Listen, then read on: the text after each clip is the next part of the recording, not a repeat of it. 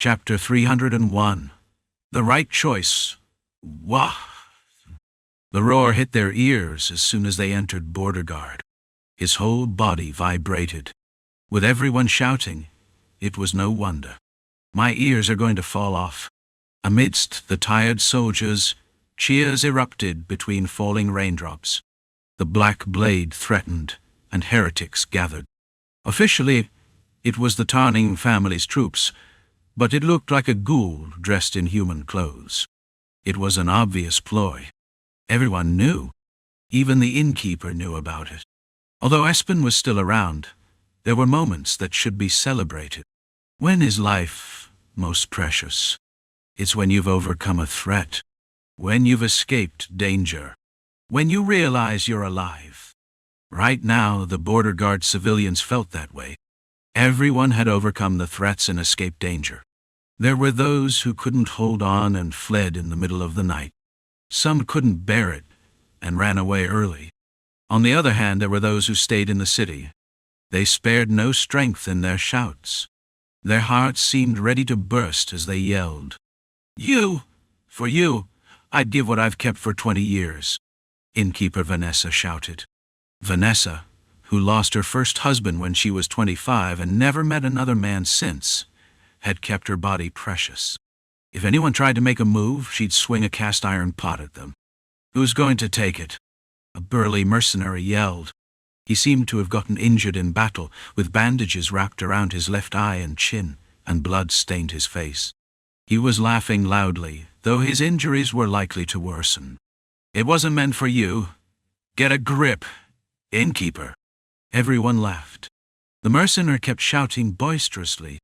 You fight like you're going to kill. Fighting dirty, but you're damn good at it. The voices of rough men erupted with the mercenary's lead. In between, there were also women's screams mixed with the cheers. Everyone was intoxicated with the joy of victory. Hey, have you forgotten that Aspen's still out there? Is this really the time?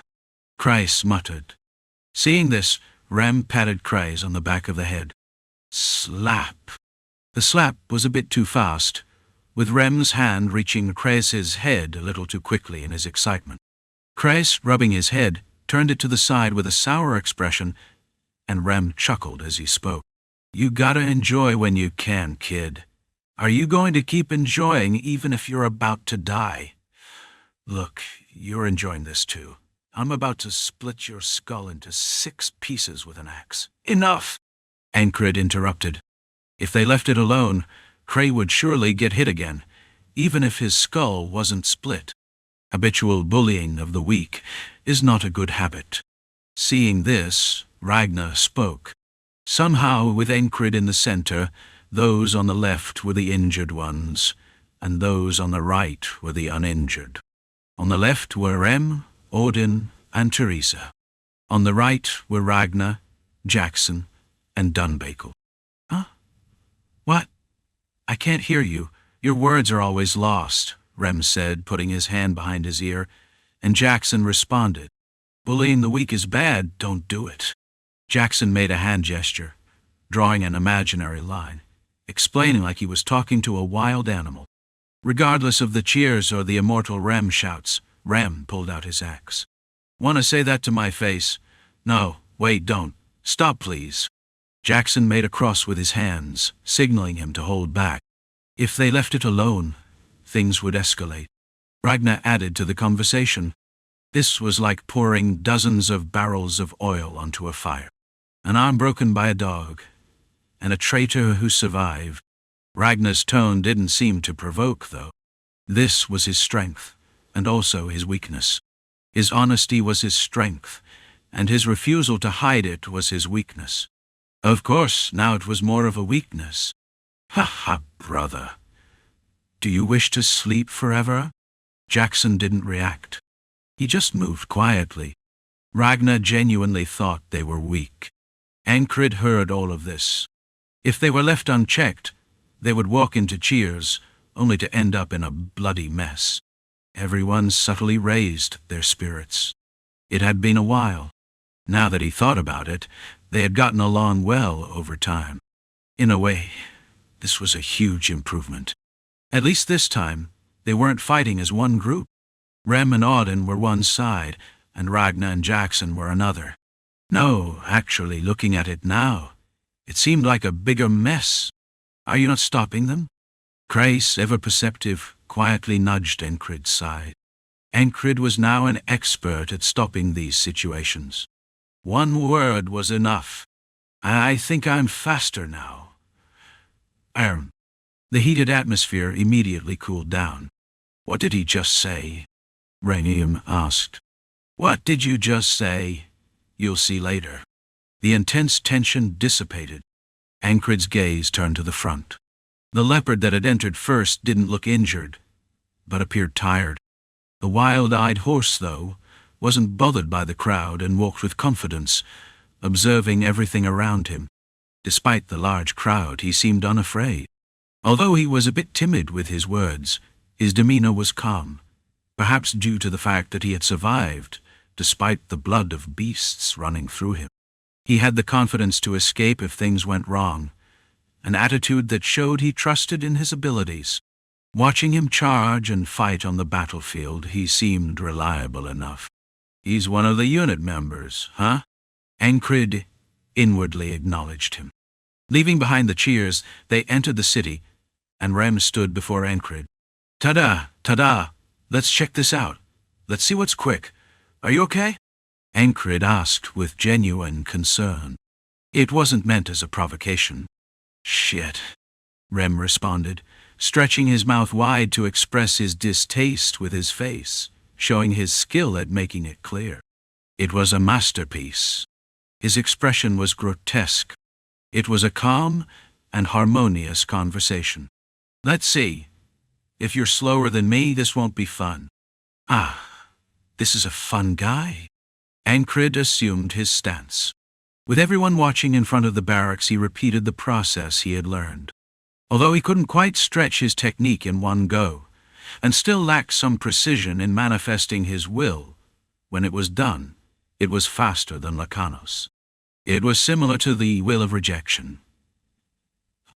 Though the technique was rough, when it activated, it was overwhelming. Relaxation, contraction, explosion. Repeating the previous steps, he extended his sword. The sword, extending in a straight line, cut through space, splitting the air with sound. Ka! Ein! Rem tried to deflect the sword with his axe but failed. He had no choice but to block the sword with the flat side of the axe. The result was a screeching metallic sound. Not bad, Encrid said, secretly impressed. He wasn't trying to kill him, but that speed wasn't something that could be blocked easily. What have you been doing while I was gone? Rem couldn't hide his surprise. Was it only Rem who felt this way? Ragnar coughed briefly. Jaxon opened his half-lidded eyes wide. Audin froze, his smile intact. He looked like a well-made statue. Ragnar, at least, had seen it once before, so he was relatively calm. But having seen it once didn't mean he was familiar with it. In fact, it proved that killing Lakanos wasn't just a coincidence. The surprise wasn't different from anyone else's. 2 words flashed through Ragnar's mind. Very fast. Even now it's Faust. Speed is relative. In that sense, how many people could block that thrust now? A barbarian, a bear-like zealot, or a stray cat might be able to, but for the beastkin or Teresa, it would be difficult. Well, if it's Teresa, she could block it with a shield if she really tried. But a beastkin wouldn't stand a chance. It's not because of a skill gap, but because of their different fighting styles. Other weaknesses were apparent as well, but after one thrust, the pause is too long. The burst of acceleration was unprecedented. Let's see if you can properly move your body afterwards and try again, okay? Rem's words were right. It wasn't flowing properly. His arm was shaking, and his posture was subtly breaking down, his balance disturbed. Of course, that didn't mean the strike should be dismissed. This was also a part of his will. In other words, Encrid's thrust was at a level one might expect from a sub-knight. If he hadn't realized the fragment of will, such a technique would never have appeared. Rejection and thrust. Two fragments of will. Let's spar, Encrid said calmly. Amidst the snow pouring down, everyone retreated into their own worlds. Everyone in this place was the same, watching Encrid stimuli ruthlessly surge. Father, Audin muttered in prayer, while Dunbakel's eyes burned with intensity. Teresa, forgetting her injuries, was eager to fight. And Craze, who had been observing it all, "Are you serious? Are you really going to spar right now? Then should I clean my eyes?" Rem retorted. Instead of sighing, Craze took a deep breath and turned his gaze to Encrid. "Commander, one last question. Ask. I'm going first." As Dunbakel muttered nonsense from the side, Rem kicked her in the behind. "Didn't you get hit enough? Why are you picking on me? Why do you think?" Leaving them behind, Craze continued. "We're still going to fight, right?" There was a lot behind that question. They could still escape. As long as they gave up Green Pearl, defending Border Guard would be no trouble. Now that they'd passed the hardest part, the Martai forces could be mobilized. Due to the upheaval caused by the cultists, they couldn't move recklessly, but they would be heading out soon, probably by tomorrow. Even so, would they still fight? "What if we leave it?" Encrid asked in return. "Ha! I know why you're asking, but if we leave it, this city will be hard to protect." Craze made that judgment. Inside Norelia, there was chaos. If reinforcements were going to arrive, they should have been here by now. At least, Count Mosan shouldn't have been able to ignore it like this. The central power doesn't reach this far. Meanwhile, Commander Marcus had quietly withdrawn. There was no good signal in sight. The conclusion was the same. If they wanted to survive and protect what they had to strike first. The geographical advantage and timing were on their side, and it would be to their benefit if they struck now. "What do you think the Aspen people are doing?" Encrid asked as he sheathed his sword and glanced at the falling snow. By now the snow had grown heavier. If left unchecked, the surroundings would soon turn into a white land. For the soldiers, it wasn't a good situation. But with the fatigue of battle and all, the snow needed to be cleared first. If left, the drainage would freeze, and the accumulated snow would eventually collapse the wooden roofs of makeshift buildings. The barracks were made of stone, so there was no problem, but if the fences broke, it would take more effort to repair them. It was better to clear the snow before that. Cries, while considering the damage the falling snow could cause, also wondered why Aspen was waiting and what they were aiming for. The conclusion was anticlimactic. I don't know. If they wanted Green Pearl, they should have attacked earlier. But it seems like we'll have to wait a little longer. He had a troubling prediction based on ominous thoughts, but it wasn't very likely to come true. We'll have to move out once the snow stops. Cries finished, and Encrid nodded.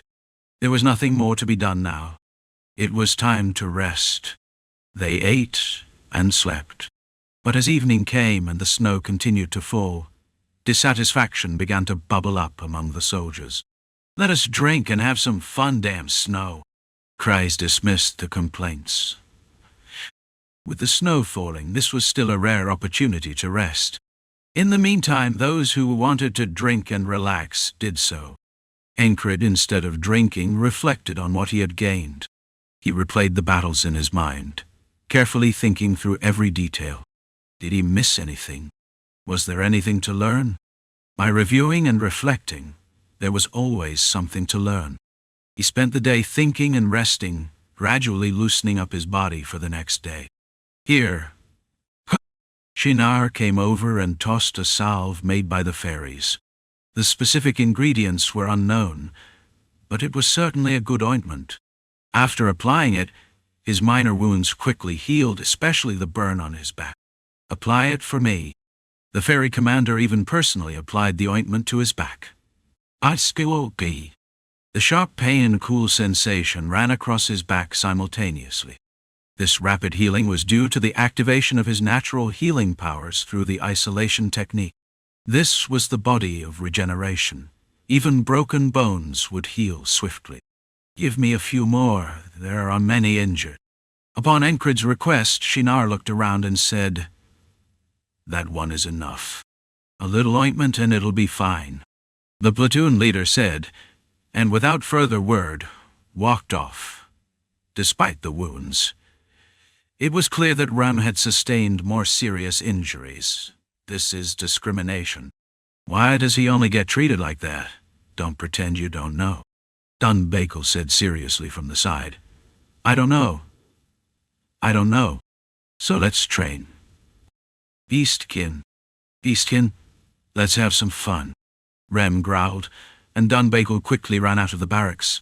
Her movements were swift. With a snap, she kicked the ground and dashed out like a white shadow, slamming the door open. Her skills had clearly improved, that was evident.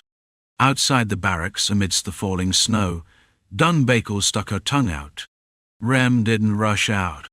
The heated leather was worn out and patched back into a vest. Rem stood there, deep in thought. The snow was falling, and it was cold. Should he go out and deal with that immortal barbarian? Or not? It would be easy to chase after a fleeing barbarian. He was all wounded. Leaving them be would probably just make things worse. Just hold on, brother. Audin's gentle discouragement made Rem lie back with a grunt. It would come back around someday. When that happened, he could deal with it. He had avoided injury this time, which meant he was still holding on to the habit of fighting while withdrawing. That meant he still needed to relearn how to fight properly. That was the duty of the one responsible for training them. Rem swore to himself he would make sure to beat them. Audin, with one arm broken, examined Encrid's shin wound. It'll heal soon. But Audin's own arm didn't seem to be healing anytime soon. Even in this situation, his divine powers weren't manifesting. There must have been a reason, but it wasn't something Encrid asked about. Encrid nodded vaguely and went outside. He just needed to warm up. There were mercenaries who had fought for the city, so he intended to check in with them. The snowstorm had lessened by now. A few soldiers recognized Encrid and saluted stiffly. Considering what they had seen on the battlefield, it was understandable. Though this was limited to the battlefield, he certainly stood out there. As Encrid walked out of the barracks, he noticed a woman standing by the gate, her nose red from the cold. She looked up as Encrid stepped out. Ah. She recognized him. The woman approached, knelt, and bowed her head. Though I am of humble station, I was taught never to overlook a kindness, the woman said. She appeared to be over 40 years old. Thank you for saving my son. She bowed and spoke through tears. Everyone had told her to give up. He was a lost cause, but he had been saved. Her son, Yun. Encrid had become her god, her savior, her everything. He was the one who saved her child, a life she would trade her own for. Encrid felt a strange warmth in his chest. His heart trembled.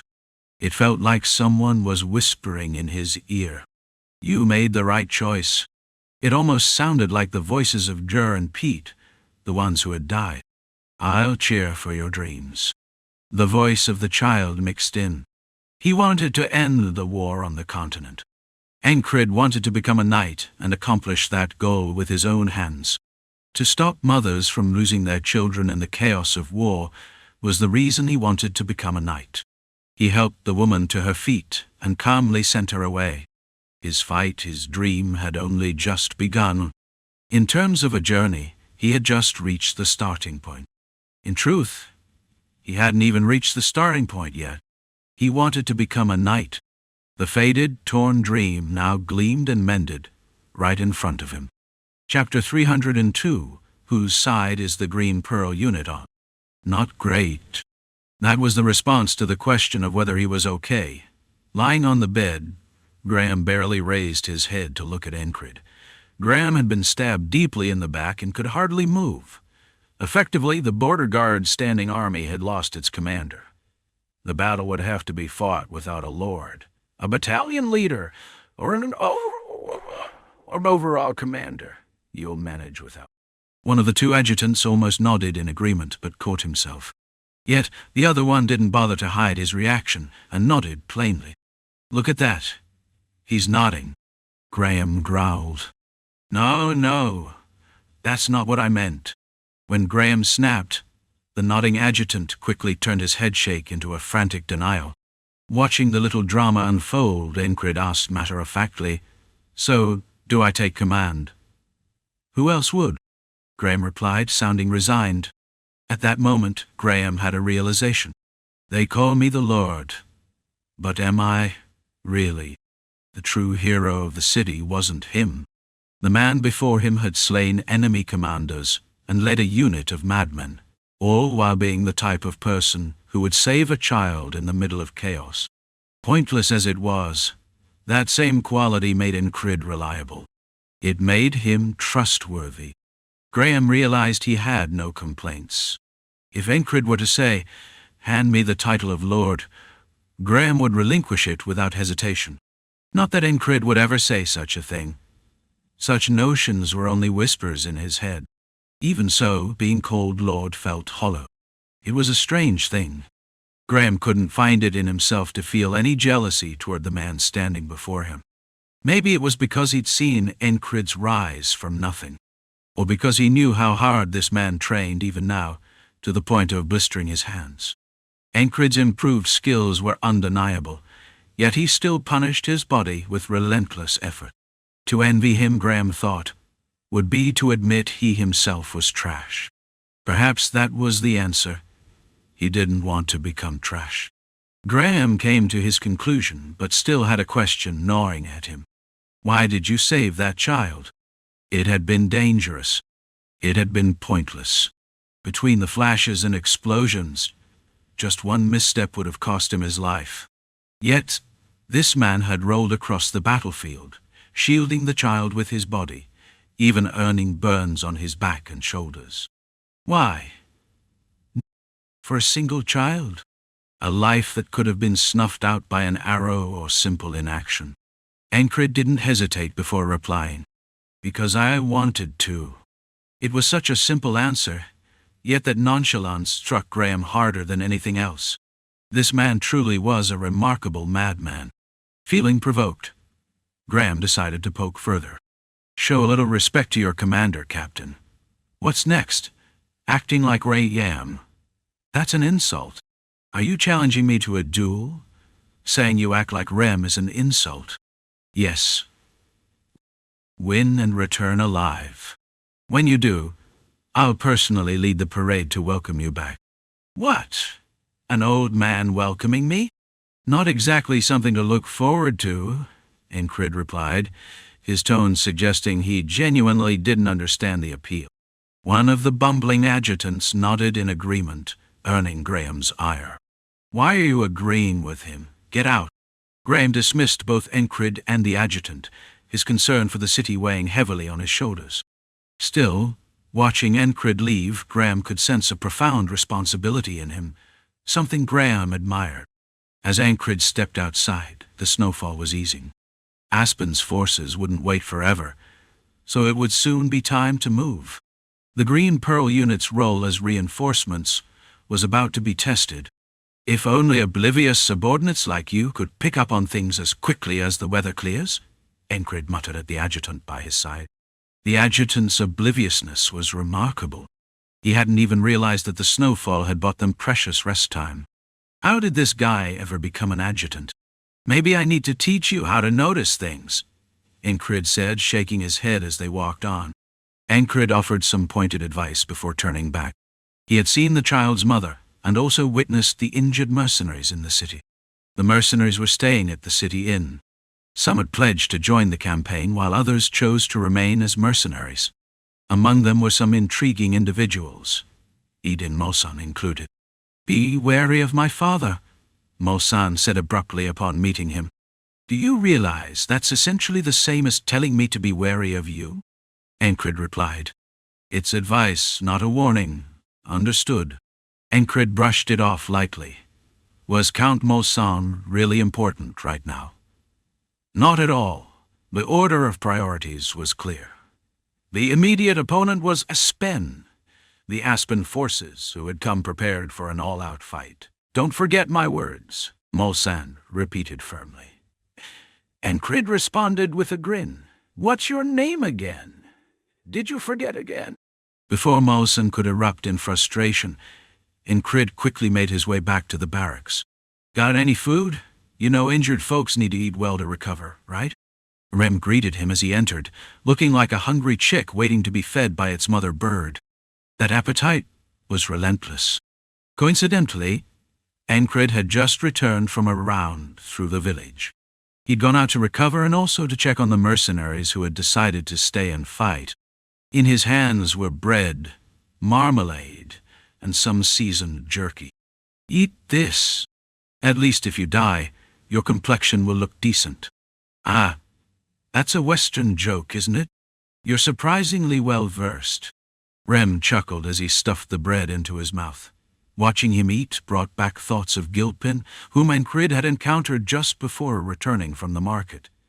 That guy seemed off. Several spies infiltrated us, and we lost a few of them, Gilpin had said bluntly when that. I'll ensure stricter surveillance, he added, determination evident in his clenched teeth. Encrid didn't reply, but found himself wondering, why were they in charge of catching spies? Wasn't that the city guard's job? Or perhaps not. It seemed logical enough. Regardless, Gilpin's resolve burned fiercely, as if he were fulfilling some divine calling. Although in reality, it was more likely Crace's orders driving him than any divine purpose. Sure, Encrid had replied nonchalantly. Melun's been going after anyone who claims to wield a blade well. We're expanding the guild and aiming to bring the city's knights entirely under control. Unknown to Encrid, Gilpin had also witnessed the battle. He had observed everything, paying particular attention to Encrid. He'd known Encrid was an exceptional individual. But this time, something about him was different. He led the charge, faced blades head-on, and fought the enemy commander. While impressive, what left the deepest mark on Gilpin's mind was the moment Encrid rolled through the dirt to shield a child. For days that scene lingered in Gilpin's thoughts. Was there any reason to save the child? No, there wasn't. Yet, Encrid had done it. The child's abduction had been a result of Gilpin's failure. Despite help from Melun, a frog, the spies had slipped through. I failed. That day, Gilpin had clenched his jaw so hard his gums bled. A century ago, there had been a man who unified the thieves' guilds alone. He wasn't just a thief, but a noble rogue who made it his mission to help the poor and downtrodden. Having known nothing but thievery since childhood, he rose to the top of that world. The continent's only rogue master. The minstrel who sang of the romance of the night. The emperor of alleyways, Kibzelas Stotinoka. As a child, Gilpin had dreamed of being a protector of the night. The protector of the night was a concept created by Kibzelas, someone who ensured peace for others by safeguarding the shadows. Watching the smiles of those around him, Gilpin thought he was becoming something other than just a thief. He believed he was contributing to the safety of the city where he was born and raised. This is my city. Protect it. If not me, then who else? He had failed to save the child. He had let several spies escape. No one blamed him, not even the child's mother. Yet Gilpin blamed himself. It's my fault. Mock him for being a lowly thief who dared speak of duty, but if all I do is dream. Gilpin wanted to reclaim the childhood dream he had nearly lost. And just as it was about to shatter entirely, Encrid saved the child.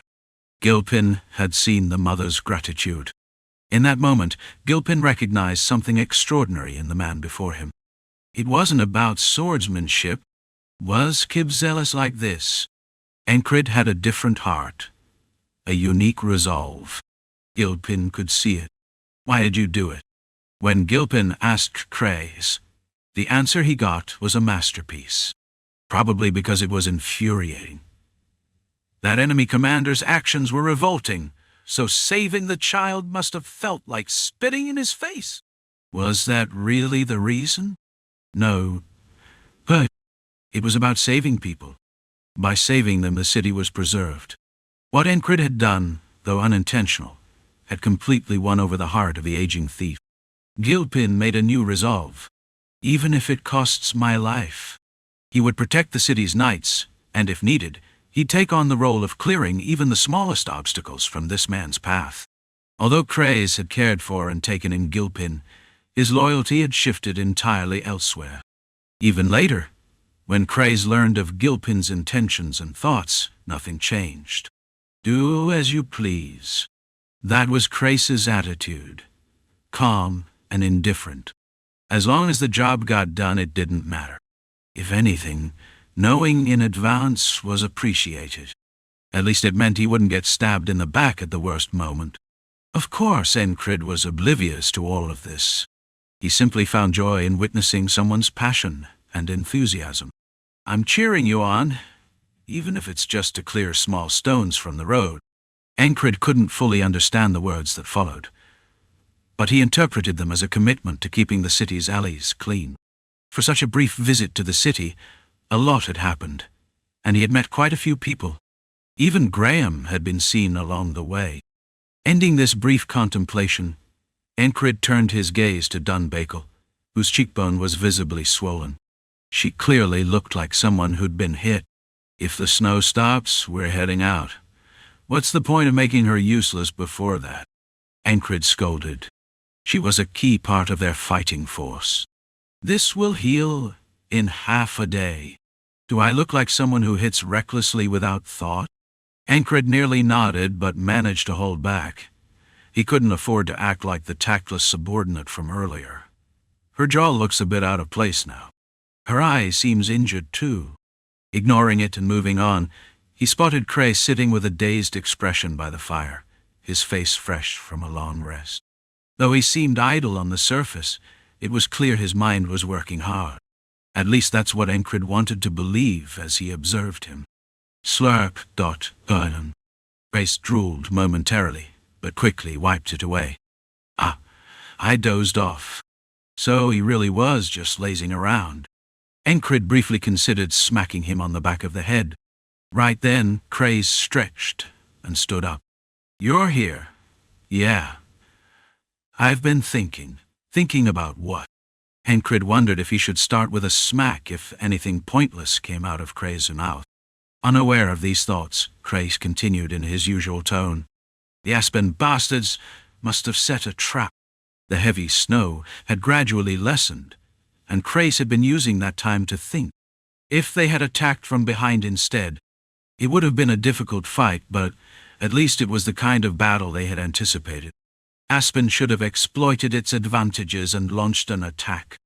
But they hadn't. Winter battles were already arduous, so why stall for time? Aspen had waited instead of advancing. Even now, as the snow eased, there was no ambush. It was only now that they appeared to be preparing to move their forces. It was as if they were waiting for the battle here to end. That was deeply unsettling. Something was off. It felt terribly, ominously wrong. Anxiety surged once more. If it were me, I'd have struck. There's no easier fight than ambushing someone mid-battle. But Aspen hadn't. Something was going on. Something unpredictable. And that meant the worst-case scenario. After repeated contemplation, Kreis reached a conclusion. They'll be tougher to deal with than the Black Blade and the Cultist Alliance. They might even have a knight hidden away somewhere. And even if they do, it's uncertain whether we'll have knight-level support on our side. They could also redirect some of their forces to target the city directly. What's your point? They'll do anything. And our response? Encrid asked, and Kreis replied. Despite the calm tone, The conversation across the fire resembled the dialogue between a field commander and his soldiers. And why not? Graham had been incapacitated by an assassin and had handed over full authority to Encrid. The firelight cast a reddish glow on Krea's face. "Do you know much about the battalion commander stationed in Green Pearl?" Encrid shook his head. He had never encountered the man, but had heard rumors. A self-serving opportunist who would do anything for personal gain. Good at logistics and building fortifications, but not a skilled fighter. Not exactly reassuring. In the worst case, we'll face a magic trick that doubles our enemies. At the mention of magic, Esther snorted from the side. But she was in her human form today. As they spoke, the snow had completely stopped. Now was the time to reorganize and march. Their bodies were halfway recovered. Without Graham, Encrid would have to take the lead as the overall commander. That'll need verification. Who was the Green Pearl Battalion loyal to right now? Had Aspen delayed all this time because they were already on their side? It was a plausible suspicion. No, it was something they had to question. Let's start with the march. The short reprieve of dreams had passed. After taking down a few wolves, it was time to face the tiger lurking behind them. Preparation, then advancement. Even as they checked the palisades and watchtowers around Green Pearl and moved inside, tension remained high. And then, fully armed, the Green Pearl Battalion commander greeted Encrid. The moment his expression twisted, Crace felt his worst fears turning into reality. Chapter 303. Why, not really? Who is he? Graham adjusted his posture at his subordinate's question. A sharp pain ran from his back to his head. Shinar. He had heard that the fairy gave Encrid some ointment for his wounds. But he was the lord of the castle, wasn't he? If nothing else, he'd been a long-time companion, hadn't he? So why was it that not even a single root or scrap of herb made its way to him? Graham brushed aside the errant thought and answered, "Who?" "The Green Pearl commander," the subordinate clarified. One subordinate was clueless and dull, but the other was more than average. Even their questions were different. Or is it relative? Maybe the clueless subordinate just made the other one seem sharp. Even so, he couldn't dismiss the clueless one. People could go to surprising lengths for others. That subordinate wouldn't stake his life for Graham, but he might sacrifice an arm to save him. That made him indispensable. Garrett Gyro. Graham named the man who had once been his superior, but now held equal rank. The name didn't exactly roll off the tongue. Garrett's battalion had been the second reserve unit of the border guard, but thanks to their victory at the Battle of Green Pearl, they had become a new battalion, entrenched on the Green Pearl Plate. He's said to be an opportunist, willing to do anything for his gain. Rumors abound that the reason Aspen hasn't launched an attack is because Garrett has already switched sides. As if only Encrid had heard such rumors. Graham suddenly felt an itch in his ear and scratched it with his pinky. Think someone's talking about me? He suspected the clueless subordinate he'd sent out earlier. If Aspen pushes forward, the city will be in danger too, Commander. Graham, both the commander and the lord, nodded. Who doesn't know that? What could be said about Garrett Gyro? Has he betrayed us? I don't think so. If I were to bet Krona, I'd wager he hasn't. He was a shrewd and cunning man, but betrayal wasn't his game. Why do you think Marcus stationed him there? The battalion commander was a striking man with dull blonde hair. He appeared to be in his middle years, striding forward with purpose. Encrid instinctively measured the distance. 2.5 paces. If needed, his sword could reach in less than a heartbeat. If you judge him an enemy, cut him down, subdue him, or dominate him outright. Then immediately seize control of his forces. That was what Crace had said before Encrid left, and Encrid had agreed. He subtly shifted his left foot forward, ready. He could thrust quickly, or if the man struck first, counter with a snake-like deflection. His right arm, partially healed, was good enough for that. With the right hand deflecting and the left thrusting, Encrid was prepared for anything. He held all options open as he faced the battalion commander. Behind the man stood some archers, infantry and guards, all showing strange tension. Garrett Gyro closed the distance with large strides. "Graham, you sly bastard!" Then he bellowed, his tone carrying a peculiar energy. "I missed you." Garrett's booming voice rang out. Thorough, opportunistic, and willing to do anything for profit, such was the common assessment of Garrett. But this didn't seem to fit. "You're better looking than me, Graham. How about that?" "Quite handsome, sir," answered one of the guards, a dark-skinned woman. The battalion commander, Garrett, was a man who knew how to laugh. A bright, unrestrained laugh at that. And he added with a grin, "You're officially the most handsome in the border guard now." "Confirmed," Craze muttered from behind.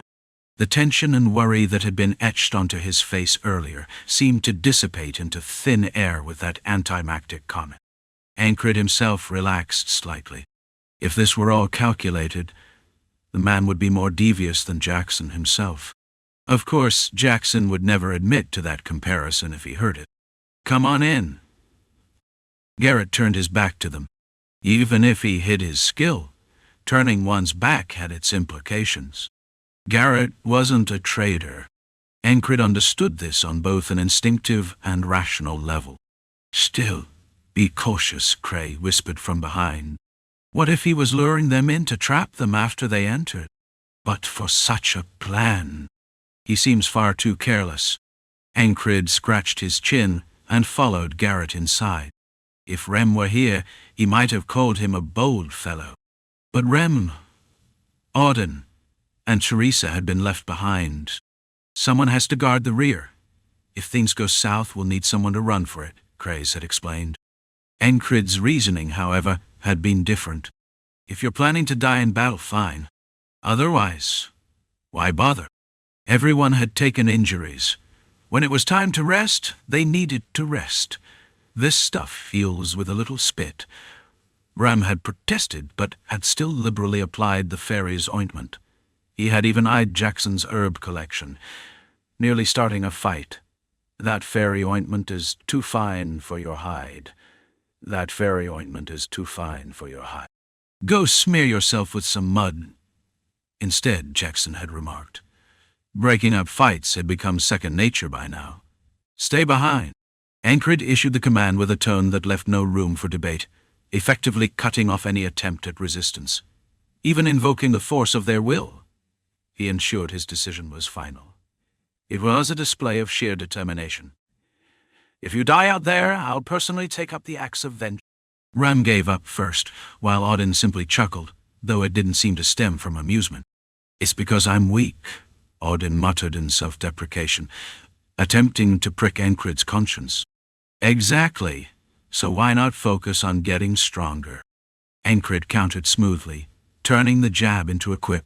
After all, wasn't his silver tongue already at the level of a knight? If you think you can win a battle of words with him, you're just asking to get crushed, bare brain. "Take it from me. Just keep that tongue of yours still around him," Rem advised from the side. Unsurprisingly, Audin ignored him and began muttering a prayer. "Did you see the arrogance of our small, pitiful commander? Father, even if he ascends to heaven, please don't be too harsh on him." A prayer that danced on the fine line between blessing and curse.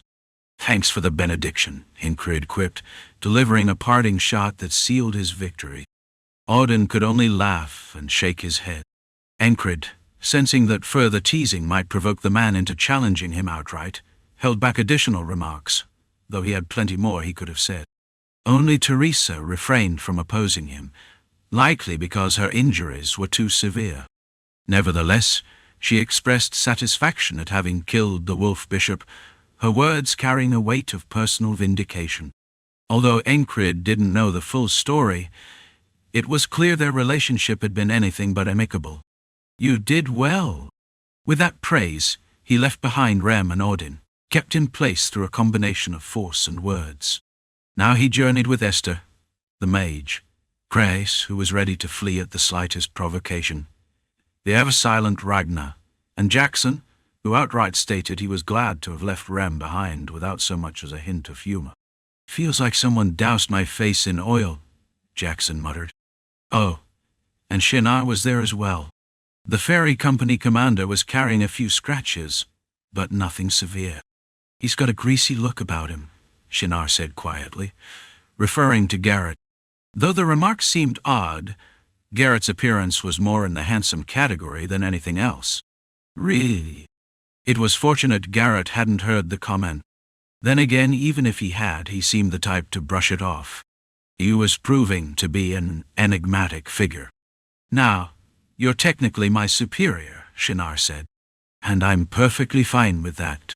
Throughout the journey, Shinar had emphasized the importance of issuing orders with authority. Is this some kind of personality that enjoys being dominated by commands from a superior? Unable to suppress his curiosity, Encrid asked. "Being dominated by one's betrothed, huh? Intriguing.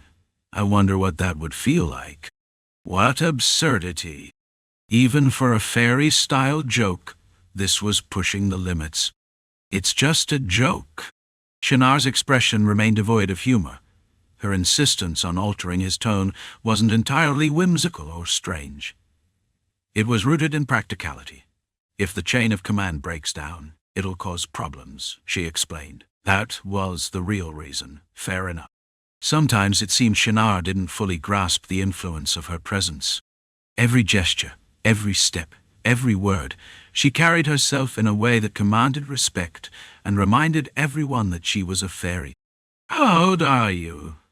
If you're younger than me, I'll stop being so formal. The chain of command doesn't concern me," Encrid replied with a smirk. As they entered the encampment established in Green Pearl, Encrid took in the sight. This looks like a small village. Massive logs had been cut to form defensive walls, and though most of the dwellings were tents, there were scattered wooden buildings as well. Some structures appeared abandoned mid-construction, likely due to the war and the onset of winter. "If only we could have held out until next winter. Then the village could have been properly established." Garrett made the comment as they approached the largest tent in the center of the camp. Inside, Garrett sat at a large table, flanked by several guards. Among them was a tall black woman with dark skin, a rare sight in this region, though more common in the eastern parts of the continent. "I've been dying to meet you," Garrett said abruptly, his words catching Encrid off guard. "I've heard all about that battle. Green Pearl, the war, everything. Tell me more, Commander." The woman called Nurat interrupted, bowing slightly at the waist. "Ah, now's not the time for this, is it?" "No, it is not." "Aspen is on our doorstep, Commander," added another guard, a large man with a chiseled jaw and a tightly clenched expression. "Yes, that's a personal matter for later." Garrett's demeanor shifted in an instant. His smile remained, but something in his presence changed. It was as if his very aura had twisted. Cray reacted involuntarily, as if he sensed the stakes were suddenly much higher. It was a shift akin to the intensity Audin displayed when confronting blasphemy, or the sharpness of Ragnar's focus when he prepared for battle. "What do you think?" Encrid noticed Cray's twitch at Garrett's words. Clearly, this was a sentiment he enjoyed hearing. "Why?" Encrid asked. "Because I can't predict what the enemy will do." "That's your reason?" "It's a reason." "This time," Crace interjected, likely feeling this was his moment to shine. Encrid didn't stop him, even nodding slightly to encourage him. Garrett's gaze shifted to Cray with interest. "A sharp one, eh?" "What's your name?" "Craze. In my life, I never imagined a moment where I'd ask for the name of a man over two beautiful women." "Well then, Cray, care to explain?" Garrett's tone carried a distinct rhythm. It wasn't unpleasant to listen to. It almost sounded like a melody. Though Craze had already explained this once before, he decided it was worth summarizing his points again. "Whether it's the Black Blade or the cultists, Aspen merely observed while we fought at the front. And that's supposed to mean something." Shinar, who had been quietly observing, spoke up. While Encrid was the official commander, Shinar's rank was arguably on par with his. Even just the voice of a fairy has the quality of an instrument. Garrett, seemingly unable to resist spouting nonsense, chimed in. Shinar, as expected, ignored him entirely. It does mean something. If everything were as it seemed, Aspen would have attacked us first. But instead they've just been watching. It's winter now, and we've secured a supply route to Green Pearl. It's not entirely stable, but it's enough for us to defend this position. Even without a fortress, we can hold the line. How many watchtowers do we have? 8, Garrett answered. Spread out, compactly placed. Their rapid exchange made it difficult for the others to follow. Encrid simply waited. Surely they'd explain things again later. And Aspen? Their supply lines? Their advance? Their encampments? Crais continued to press. His questions, however, were rhetorical, intended to emphasize a point. Supplying, advancing, and setting up camps were not trivial tasks. Those who prepared ahead of time had a significant advantage over those who didn't. Given that the odds are in their favor, why hasn't Aspen made a move? They had every reason to. Crais was starting to suspect that Aspen had a mastermind on their side. Otherwise, none of this made sense. They must have a plan, he concluded. Exactly, Garrett agreed. Honestly, I thought they might just retreat after sitting around and watching, but nope, that's not it. They're coming? They are. How fast? Slowly? That's not good. It isn't. From the back, Nurat bent slightly to address her commander. None of us can follow this conversation. Crais speak in the common tongue, Encrid interrupted tactfully. Garrett gestured toward Crais, who began explaining in simpler terms. Aspen hadn't seized the high ground or moved quickly. Instead, they were advancing steadily and deliberately. There were 2 possible reasons for this. 1, they've already gained a full understanding of our forces, Crais began. 2, they're confident they can win, Garrett finished. The 2 exchanged glances, then, as if on cue, lightly clapped their hands together in agreement. The sound echoed inside the tent. Commander, Nurat said again, bowing. Oh, right, now's not the time to celebrate? No, it isn't. Garrett was an odd character, but at least he seemed sharp and loyal. Encrid refrained from smacking Crais upside the head. So what happens if we retreat? If we just run away like this? The city falls, we become war criminals, and we're dragged to the kingdom's tribunal. So yeah, running isn't really an option anymore, Garrett replied, even though the question was directed at Crais. When the 2 raised their hands again, Encrid pressed down on Crais's head and spoke firmly. Then come up with a plan to win. Thinking wasn't his strong suit. That was Crais's domain. It's not like solutions just pop out of thin air. First, we need to analyze the surrounding terrain. Nurat, Garrett interrupted. At his command, a map was brought out. A military map outlining the area's geography. Any issues with our supply lines? None. For the enemy to interfere, they'd have to break through the narrow path guarded by 4 watchtowers. As Crais and Garrett continued their conversation in their own little world, Encrid gave up and stepped back. He observed for a moment longer, but realized it was a miracle if he understood even half of what they were saying. By the time he looked again, Shinar had already stepped outside. Encrid followed her, eager to breathe in the crisp mountain air. The tent's interior was stifling, with oil burning in the brazier.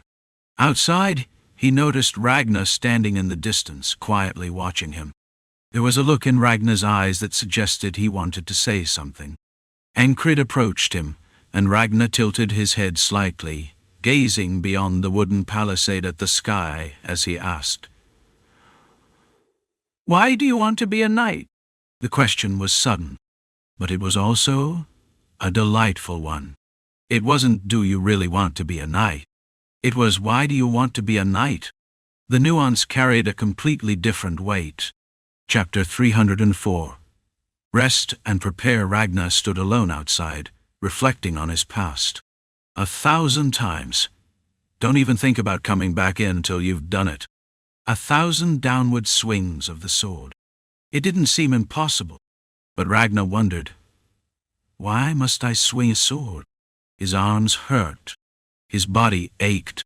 It wasn't enjoyable. Was it ever fun when he first picked up a sword? He couldn't tell. He couldn't remember. Why? Why are you even asking that? As a man of the Jorn family, it's what you're supposed to do. They called it natural. But could that really count as a reason? The same tasks repeated endlessly. Why must he do it? Uphold the Jorn family's honor. Why? Become a knight. Why become a knight?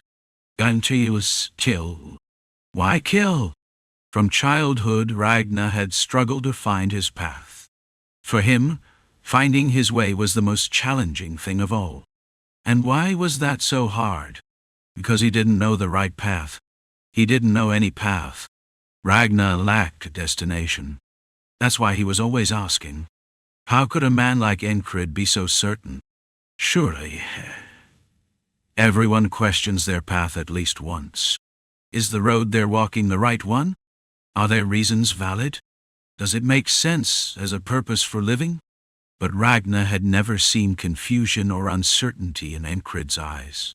People occasionally waver, but not Encrid. He was always resolute. That's why Ragnar had to ask, why do you want to be a knight? Encrid looked at Ragnar, habitually scratching his chin. The answer was obvious. But whether it was the answer Ragnar wanted, that he didn't know. Honestly, Rem's easier to deal with, he thought. Rem was flexible in his thinking. While his madness obscured it, his mind bent without breaking. Audin was steadfast.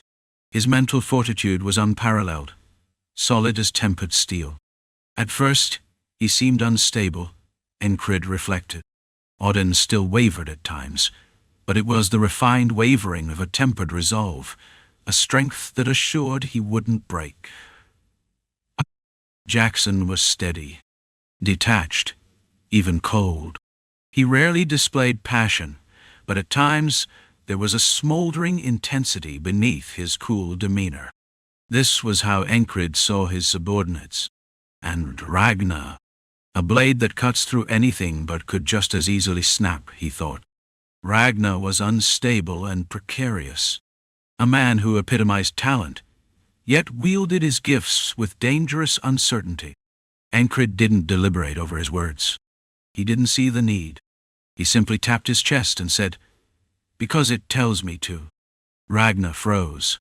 For a moment, it seemed he forgot how to breathe, holding his breath for what felt like an eternity. Finally, he exhaled, steadying himself before speaking. That's why you want to be a knight. When he was younger, it was a dream. Later, it became a burning ambition. At one point, it was a desperate longing. Now it was the road he had walked and would continue to walk. A knight who would bring the war to an end. The subject of a bard's song. If he had to articulate it, that would be the reason. But at its core, the reason was simpler. His heart told him to. Saving children, protecting the weak, keeping promises, it was all the same. There couldn't be just one reason to want to be a knight. That's why this was his answer. Does my why even matter? He responded to the question with a question. Ragnar fell into thought again. Though his eyes were on Encrid, his mind was drifting elsewhere. Encrid could tell. I am Audin, Jaxon, Ragnar. They were all the same.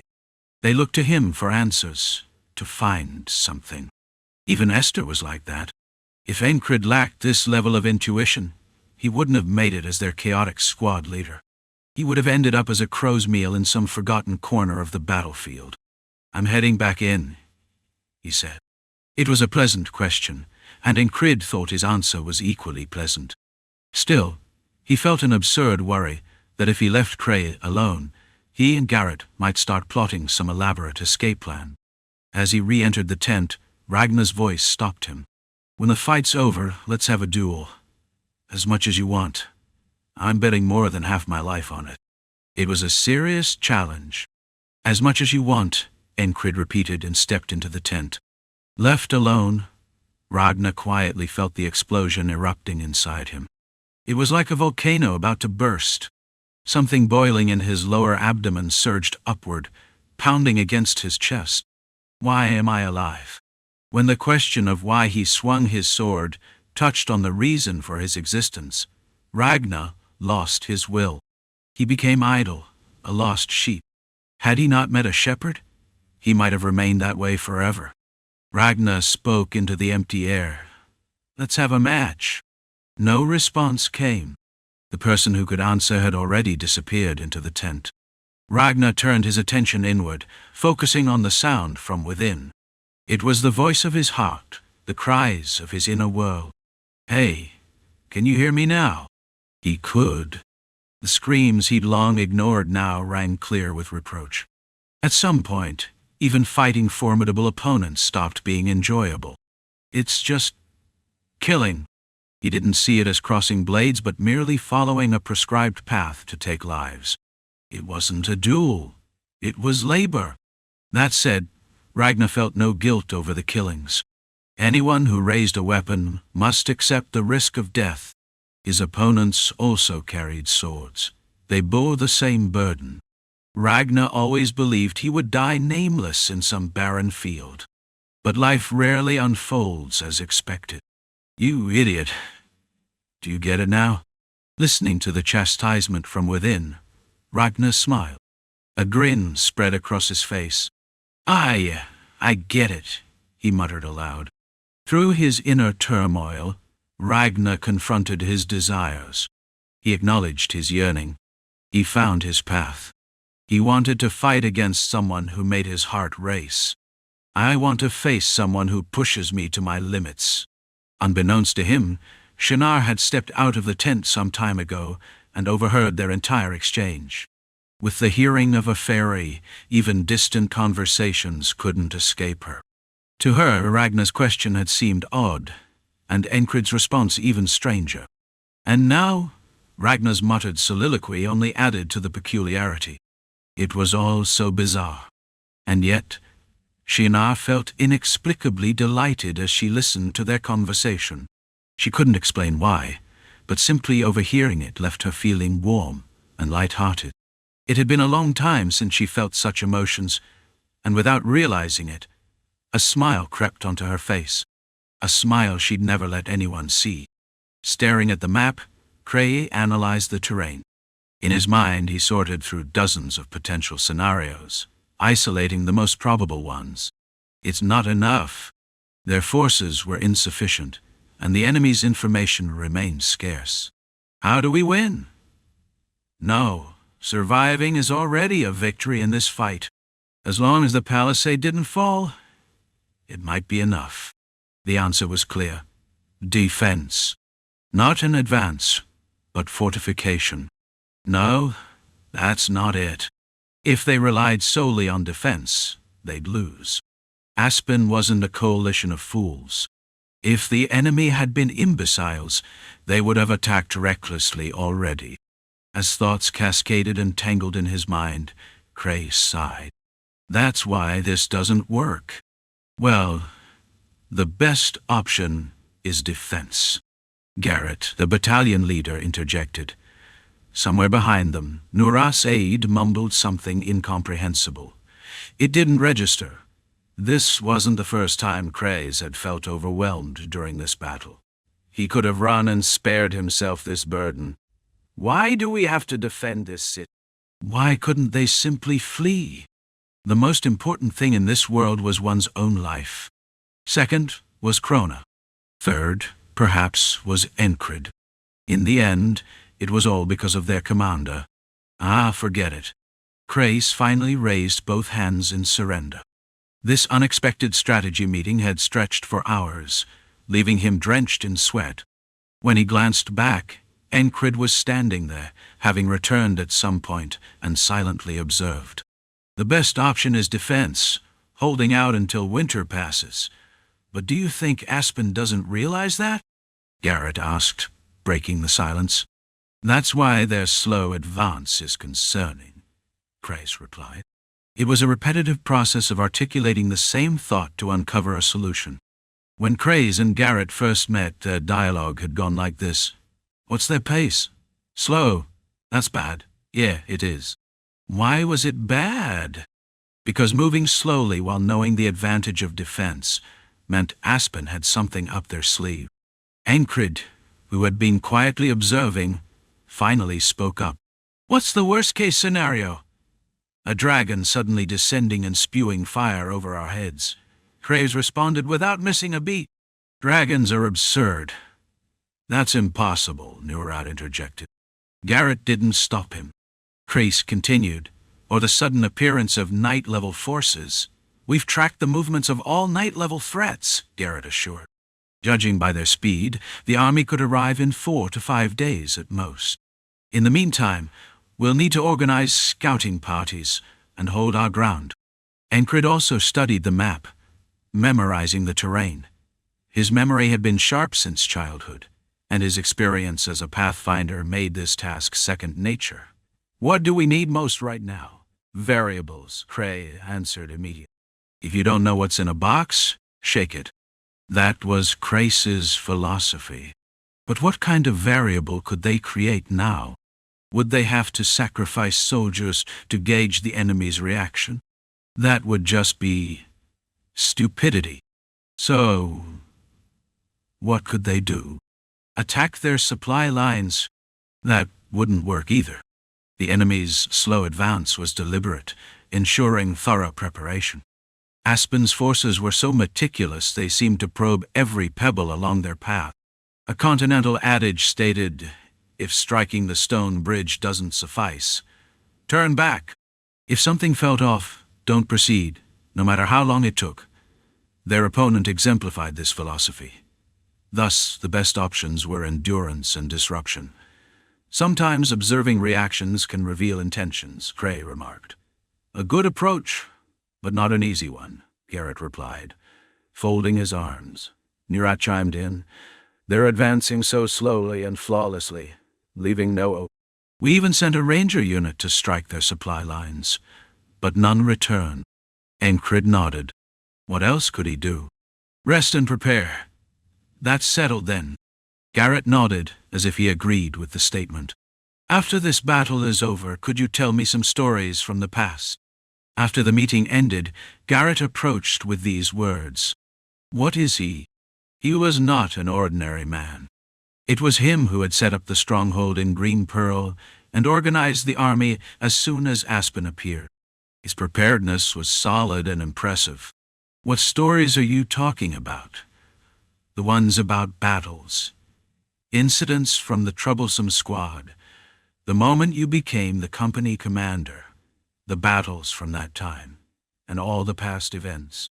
Garrett's eyes sparkled with excitement. He looked eager for the stories, like someone waiting for a good time. Encrid scratched his chin. Once the battle ends, there would be many things to do. Surviving first seemed like the most important thing. It was something Encrid also had to think about. If Aspen came out like this, what could be done to make the enemy commander's life difficult? Sure, later, he answered casually, lost in thought. Garrett seemed satisfied with that and nodded. Was it a good thing that Garrett wasn't a traitor? Encrid thought his best option would have been to defect. If he had joined Aspen's side and pointed a sword at this side, wouldn't that have been much easier? Encrid didn't hide his thoughts and asked directly. Why didn't you defect if running away and fleeing are the answers, and if you're likely to be treated as a war criminal? I'm sure Aspen offered you that option. It could be considered a delicate question, but Garrett didn't seem to care. Romance? Pardon? Because romance is here. What could romance be? Garrett's dream was to be a poet. He was quite skilled at handling rhythm and meter. For him, everything that happened in Border Guard was material. It was a story. It was romance. It was his dream. Especially, Encrid was like the protagonist of a play to him. He was an enthusiast for heroes. So he couldn't help but like Encrid, even if Encrid didn't do anything. The more he learned, the more he realized that Encrid was pulling off unbelievable feats, one after another. It would be 100 times more fun to live and die this way. Garrett laughed. In a way, he was a madman, much like Encrid. So, if he were to get inspiration for a romantic poem today, he wouldn't mind dying tomorrow.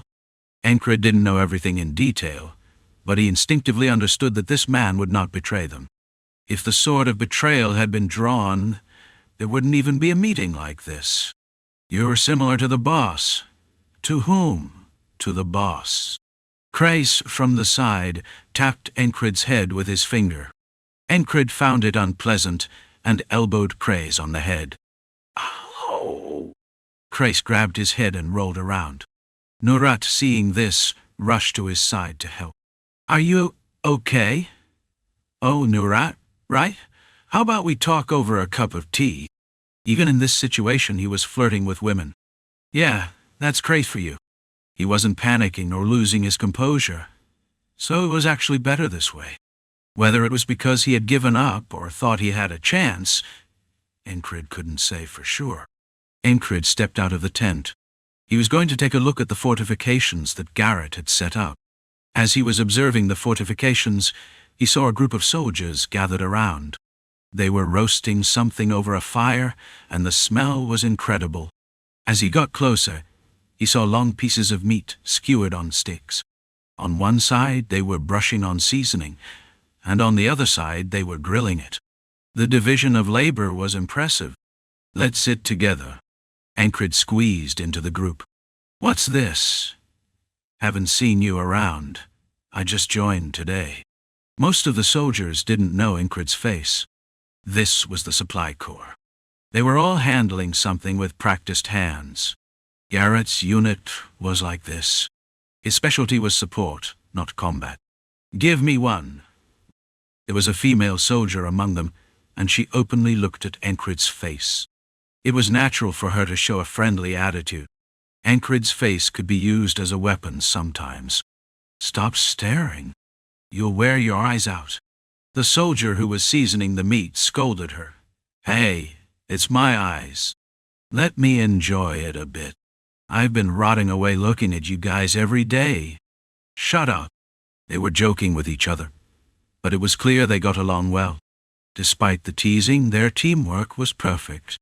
Encrid squeezed himself between them and sat down. Even though they had laid thick blankets on the ground, there was still a chill in the air. Soon the grilled meat was ready. He took a bite. He thought it was snake meat, but as soon as he bit into it, the meat melted in his mouth. What's this? When he asked, the soldier who was roasting the meat smiled and answered. It's good for men. Encrid judged that these soldiers were better than Martai's baking squad. It tasted that good. One more thing he realized was that Garrett was excellent at managing his unit. They may not be great at fighting, but there was a sense of ease among the soldiers. It was a well-managed unit. Encrid grabbed a few more pieces of meat and ate them. You're eating well, the female soldier remarked. Encrid just nodded and kept stuffing his mouth with meat. Chapter 305, Eating, Drinking, and Resting. When Encrid asked about the delicious melting fish, the soldier responded with a grin. It's eel. It wasn't snake, but rather a long-bodied freshwater fish. The female soldier, quickly peeling the skin with a small knife, explained. Everyone was fast and efficient, their hands and movements well coordinated. After we go back to the city, how about moving and selling fish from the river all the way here? The soldier who had been applying seasoning asked. Encrid quietly gave a thumbs up. As he raised his thumb, he thought about the distribution routes between the river and here. If the roads were paved properly, it would only take 2 days by cart. And if they could get in spell objects that exhaled cold air even in the middle of summer, there wouldn't be any issue with freshness.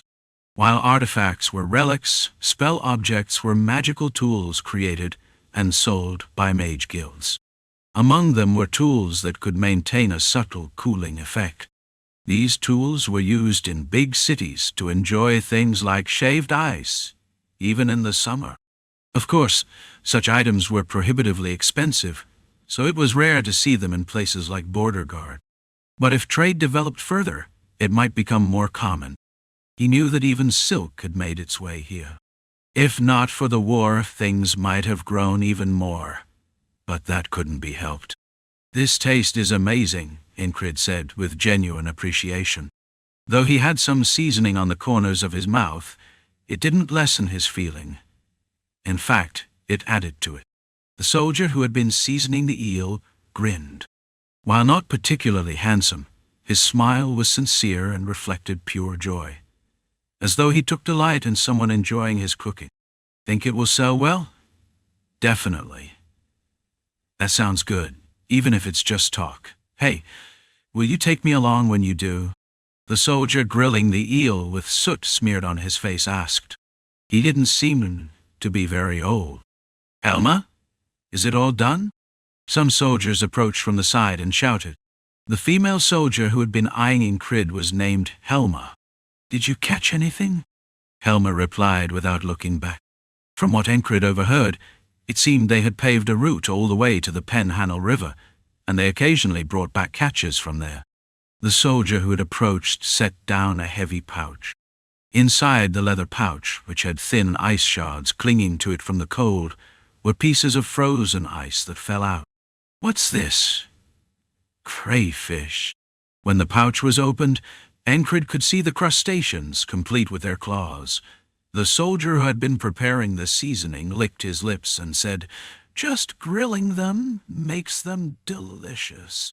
Encrid joined in with the soldiers, eating and enjoying as if he had always been one of them. "Want a drink?" Helma asked, offering him a bottle of whiskey that smelled strongly. "It's not great, but it's not bad either," Encrid said, accepting it. It was the perfect drink to warm up on a cold day. The soldier, skilled in cooking, grilled the crayfish, removing their heads and coating the insides with seasoning. "Eating them this way is crazy," Encrid muttered. After tasting it, he almost went crazy. There was no fishy smell, just a rich umami flavor that overwhelmed his taste buds. A sweet, pleasant taste that lingered. "You should open a restaurant," Encrid said, offering his praise. Next came trout. The internal organs had already been cleaned by the river, so it only needed to be grilled. A bit of salt and pepper, and it too became a delightful dish. "But where are you from?" one of the other female soldiers asked. Female soldiers weren't rare in the unit, which was normal. Norelia strongly advocated for women to join the army. Born as the daughter of a serf, if you wanted to change your life, enlist in the military. It was the female enlistment system. It was the third of Norelia's military reforms, after the soldier grading system and the mercenary soldier system. This was so well received that female soldiers could now be found with ease. "Reinforcements. From Border Guard? Yeah? Is the commander really handsome? I heard rumors about him. Is he more handsome than our commander?" "Huh?" Encrid, who had been growing his beard, still managed to maintain his looks, though it was somewhat messy. Despite the stubble, he couldn't fully hide his features. Helma, who had been glancing at him repeatedly, seemed quite interested. "No, I'm better looking," Encrid said, jokingly brushing it off. His remark caused a few soldiers to laugh, though some gave him jealous looks. Others liked Encrid's easygoing attitude. "Don't get too involved," one soldier advised, his tone mixed with envy and complex emotions. "Yeah, I won't," Encrid replied calmly. "What would be the point of fighting?" If it had been Rem, he would have cracked open their skulls without hesitation. But Encrid was not Rem. After eating and drinking, Encrid entered the barracks where he had been assigned. There he saw Esther sitting quietly, waiting. Some of the soldiers had already heard rumors about her and developed a crush. With her long, silky black hair and the thick black fur cloak draped around her, Esther's appearance, much like Shinar's, captured the attention of the nearby soldiers. So, did she not go outside? That probably wasn't the reason. Esther had never been one to particularly concern herself with those around her. The mage, looking at Encrid, spoke in her flat, emotionless tone, as if it were the most natural thing in the world. "I need to go somewhere for a while." "Okay." Encrid didn't feel the need to stop her. Just like that, Esther left in a hurry.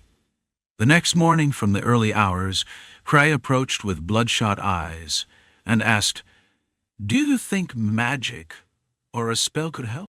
He was asking why Encrid had just let Esther go. After all, she had been in human form. She could have been useful. It was something Encrid had considered too.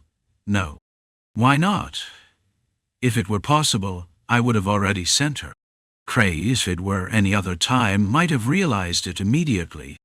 Esther had been in human form for quite some time. If magic could have helped, she would have done something already. But she hadn't. That meant there was a reason behind it. Encrid knew that, and let her go. He didn't think he needed help right now. If she wanted to, maybe, but forcing her might end up being detrimental. It wasn't just a thought, but rather a feeling. Encrid trusted his instincts and followed them. "Why do you only get smart at times like this?" Cray muttered. It was an unspoken acknowledgement. Encrid went on with his usual routine, warming up and starting his training. Isolation technique. He carefully contracted and stretched each muscle, enduring the painful process before swinging his sword. This time, after killing Lycanos, he had recovered his sword and brought it along. Now, he had 2 swords hanging at his left side. "Isn't that uncomfortable?" Shinar, who had been watching from the morning, asked. "Once you get used to it, it's fine. It's even lighter than I expected. Is that so? How about a light spar? Why not?" Thud. Shinar's leaf-shaped sword was agile, smooth, and fast. Her movements were light, almost like she was hopping with her toes, barely touching the ground, swinging her sword with ease. Even though it was a light attack, it was tricky to deflect. "Are you preparing for my techniques?" "You're quick to catch on, fiancé." Whenever Encrid tried to deflect, Shinar was already back, having attacked and retreated before he could react. Encrid switched his swordplay. He used the broadsword now, swinging it heavily and chopping with a solid weight. He also added speed to it. It wasn't the 5 swings in one step that Ragnar had shown him before. Each step came with 2 strikes. After some practice, he could now imitate it. "Nice," Shinar commented, impressed. Her leaf-shaped sword also changed its form, from a quick cutting attack to a more defensive style. It was a dynamic transformation. The fairy sword was sharp yet smooth. Encrid observed that too, storing it in his mind. There was something to be learned from it for later. Even though his right arm injury hadn't fully healed, they weren't fighting seriously. Neither of them were being too intense. After a while of sparring, Shinar wiped the sweat from her forehead and casually asked, "What's the name of that sword? Does it have a name?" Encrid held up the sword Lycanos had used, the one he had recovered. He looked closely at the blade. The sword had a sharp point, almost resembling a stiletto, from the hilt all the way to the tip. The blade was silver, and the hilt had a rough texture which wasn't uncomfortable. There was no need for a leather wrap. It felt custom-made for a perfect grip, lightweight but well-fitted. It was clearly no ordinary sword. Also, there were intricate markings like a kind of writing, carved into the hilt. Not a secret, apparently, as Shinar quietly added. "It's a sword made by the fairy clan. Its name is Salty. Is it famous?" "Somewhat." Encrid had already suspected it wasn't an ordinary sword. It was tough yet light. It wasn't made from regular iron. Fulti was a sword created by a renowned fairy craftsman. Fairy swords were typically made from 2 kinds of metal, Naya and Nidal. This one was a sword made from Nidal, named after the sword itself. Giving a weapon a name meant the maker had great confidence in it. It was said to have been lost 10 years ago, and now Here it was. A light, sturdy sword, particularly suited for thrusting. It was one of the finest Niddle swords, capable of piercing through armor with ease. Encrid recalled, "How many swords did I lose back then?" The swordsmith who had made Faulty had also crafted other swords, but they were all lost under mysterious circumstances. The story was vague, but the truth was that they had been lost due to some foolish bloodline issues. Endurance, destruction, Faulty died by. There were a few other names that came to mind, but he couldn't remember all of them. Perhaps they were records in the fairy cities, along with the accounts of the treacherous human thieves. These swords were lost when the fairy warriors were ambushed. The swords had been given to those unworthy, lacking in skill and honor. That's why they had been lost. It was a shame, really. But if someone worthy held them, they would be rightfully claimed. And that's why Encrid having Faulty made sense. In Sinard's eyes, it was only natural. Is there a need to recover a famous sword like this, or anything like that? Unless you get close, even a fairy won't recognize it. The word Faulty is written right under the guard in the fairy language, so just keep that hidden, Shinar said, turning away. Encrid understood those words clearly. He's saying to keep it hidden and use it. That's what Encrid decided to do. He had found a good sword, and there was no need to return it. Encrid had a strong desire for swords. After sweating it out with Shinar, Encrid became hungry again. He washed his body and wandered around the interior of the camp, which was somewhat village-like. There wasn't a forge, but he saw people baking things or sewing fabrics to make various items. Everyone seemed busy. This time, he brought Ragnar and Dunbakel with him. The two had been staring at the sparring earlier. They didn't seem to have anything to do. "Want to come along?" "Sure. I thought I smelled something good from you yesterday." Dunbakel, a beastkin, had a keen sense of smell, and as she herself admitted, was quite fond of good food. "Come on, follow me." Encrid settled into a spot and started picking at various things to eat. He didn't reveal his identity immediately, but from the way he interacted with the soldiers, Dunbakel quickly figured out that they were part of the supporting forces. So who made this? "This is amazing." "I did." "Good job, kid."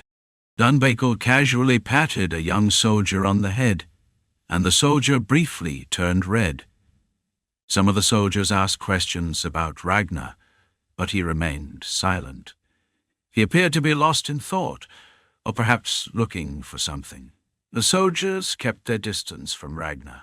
"They seem like they're in pain, huh? They seem like they're in pain," one soldier remarked, cutting to the heart of the matter, but no one listened closely to him. Encrid heard him and understood. While he himself was fine, his troops looked somewhat lacking. "Hey, I told you not to bring strange friends along." One soldier spoke sharply, but Encrid calmly let it slide. "Yeah, be careful. This bastard just talking. Hey, stop it. Seriously, this guy? Cut it out. Jeez, stop acting like a fool." Though the soldier's words were irksome, Encrid knew better than to escalate the situation. The other soldiers stepped in to stop the argument. Some of the soldiers who had been grumbling fell silent. "Watch yourself." That was all. Encrid thought the soldiers maintained good discipline. Though the situation could have turned troublesome, it didn't. If it had, Encrid might have had to step in, just like he did with the soldier earlier. "Ugh." Encrid sighed and then noticed Helma giving him a strange look. He ignored her and went back to eating and relaxing. The trout, crawfish, and grilled eel caught Ragnar's attention even. His eyes sparkled with interest. For someone who usually didn't care for food, this was unusual. "This seasoning, it's the best." The soldier's seasoning was impressive. Dunbakel gave him an approving look. He was quite the foodie. Encrid did only the bare minimum of training, focusing mostly on eating, drinking, and resting, since his body hadn't fully recovered yet. While the rear soldiers were busy with cooking and making things, there were a few different soldiers near the front lines with a different kind of energy. Garrett's battalion was generally low on available combat personnel, and the standout unit here was the Green Pearl Rangers. Going out for a patrol? Who are you? Which unit are you from?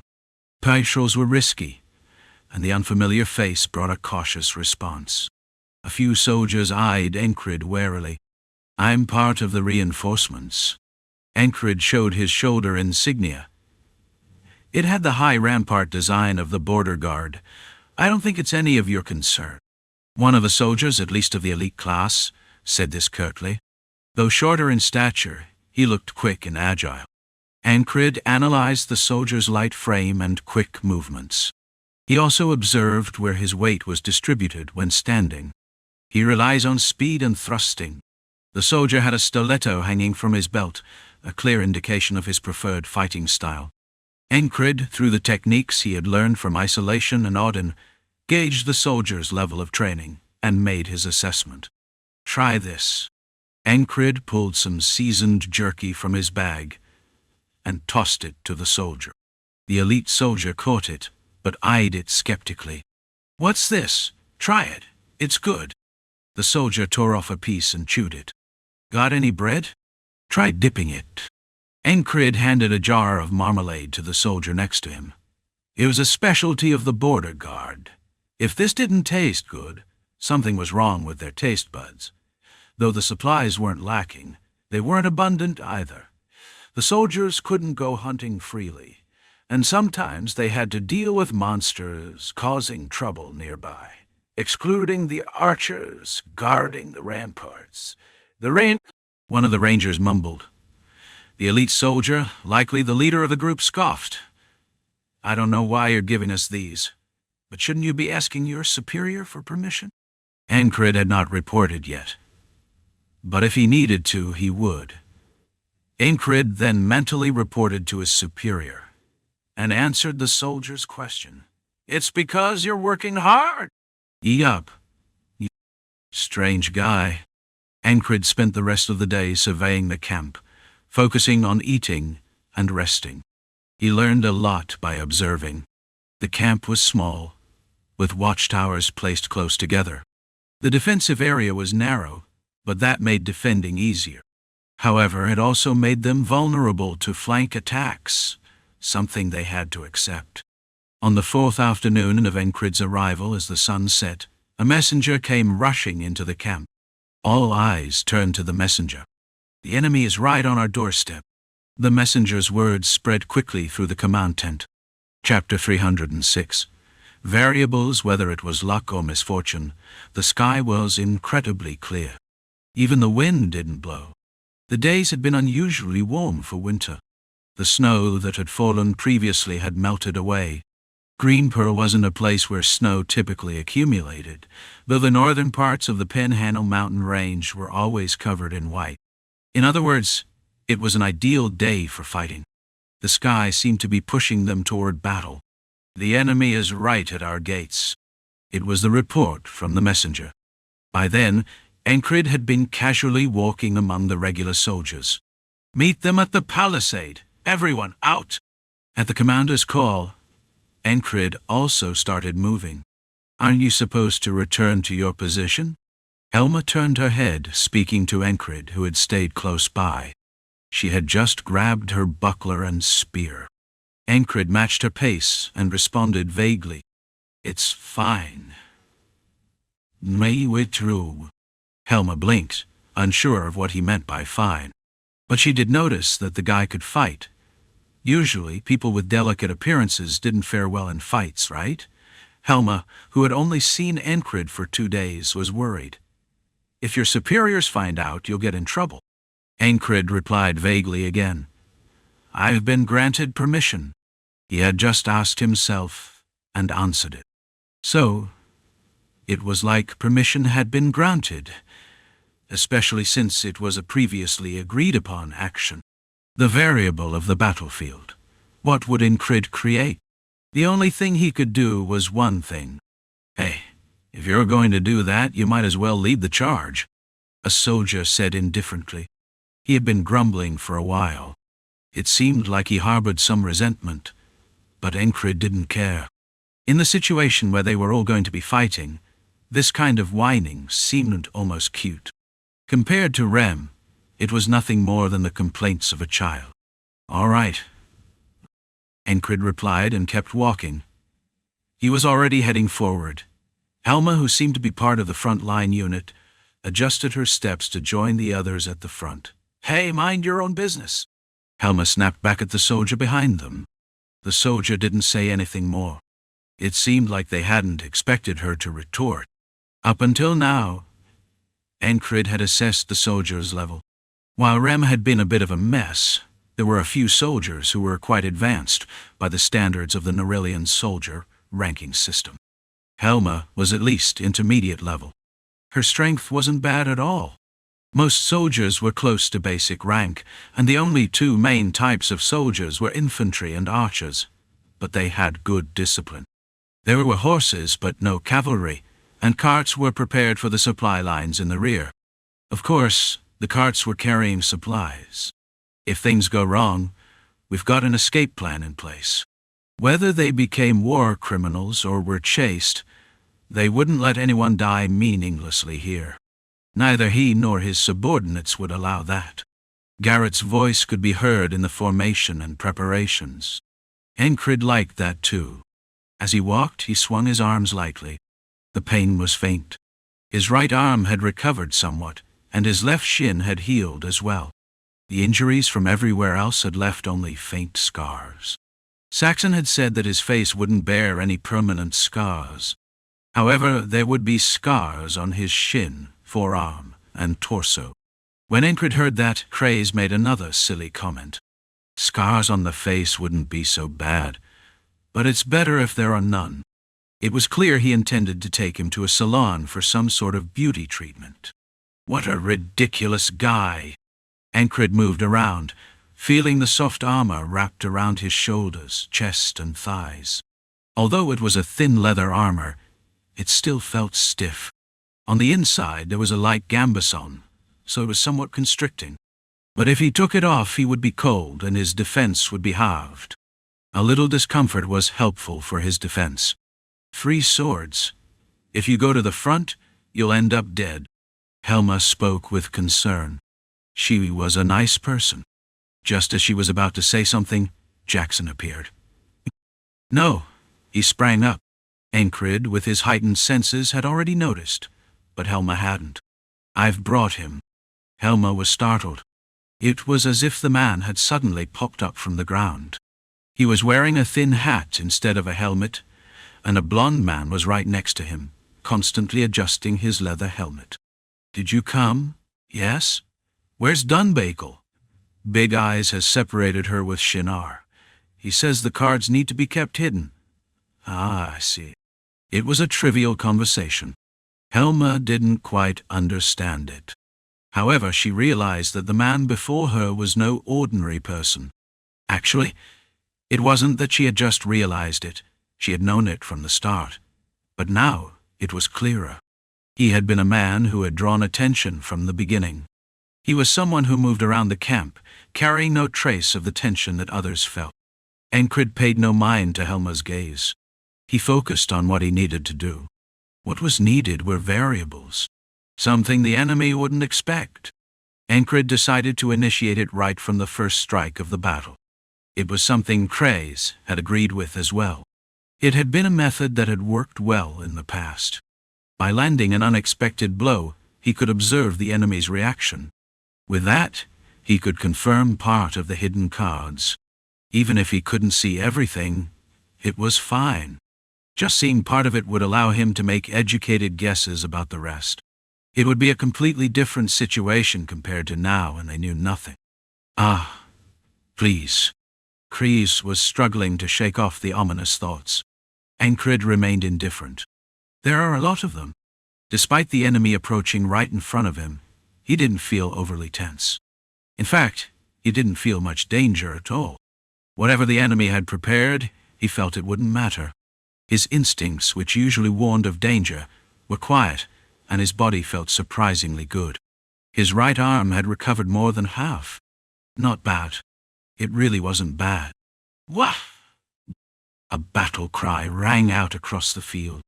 Aspen continued its slow advance. As the enemy approached within the range of arrows, their forces fired first. Fwip, fwip, fwip, fwip. Arrows flew through the air, marking the start of the battle. Aspen's forces responded, and a black rain of arrows began to fall overhead. It was a very ordinary beginning to the battle. Hold firm, raise shields, don't lower them. Ah, idiot! The arrows shot in an arc hovered in the air before raining down.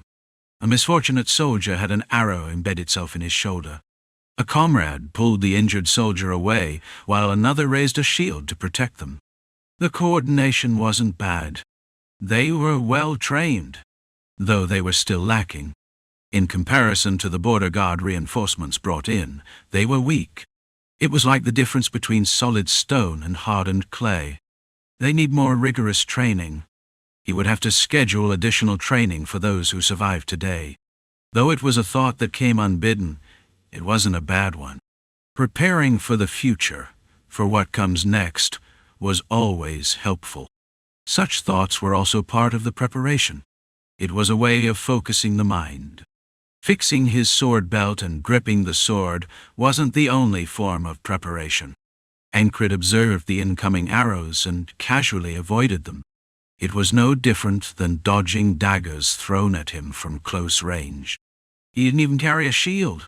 While being fully equipped was important at this moment, for now, just the 3 swords. It seemed to be the better choice. Looking to the side, Ragnar was already dodging arrows without even looking, while Jaxon had vanished. He'll be fine on his own. Was there any reason to worry about Saxon? He didn't think so. Encrid focused on his own business. Ha! He took a deep breath. No matter the battlefield, the enemy, or his current state, good or bad, danger was always present and threats should never be ignored. As always, Encrid put his best into everything. His first move was to grip the one sword with both hands. Clink! The blue-toned steel sword slipped out of its scabbard. He raised it to the brilliant winter sunlight. The sword had lost a few teeth, but it was still sturdy. He had tried to maintain it, but it had taken a rough beating. At least it was a good sword. If it had been a regular steel sword, it would have broken by now. A good sword is always the right choice. Please, once more. Encrid spoke to his sword. When the time came, he would lay it to rest, but now was not that time. The armies on both sides were steadily closing the distance. Encrid moved along with them. He walked forward without hesitation. He took a step ahead of his forces, 1 step more, and soon the gap between him and his allies grew larger. It was only natural that he would seem to be rushing ahead alone. Hey, where are you going? Someone shouted from behind. It sounded like a complaining soldier's voice. You crazy bastard, hey! Encrid ignored it. Now was the time to draw everyone's attention. Shake them with the first strike. There had been Cray's request, but Encrid's own emotions were already rising to the surface. What had they prepared? A knight. A cursed sword. Magic. Sorcery? Did they bring any knights along? If not, how were they going to block this? Such thoughts flitted through his mind briefly before he stepped forward, his boots crunching against the frozen earth as he met the enemy. He was the fastest, so he was the first to reach them. You crazy bastard! The enemy, now fully tense, thrust their spears forward. Encrid adjusted his speed as he ran. In an instant, he lowered his thighs and accelerated. The enemy soldiers' gaze couldn't keep up with the sudden change in speed, and before they knew it, Encrid's foot collided with the soldier's shin. He kicked as he ran. Crack, snap. With one strike, the soldier's bones shattered, and his body was sent flying into the air, only to crash back down to the ground. Ah! Ah!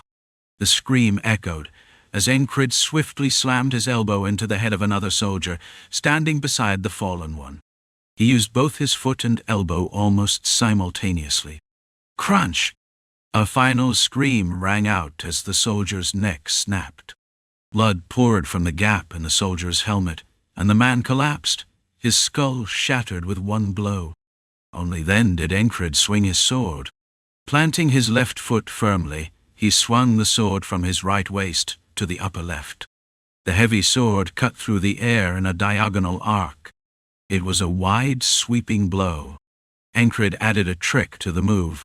Using the force of the swing, he shifted the axis from his left foot to his right. As he did, he lowered the sword from the upper left to the lower left, and then swung from the lower left to the upper right. His left and right legs crossed, and in the process the trajectory of the sword traced an infinite symbol. Everything touched by the blade broke, shattered, or was cut and sent flying. "Ah! Ah!" Those who screamed were the ones lucky enough not to die instantly. Anyone who had their neck or skull hit by the blade didn't survive. 2 mighty swings of the sword killed 9 enemy soldiers. By shifting his footing left and right, the range of his sword grew wider. "Kill him!" One of the nearby commanders glared with bloodshot eyes. Rather than retreat, he clenched his teeth. Better discipline than our side.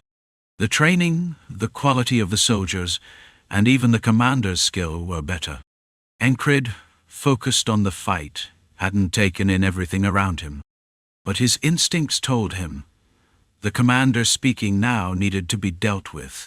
It would increase their chances of winning, and Encrid recognized this through experience. As he moved forward, spear points rushed toward him from all sides. The long spears poked and prodded. Encrid parried what he could and avoided the rest. He navigated the forest of spears, moving closer to the commander, and finally delivered a blow to the top of the man's head. With a clean strike, he didn't just cut. The skull was crushed as though broken by immense strength. When the blade hit the helmet, the skull shattered, piercing through the scalp. Blood and brain matter spilled out. "Ha!" Encrid swung his sword widely, intimidating the surrounding soldiers. They hesitated. Taking a deep breath, he unleashed his immense strength. This power wasn't infinite, but right now, it was the time to thrust, strike, and break. "Shit, what the hell is this?" One of the soldiers screamed in frustration. Encrid's blade didn't stop. He was like a reaper, harvesting lives as he moved through the enemy ranks. Crazy. The soldier's shout was meaningless.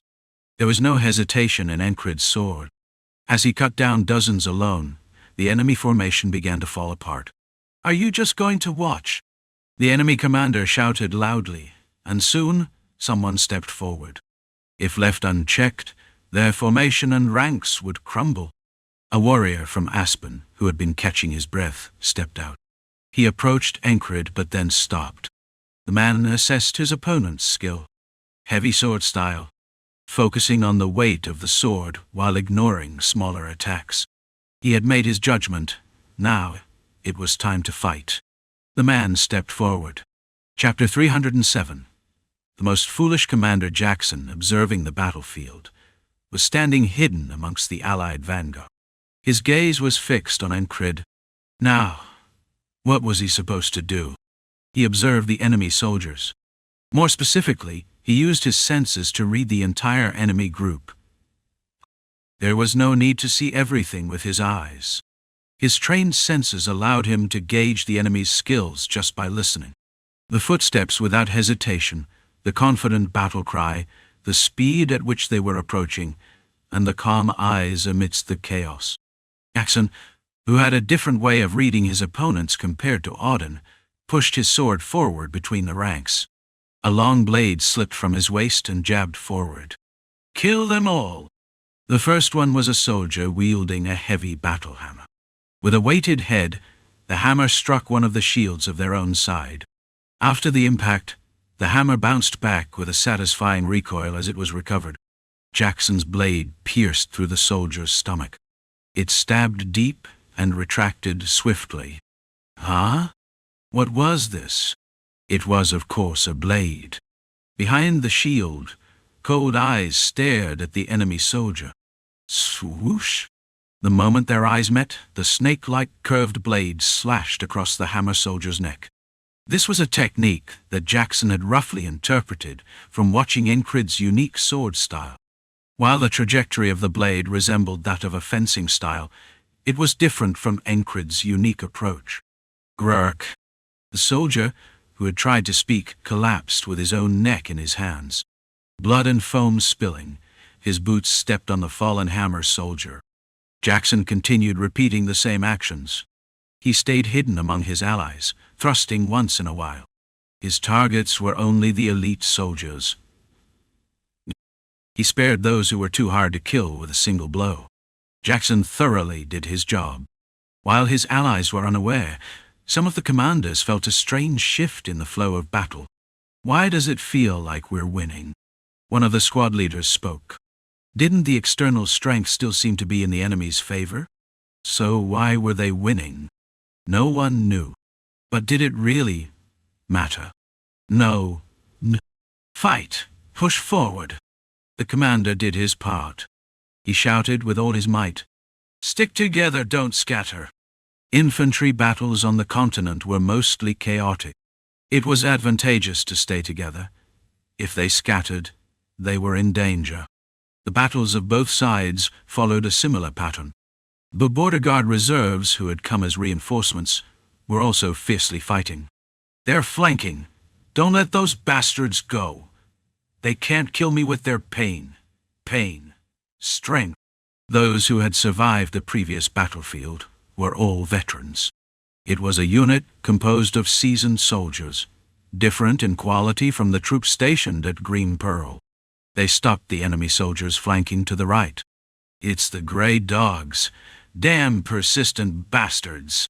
There was a well-known enemy unit to their side. They were trying a flanking maneuver. The border guard reserves fought to block them. Crazy bastards. The Grey Dogs were still the Grey Dogs. Even though the border guard reserves outnumbered them, it seemed as though they were being pushed back.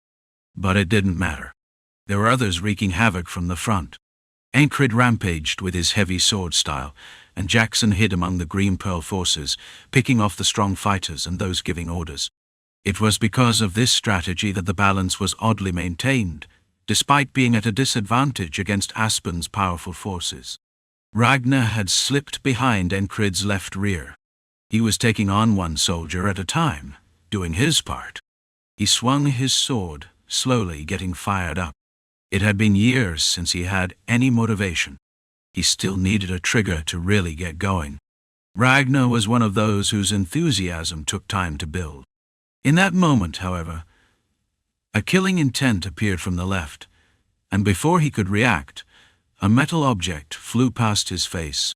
Ragnar jerked his head back. He had barely avoided it. It was a result of his slow warm-up. The fortunate thing was that no matter how slow or fast, his body instinctively reacted to such attacks. A drop of blood splattered from the blade that grazed his cheek. The leather helmet that had covered his face was cut by the sharp blade, and the bottom of it now hung loosely. "You avoided it." The soldier who had thrust his sword took a step back. Ragnar immediately recognized him.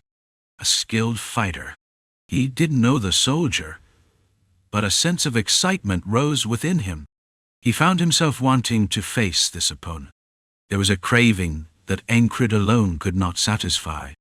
A fight where blood was spilled and lives were at stake. This was what Ragnar longed for. There was no need to search for a path. So there was no reason to get lost. He simply followed the soldier who was retreating.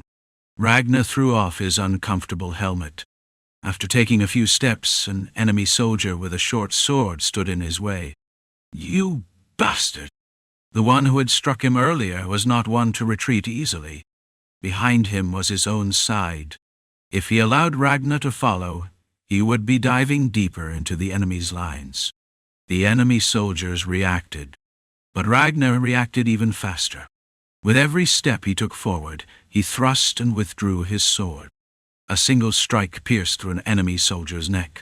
Perhaps the momentum from his spear thrust carried him forward, and the soldier collapsed. As the enemy fell, Ragnar slashed through 5 more soldiers and broke through the enemy's formation. It was a reckless charge, but it had the effect of completely disrupting the enemy's formation. As a result, the Allied commanders nearby once again felt that the battle had oddly become easier. "This is manageable, huh?" The retreat plans in case something went wrong now seemed unnecessary. Fight! Fight and kill them all! The formation had long since broken down. In chaotic battles like this, the more you kill, the better. The squad commander, knowing this well, kept shouting, "Pain." It had become a slogan that spread across the battlefield. "And no, our forces are being pushed back." At the adjutant's words, Abners smiled. Everything was going according to plan. And how could he not laugh? "It's going just as expected." The adjutant bit his lip. This strategy didn't make sense. Victory now felt almost like failure. "I'll be the legendary fool who killed 1,000 soldiers," Abners muttered. "Is this really what's happening?" "There's no doubt about it." The voice of a genius was clear and certain. The adjutant lowered his head.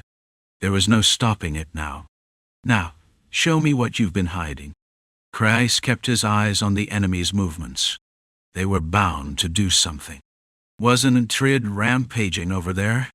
Thanks to Jaxon, the enemy's momentum had also been broken. Meanwhile, Ragnar, though not sure where he was headed, was still on his course. This can't be the end, right? Shinar and Dunbakel were still in reserve, kept as trump cards. It was a rule to not reveal all of your moves until you had seen your enemy's full hand. Big eyes. "I want to fight too." Dunbakel, with her hand on her scimitar's hilt, nudged Kreis. "Wait. Am I a dog? Just telling me to wait like that?"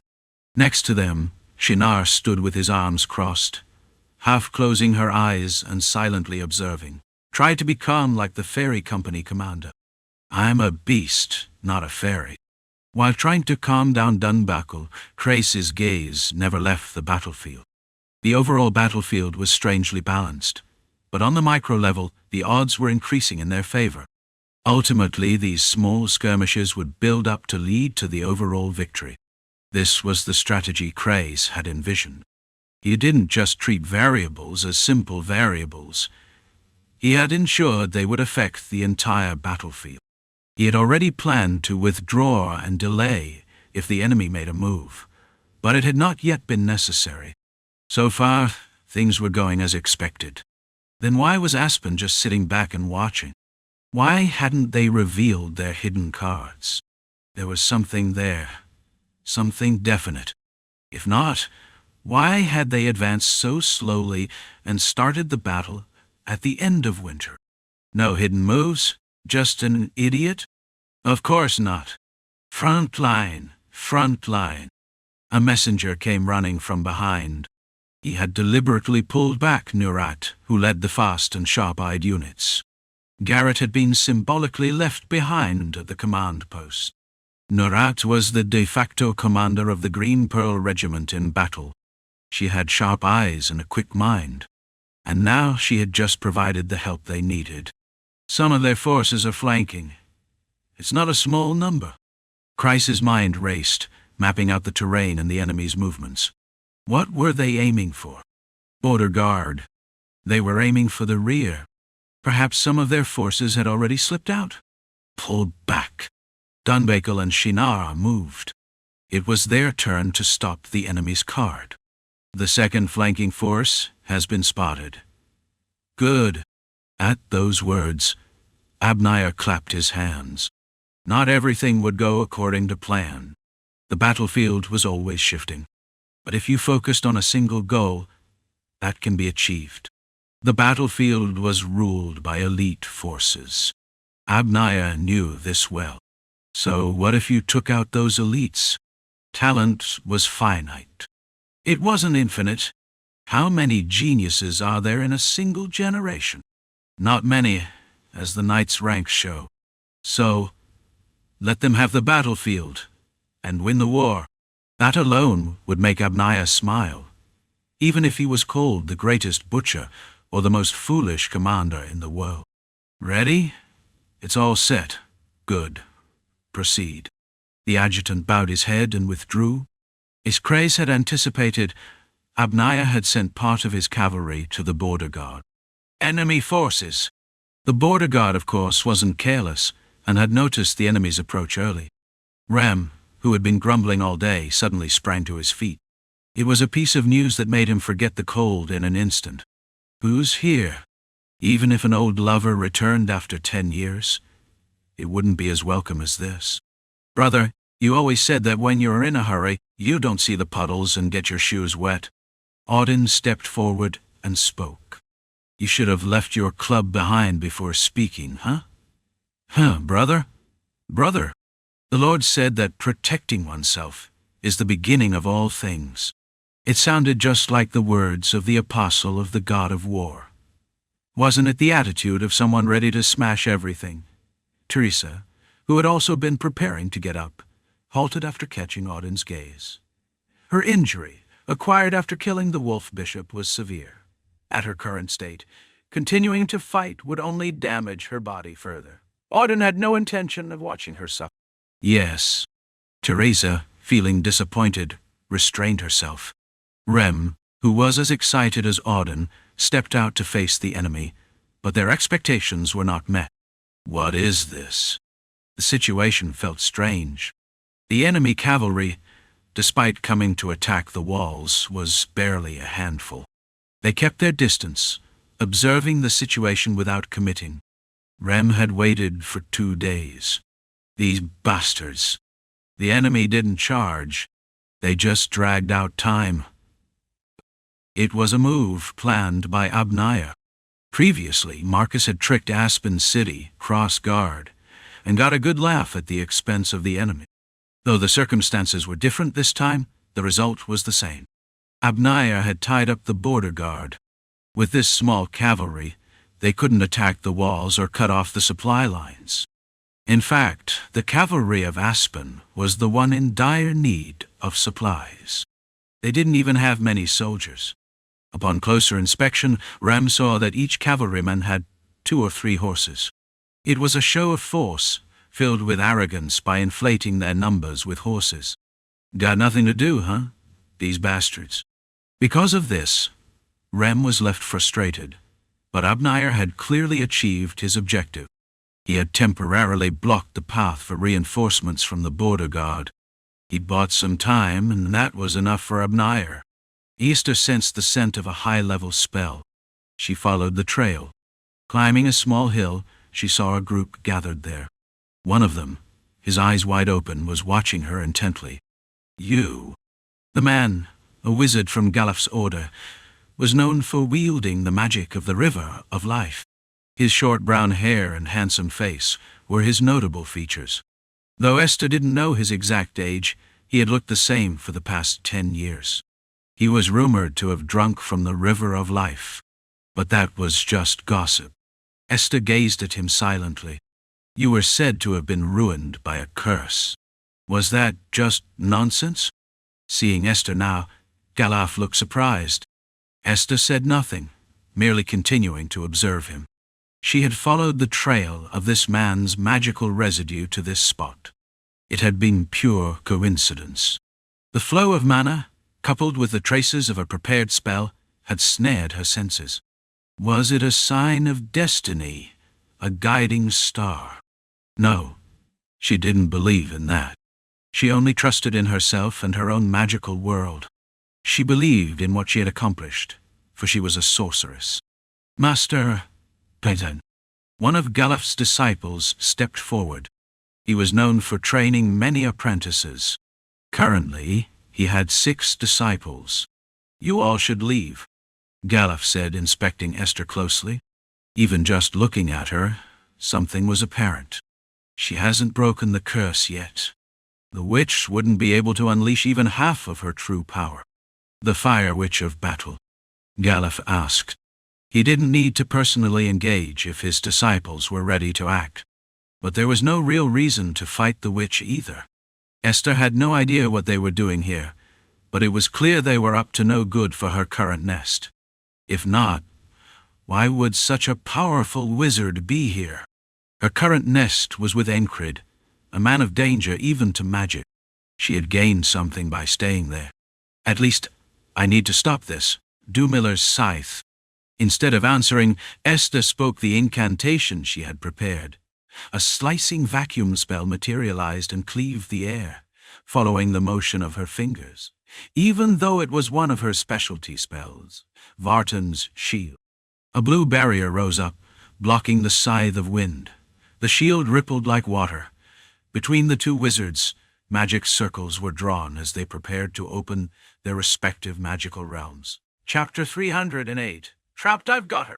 When magicians speak of a duel, they say they open each other's magical worlds. The spells they've accumulated in their respective worlds become their weapons. Galuf pulled the stream of water from within his world. Charge and strike! A staff appeared in Galuf's hand. From the tip of the staff, a brilliant white gemstone served as the origin, and a stream of water began to spill forth. It quickly gathered into a massive mass, transforming into water projectiles that shot through the air.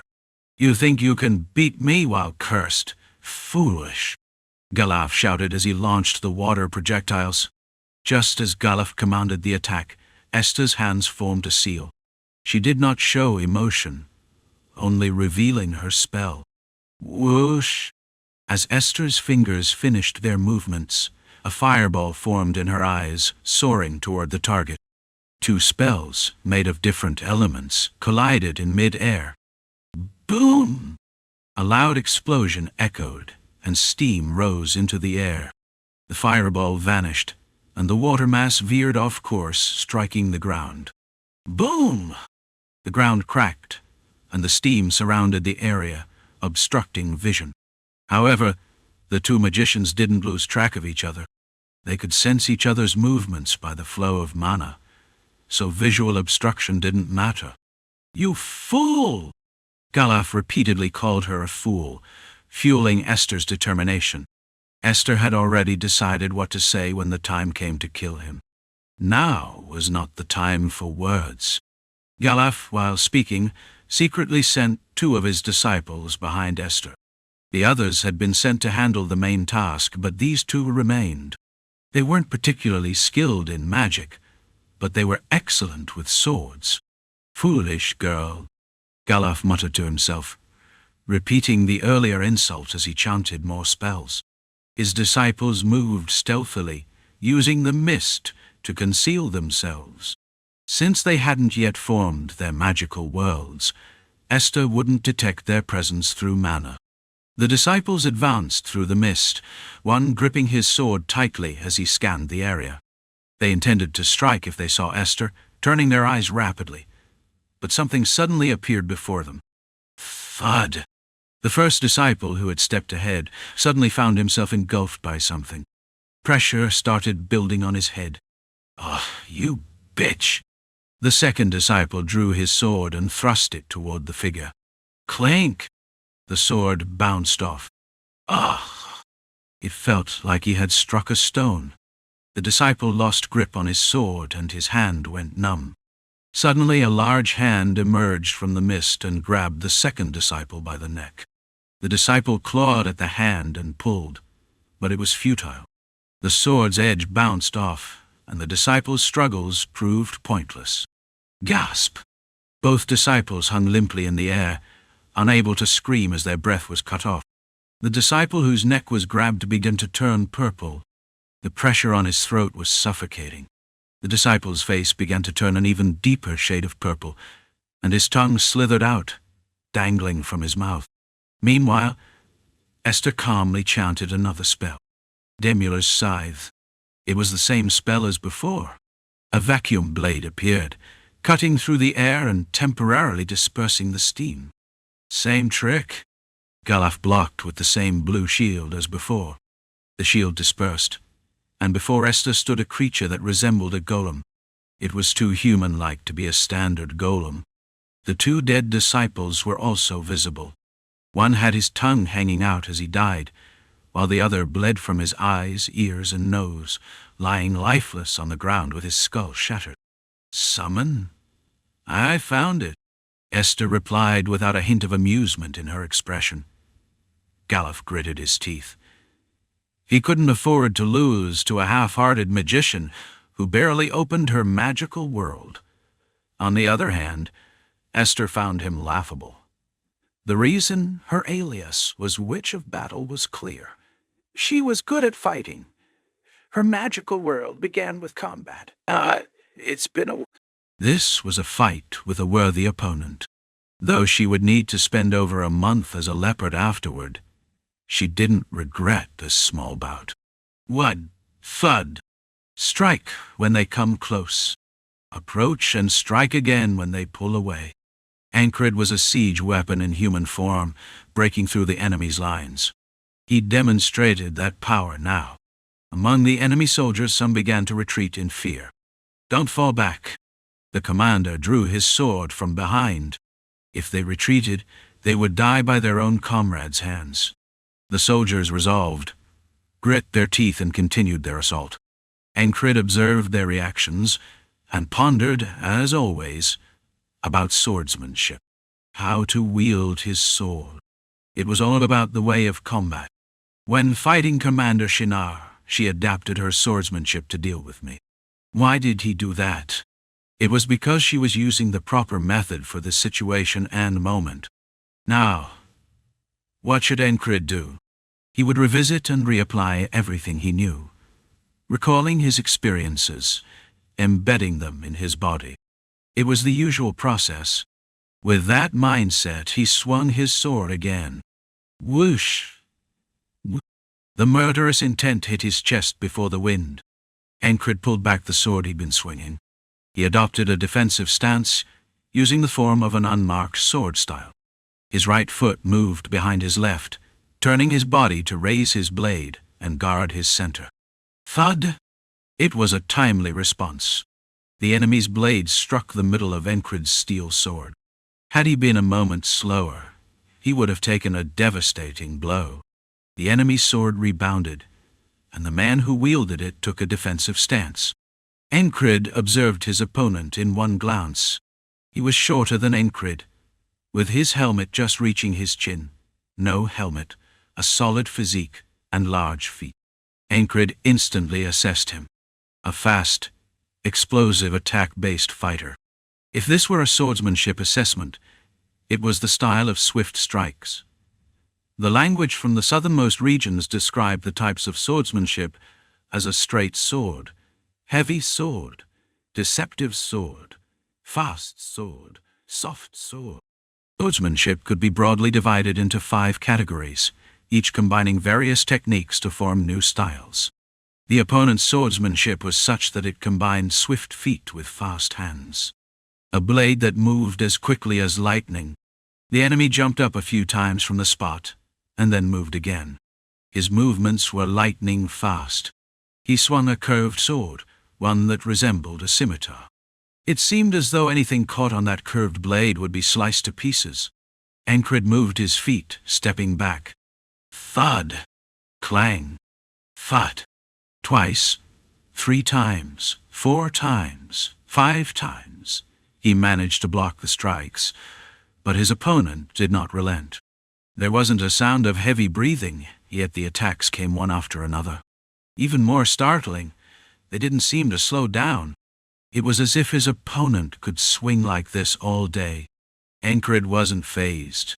The opponent was slower than Lycanos. After blocking 9 strikes and retreating 10 steps, Encrid held his sword in his right hand and attempted to deflect the next attack. The enemy seemed to feint a strike before pulling back his sword, quickly bending his knees and lowering his stance. Encrid kept his right hand steady, but with his left hand he grabbed the sword from the sword belt at his right waist. The sword was named Fuli, extremely light, making it difficult to handle, but the best choice for a quick thrust. The opponent's movements were so fast that Encrid suddenly found the man floating in the air. There was no sound of him pushing off the ground. It seemed as though he had appeared from above, performing a near-magical maneuver. In midair, the enemy slashed downward. A strike filled with speed and weight, coming half a beat faster than the previous 9 strikes. It was a decisive blow, a final strike. Encrid did not back down. Instead, he moved his left hand. The downward strike and the upward surge of light narrowly passed each other. Flick! The curved blade grazed Encrid's chest, but it didn't cut through. The final effort lacked the necessary power.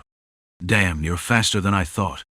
The opponent's sword lodged into Encrid's chest, but he couldn't follow through with the attack. The sword merely brushed the man's chest. The leather armor and gambeson were cut, but the inner armor stopped the blade.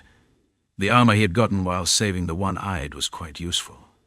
The man, with Encrid's sword in his chest, fell to the ground, convulsing. "I've been playing with someone really fast lately," Encrid muttered into die. The man blinked a few times before his breath stopped. It was a fatal wound. It was amazing that he had spoken after his heart was pierced. Encrid swung his sword through the air to shake off the blood. The strike from earlier had left his chest aching. The gambeson and leather armor had deep gashes, but the bandage armor underneath had held. The bone ached, so the strike had definitely been powerful. Encrid didn't know who he had killed, but the Aspen commander did. He was a fast-handed man named Janus, a mercenary among the best in Aspen. His swift slashes and light movements had haunted many, but the nightmare ended here. "Shall we finish this?" Encrid said as he walked toward the enemy soldiers. His own soldiers were watching from behind, especially one soldier, who had been whining to the end, couldn't take his eyes off the scene. "I'm an idiot." He had fought brilliantly. So brilliantly, in fact, it was beyond what he could even comment on. Now, as enemies charged toward him, they fell one by one, too quickly to even register. Fighting against someone like him. It was because of Helma. He had secretly admired Encrid, but now, seeing him fight, he was envious. He felt shame. He felt humiliated. He wanted to hide in a mouse hole. What had he been thinking, speaking nonsense about someone like that? Tell him to take the lead? He had even criticized him indirectly. But now, seeing this, he couldn't help but be in awe of Encrid. Damn it! The soldier's anger turned into raw strength. "Kill them all!" The excitement was contagious, and all the soldiers were whipped into a frenzy. "Don't you dare!" Helma shouted. The enemy faltered. Though Aspen had the advantage in numbers, their morale was breaking, and they were losing ground. This was due to Encrid's overwhelming presence, which shifted the tide in favor of Norelian. It was strange, however. The enemy's movements were odd. It seemed as though they fought with certain patterns and rules. If someone were to look from above, they would see strange formations on the battlefield. Encrid pushed in, while the enemy pulled back. Despite this, they maintained some order, and the number of enemies between Encrid and his troops increased steadily. But no one felt any real danger. It was a fight they had clearly won. This was a battle that would end when the enemy either retreated or gave up. Encrid kept pushing forward. After Janus, 2 more mercenaries with decent reputations stepped in. "My name is Joy Hurrier." A swordsman from the Hurrier family joined the fray. Encrid took him down between 5 and 7 exchanges. "You're a monster!" The enemy's cry sounded like an admission of defeat. At that moment, no one dared speak of Norelian's loss. The Aspen troops that had pulled back were moving stealthily in their ranks. They were forcing themselves into formation, secretly trying to create a divide between Encrid and his allies. Abners watched the battlefield from afar, muttering to himself, "Come on, come closer." The front was a plain, while the back consisted of small hills, rising erratically. If one moved towards the river, a valley would appear, and turning right would lead into a forest. Everywhere, there was Abners' meticulous planning. Craze blocked those attempting to retreat. Keeping cards like Shinar and Dunbakel in reserve had been worthwhile. "I've stopped them," Norat shouted as he approached. Kreis quietly clenched his fist. That was it. If the situation remained in a stalemate, they would be fine. Even in this situation, the enemy continued to fight relentlessly. They showed no intention of retreating. It was a foolish move. Do they really want to fight all night? That would only cause heavy casualties on both sides, but Aspen would bear far greater losses. A single battle like this would result in irreparable damage. And yet, they refused to retreat. However, his side couldn't pull back either. It was a fight they had clearly won. So why did it feel so frustrating? Kreis couldn't understand the enemy's motives. And despite their victory, his face remained dark. Block with your bodies. Some members of the Grey Dog unit, having retreated, now followed Encrid. These were people who made persistence their greatest asset. Push them to the end. Were they mad? Encrid thought to himself as he swung his sword. It was as they began to retreat. Aspen was barely holding on with the lives of its soldiers. If the battle continued until morning, the odds would shift heavily in favor of Norelian. And yet, the enemy did not give up. It wasn't just the Grey Dog. The eyes of the surrounding enemy soldiers had changed. Their morale was unlike anything he had seen before. Kill them, kill them. Encrid didn't know. Some of them had families held hostage, while others were criminals. They were people willing to sacrifice their future for the present. If they survived here, their sins would be forgiven. If they survived, their families would be granted krona. By killing one man, they could receive immense amounts krona, something they could never dream of. These were the desperate soldiers, willing to sacrifice everything. Of course, at first they had tried to run after facing Encrid a few times, realizing that all they were doing was offering their lives. But they couldn't retreat now. Shoot them all if they retreat. If they tried to retreat, their backs would be pierced by their own allies' spears and arrows. They were the poison unit. A retreat meant death. They had to fight forward. The atmosphere was growing more tense. Encrid continued to fight, kill, and resist, but despite his efforts, he couldn't return to his original position. Joy Hurrier. The swordsmen from the Hurrier family and mercenaries, having abandoned their lives, blocked him with their bodies. Encrid's muscles began to tremble. It was impossible to break through them with strength alone. Their barrier was too thick. Meanwhile, Norelian's main forces also attempted to push forward, but Aspen resisted with all its might. In the end, things went wrong. Encrid became isolated. There were several reasons for this. First, the enemy was willing to sacrifice lives. Shit, what the hell is this? Kreis was the first to realize it. They had sacrificed hundreds of lives just to isolate Encrid. Some of the Grey Dog unit in unfavorable terrain had even charged the border guard regulars. All they gained was separating Encrid from his forces. Second, the enemy's resolve. This resolve was also Abner's resolve. Those who clung to Encrid did so with their lives, holding on, making the situation even more difficult. Third, the terrain, formations, and preparations. Abner had prepared many things, and among them were such strategies. As Encrid attempted to retreat, he realized he had lost his way. Magic was involved here, but no one could notice it. Naturally, these were preparations made while advancing slowly, with each step being meticulously set up. It was all made to capture a few key individuals. Among the preparations were human traps and formations, known as the eastern or southern formations, which were strategies at the far eastern or southern ends of the battlefield. Encrid looked to the sky, but he couldn't find his way. The magic had obscured the stars. Before he knew it, night had fallen. Trapped in a dense thicket between the hills, Encrid realized too late that Abner had won. "We've got him," Abner declared solemnly, chapter 309. Cutting through alone, a day passed without Encrid returning. The enemy, at some point, began retreating like the ebb of a tide. Ragnar had not returned, and neither had Jaxon. Grace realized that the situation was serious. No, a sense of foreboding kept piercing his thoughts at every turn. Where's the highest point around here? A vantage point where we can observe. Despite his anxiety, he remained calm. If something had already happened, there was no time to panic, especially with Encrid missing.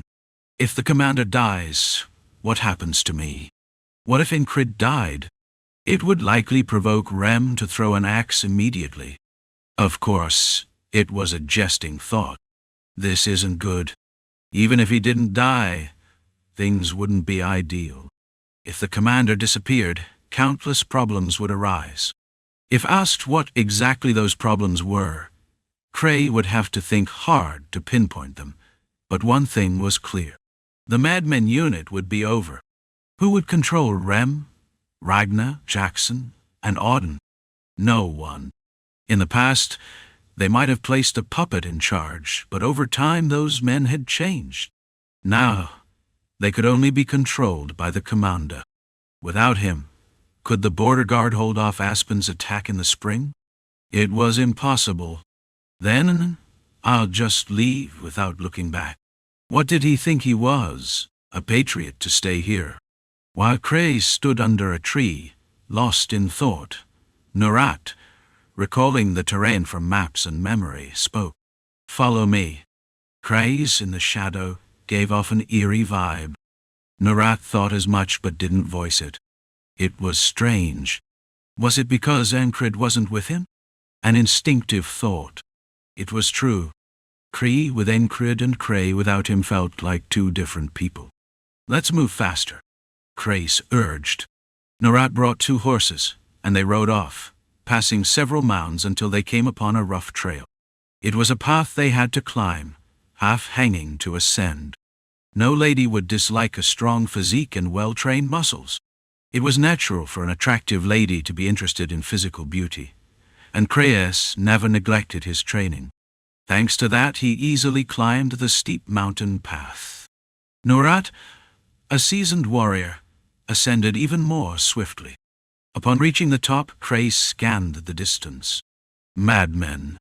The morning sun illuminated the area, revealing the enemy's formation. They had hidden between the mounds. Should they pursue? Should they counterattack? Bad move. If they followed and were ambushed, the terrain was ideal for an ambush. No matter how high their morale was, and despite their victory in the previous battle, the overall force still isn't overwhelming. I have not forgotten. If they were caught, the situation could change in an instant. No, they had initially decided that driving them out would be a win. That was their goal from the start. Winter was on their side. How will they hold out in the cold? What about supplies? Why would Aspen covet Green Pearl? Beyond the plains occupied by Norilia lay rough terrain. Mounds, valleys, steep mountains, and land infested with monsters. Enduring the winter and maintaining supplies was no easy task. They can last 4 or 5 days at best. That was how long the enemy could hold out. In other words, they were already winning. Now they had to do was remain hidden and shoot arrows to buy time. The only problem was one: Encrid's absence. Did they really abandon the battlefield just to capture the commander? It seemed too bold. Using elite forces was to win the battle, but abandoning the battlefield altogether, what would be left? Their future gains. Had they truly gone that far? The unsettling thought lingered, but Crace couldn't be sure. It was too bold a move. One more day. Crace waited for the commander. Nurat found those words ominous, but she couldn't say anything. Crace, the man with the big eyes, exuded a strange intensity. Abners waited a day. There was no need to strike immediately. He too needed time to prepare. The place where he had trapped Encrid was nestled between 3 mounds, with a ravine and cliffs creating a perfect trap. It was a deliberate setup to kill a few men. Are there any variables? He had planted the seeds and was now waiting for the harvest. It would require much blood to reap the benefits, but Abnaya considered it worthwhile. Therefore, things mustn't go wrong. Abnaya pondered deeply, sipping tea sweetened with sugar. The sugar was meant to keep his mind sharp. What variables might arise here? He couldn't afford to make a mistake. No matter how skilled the enemy was, as long as they weren't knights, they wouldn't escape. He had prepared enough tricks for this. After losing the previous battle, Abnaya had thoroughly investigated the border guard. Did the card of a knight brought by the enemy signify a lost battle? No. He had reconstructed the battle and found the real answer. They had lost before the pseudo-knight even appeared. He found the reason for their defeat. He revisited the battle. He combed through the battlefield, and thus he had the answer. It was the madmen unit, Encrid and the others. The battles they fought on the outskirts, the attacks on their supplies. Those were the factors that painted the picture of their defeat. Every time he heard about their exploits, it thrilled him. The soft hair stood up. Even within the city, there were those who didn't stay quiet. The assassins would be wiped out, and nothing would remain but failure in the face of the name Encrid. He was like a ghost, one that couldn't be caught, couldn't be grasped. That's why I'll catch him. Abnaya was a strategist who prepared, and he did just that. He preserved his strengths. He prepared, repeatedly thinking, and cornered the enemy. It all began with thieves and fanatics. By chance he had drawn a good card. Naturally, he used it. The Black Blade and the cultists aren't weak either. They would certainly affect the strength of the border guard. Abnaya intentionally refrained from fighting and waited for them to split. It would have been even better if the Black Knife or the cultists had killed a few, but such luck wasn't granted. But in any case, they split. Encrid had left behind Orem, Audin, and Teresa. Catching a group together is amateurish. Above all, Abnaya's craft was something he had buried deep in this land. For Encrid, he had created the triangle seal to bind them. For the rest of the madmen, he sent the appropriate blades. He also brought out the card of the assassin clan. With this, he would kill. His mouth was dry, so he took another sip of tea. Swallowing, he organized his thoughts. The cost would be enormous. If things went as planned, the only thing he would gain would be a few heads. To the outside, it would appear as though he had taken the heads of a few elite soldiers. But to Abnaya, they were heads of those who would one day become the greatest threats to Aspen. Once his plan was set, it was time to proceed. He had opened the tent flap wide, letting both sunlight and the winter breeze in. The wind wasn't too cold. It was a pleasant day. Let's begin. With a click, Abnaya set down his teacup, and his lips parted. First, it would be the head of Encrid. Encrid didn't think this was a crisis. This much couldn't even be called danger. After all, there was no knife at his throat just yet. He hid his body in the thickets and focused on resting. No matter what, it starts with the body. His physical strength was already at a level that could be called superhuman. A single night's rest would be enough to replenish the lost stamina. Though he wouldn't reach perfect condition, at least some recovery was possible. His body had become like this. It was thanks to the isolation technique and Audin. Should I thank him? It was a thought that came to him unexpectedly. When he returned, he'd at least say something like, "I owe you one." Strength is strength. Aside from his stamina, his body was still under strain. He had swung his sword all day long. If he was fine, that would have been strange. His forearms were bruised from broken capillaries. He hadn't just swung his sword, but also punched and kicked. He couldn't focus entirely on just attacking. He had jumped into the enemy's ranks alone. He couldn't block every attack either. Using his sense of evasion, he blocked or avoided only the most dangerous strikes, taking the rest on his body. More precisely, he deflected them with his shoulder pads, gauntlets and shin guards. It was reckless, but with the techniques he had learned from Audin, it wasn't as crazy as it might seem. A true knight wouldn't find this difficult. He briefly reflected on the battle, and then chewed some jerky, heading toward a stream to drink and wet his throat. The water was clear. He drank it without boiling it, but if he developed a stomach ache, it would be a sign that it had been poisoned. From the sound of the flowing water in the distance, he could tell he was near a valley. Rest today, and leave tomorrow. Even when the direction was unclear, there was always a way out. He just had to choose a direction and go straight. Even if it turned out to be the wrong way, as long as his sense of direction returned, getting out wouldn't be difficult. Encrid thought this through. How did the battle go? It wasn't the time to look back or survey the battlefield. Encrid had done his best. It was through his effort that the battle had taken this shape. What he didn't know was that, with just one battle, the tide had turned. The outcome of this battlefield would soon be sealed with a victory for Norlilia. Though those who died in between were unavoidable, Encrid was unaware of the full situation. Still, he knew that there was no need for him to fight further here. Aspen had become a deer, torn apart by a beast's fangs. He hadn't controlled or observed the entire battlefield, but he could feel the flow of it. Encrid found a tree with a large trunk, laid some leaves underneath, and settled down, seeking shelter from the wind. He closed his eyes. He needed sleep. It wasn't long before he woke up, with dawn breaking. His body, trained over time, immediately shifted into a combat stance. Crunch. The sound of stepping on grass reached his ears. It was fortunate he hadn't lit a fire. Had he done so, his position would have been revealed. It worked out well. He was able to find the enemy's position and ask them for directions to an escape route.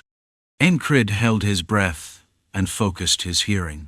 He relaxed his muscles, starting from his fingers. He warmed up his cold body to prepare. His ears pinpointed the enemy's position. Unchain. At first it was from the left. Russell, downtown. Now from the right. The presence was closing in. Encrid, focusing on hearing, peered out from his crouch. What's this? It wasn't a small reconnaissance unit. It was a large force. They were cutting through the thickets with their blades. The sounds of the brush being pierced echoed one after another. There were more than one set of eyes. The enemy was everywhere around him. Counting their numbers was pointless. It was no surprise that he was spotted like this. There! The enemy locked eyes with him. Their vision was sharp. Encrid thought as he stood up completely. Capture him! The enemy rushed at him.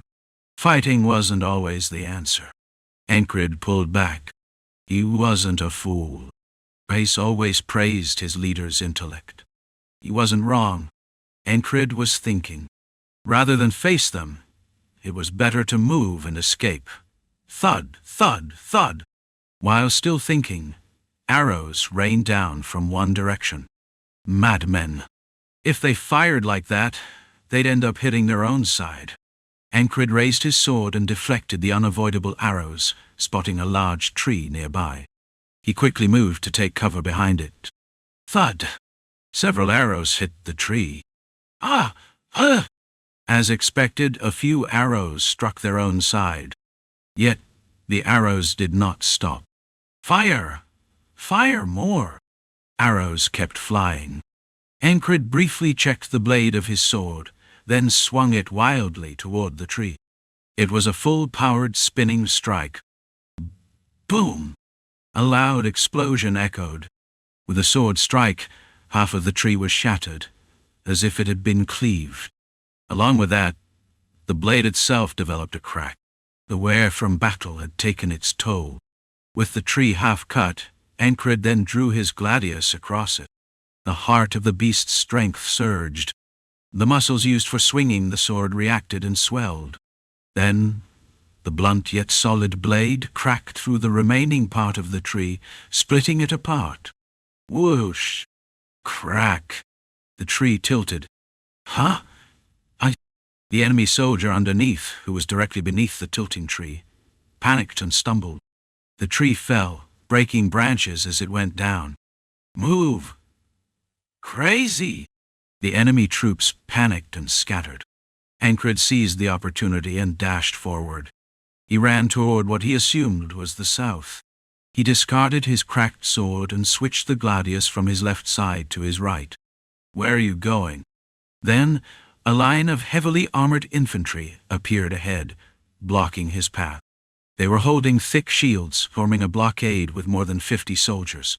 As Encrid tried to move past them, more enemies began to swarm from the sides. Why are there so many? There were far too many. Had others been caught up in this too? Encrid quickly re-evaluated. Charging in would definitely kill half of them. But what would happen afterward? He had learned to avoid paths that led to certain death. He pulled back and kept running. While running, he kicked a stone from the ground. With a sharp sound, the stone flew into the air and was struck with the edge of his gladius. Clang! With a bright clang, the stone flew faster than any arrow. Thud! The stone hit the head of a soldier who was aiming a crossbow ahead. This is the way. He spotted a gap where the crossbowmen had clustered. Encrid dashed through the gap between the enemy soldiers. It was like a predator among herbivores. With the gladius in his right hand, he slashed, stabbed, and fought. The gladius, however, wasn't designed for slashing. It was meant for thrusting. After killing half a dozen soldiers, he broke through and saw a path ahead.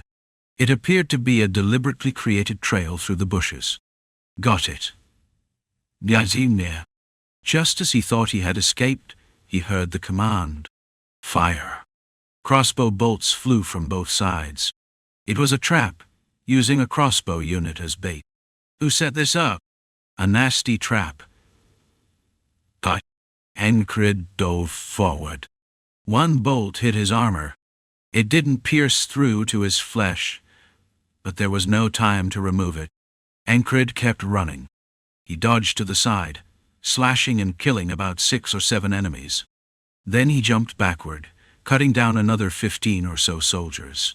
He fought, stabbed, ran, and repeated this cycle. The battle that started with the sunrise continued until dusk. There was no way out. It felt like being trapped in a maze. Eventually he saw a wall made of stacked stones. When did they prepare that? It was ridiculous. There was no way to break through with sheer force. And with the enemy forces closing in from behind, it was impossible. What are you guys? Encrid wasn't injured, but his limbs were trembling from non-stop running and swinging. Even the strongest have limits. They say a knight can cut down 1,000 men. Then, what about a sub-knight? A sub-knight can't take down 1,000. That's why they're called sub-knights. As Encrid struggled, Abners muttered to himself, "Try cutting down 1,000 by yourself. Then maybe you'll survive. Otherwise, you'll die." The strategist of Aspen was certain of this. Fwap! Dozens of arrows. After fighting fiercely to the very end, with arrows flying and battling back until the very last, the battle was nearly over. Behind him were 3 swordsmen from the Harrier family. Ahead, dozens of heavily armored shield soldiers blocked the path, and dozens of arrows flew toward him. There was no time to dodge. One hit his stomach, another struck his shoulder. The bandages under his armor protected his stomach, but the arrow to his shoulder was poorly blocked, leaving his left arm unable to move. His shoulder guard had long been lost, and only one gauntlet remained on his right hand. His boots were also torn. The wind biting through the torn armor and flesh was unbearable. His body was in tatters. Encrid killed the 2 Harrier family swordsmen with his gladius, and took the last one armed. The man whose arm was severed glared at Encrid with bloodshot eyes. "Seems like you underprepared," he said. Encrid had no time to respond. Kill him. The final act was concluded with dozens of arrows. No, in truth, 150 arrows were shot by 150 archers, aiming at a single target. Encrid held 2 swords and ran forward. Desperation. Where do you think you're going? The Huria family soldier who had lost his arm threw himself at Encrid. As Encrid split the man's skull with his gladius, dozens of arrows embedded themselves in his body. Thud! The arrows hit his thighs, shoulders, and most dangerously, grazed his neck, ripping away a chunk of flesh. With a thunk, his knee hit the ground, and his body collapsed, head first. Crazy bastard. Encrid finally understood. They had mobilized all this force and preparation just to capture him. It was madness. A small part of him was, surprisingly, a little irritated. This kind of death was something new for him. He closed his eyes, his body shaking. He had lost so much blood that he couldn't regulate his body temperature. Death was close. The darkness clouded his vision. The coldness brought on by his falling body temperature made it feel like a chilling death. He died, and when he opened his eyes again, he heard the sound of flowing water. A boatman appeared with a purple lantern on a swaying boat. "Are you enjoying yourself?" the boatman asked. Chapter 310. Abner's resolve. What was Abner doing? Though Abner's army advanced slowly, their pace was anything but leisurely. In reality, they were incredibly busy. It was akin to a swan appearing graceful on the surface while frantically paddling below.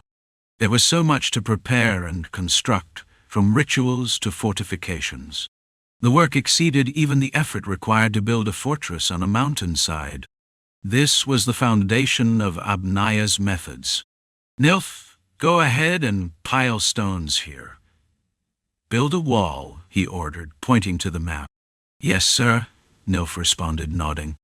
"That's an overwhelming schedule," another subordinate remarked. "Use your energy to act instead of complain," Abner retorted sharply. Loyal commanders were sent ahead. Nilf, meticulous as he was, would handle it well. Meanwhile, disguised as scouts, another detachment moved forward, engineers in practice. They built barricades between the hills, the very ones Encrid later encountered. Despite maintaining the main force's pace, other units were dispatched to continue the work. Building stone walls, digging trenches, and setting traps was no task for the faint-hearted or the unprepared. This doesn't require massive effort, Abner thought.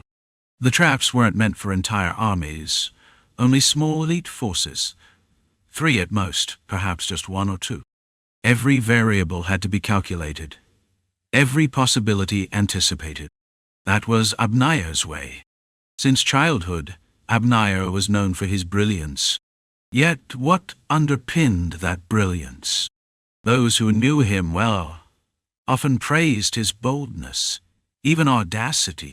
Some called it a knack for exploiting others' vulnerabilities. "You're insane. Always coming up with daring yet impossible strategies," a peer once remarked during their shared lessons under a master strategist. Their criticism wasn't unwarranted. Abner's plans were bold but often seemed unfeasible. But what if they succeeded? This was where his second strength shone, meticulousness. Even when hunting a single rabbit, Abner prepared second and third traps. No resource was spared to ensure success. And success was guaranteed. "This is inefficient," the peer complained again. "A rabbit yields some fur and meat, but your efforts cost more than the prize." Short-sightedness, Abner thought. "I'm simply in the habit of being thorough," he replied dismissively. But his vision extended far beyond a single rabbit.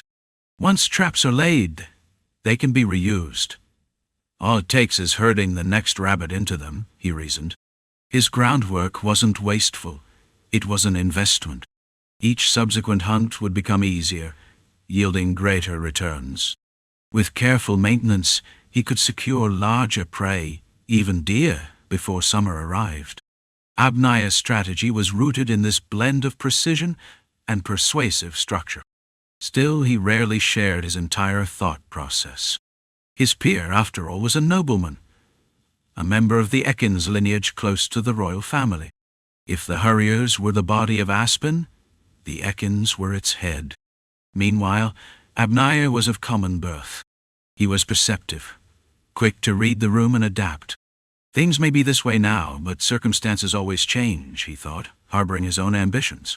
Abneyer had been brilliant from a young age, skilled in seizing what he desired. Few goals escaped his grasp. Confidence came naturally to him. Even joining a soft-hearted nobleman's tutelage was part of his careful calculation. A calculated gamble of audacity and planning. He orchestrated an encounter, arranging for a gang to ambush him on a road his future mentor frequented. His struggle against them wasn't coincidence but premeditation. "Come with me. You'll have a better life," the man said, impressed by the staged valor. "Yes, sir," Abneyer replied, concealing his satisfaction. His path had always been his own. From childhood, Abneyer harbored a single desire. Why should Aspen be content as a mere duchy? A stronger, more prosperous nation was possible. Aspen might be a duchy, but it had knights and knight-level forces. Even the neighboring Norelia posed little concern. Aspen has only one enemy, Norelia, but Norelia, it has many enemies besides Aspen. The desire to prove his capabilities burned within him. Moreover, his mentor's love and aspirations influenced him deeply. Though Abneyer was practical, even he couldn't ignore genuine affection. "I love this country, my son," his mentor had once said. The man who eventually adopted Abneyer as his own might not have understood politics, but was a true patriot. Even knowing he'd been manipulated, the man gave his love freely. That man was both Abneyer's mentor and father. Abneyer balanced his ambitions and the influence of his mentor, wielding both as weapons. "I will prove myself on this land," he resolved, intent on carrying out a part of his mentor and adoptive father's dream. "And so you must die." Few in Aspen paid as much attention to Encrid as Abneyer did. He delved into Encrid's life with the fervor of an obsessive reader, scrutinizing every detail. The conclusion was clear. Encrid and his unit posed a significant threat to Aspen, and by extension, to Abneyer's own aspirations. A future knight, he assessed. Perhaps more. Though his methods differed from Cray's, Abneyer's predictions were not far off. Both held Encrid's future potential in high regard, though Crace envisioned Encrid joining the elite ranks of his personal salon. While Crace had his reasons, Abneyer saw Encrid's potential knighthood as a direct and undeniable threat. Though voicing such concerns to the royal family would be dismissed as paranoia, the thought lingered. What if, against all odds, a knight arose from Norelia's frontier? Worse still, what if that knight emerged from the border shared with Aspen? A single knight could shift the balance of power, and the appearance of such a force within an enemy nation was an unmitigated disaster. "It's unacceptable," Abneyer concluded. Thus, Encrid had to die. Abneyer designed the Triangle Seal, a formation comprising 3 fortified positions enhanced with artificial constructs.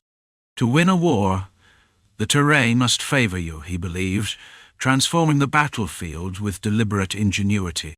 He reshaped the land to his advantage, wielding earth and sky as allies. On top of that, he employed sorcery. A mist obscured the heavens, disorienting enemies. While less complex than the deadly mists of annihilation, it still drained the sorcerers of their strength. It was only viable because it needed to last less than a day. Any longer, and such a strategy would have been unthinkable. Through calculated maneuvering, Abneyer drove his opponent into this prison, blinding them with sorcery at the critical moment. He was confident they'd be unable to escape, and he was right. Within this natural prison, over 1,000 soldiers were unleashed on their prey. Was this an efficient fight? Of course not. Efficiency didn't matter. What mattered was ensuring the kill. If capturing a single rabbit meant setting 20 traps and deploying 5 hunters, so be it. What if that rabbit was destined to become a monstrous beast, wielding a sword in its jaws and wreaking havoc? Would such efforts still be a waste? For Abners, the answer was clear. He dispatched dozens of messengers and issued orders to the standard-bearers. "Move the white standard!" Each standard-bearer became a silent herald, as even drum beats were forbidden in this prison to maintain absolute secrecy. And so the triangle seal was complete. One side relied on man-made walls, another on sorcery and magic, and the third was fortified by 1,000 soldiers.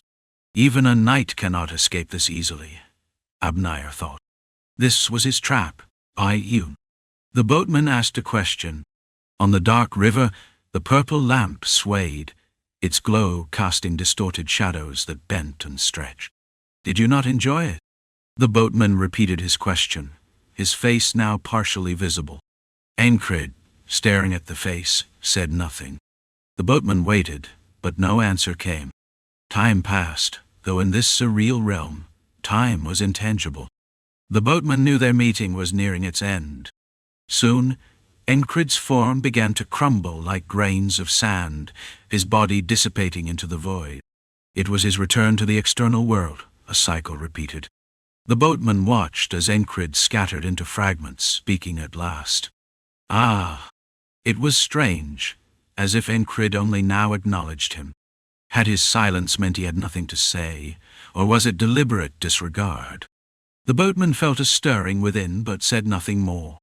"Next time I'll ask again," he murmured. His voice lingered in the emptiness where Encrid had vanished. Encrid had no time to respond. Whether at death's door or on the brink of survival, he never resigned himself to death. Yet, as if by habit, he absorbed the events around him, storing them in his mind.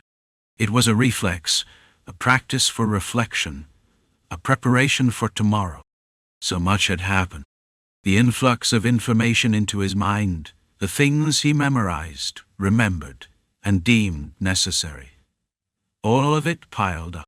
He sifted through it. Still, it was overwhelming. There's too much. Questions naturally arose as Encrid pieced together the information around him. Had the enemy truly deployed such a massive force to capture just him? He didn't know. But did the reason matter now? It wasn't the time for deliberation. It was a time to accept what had happened and find a way forward.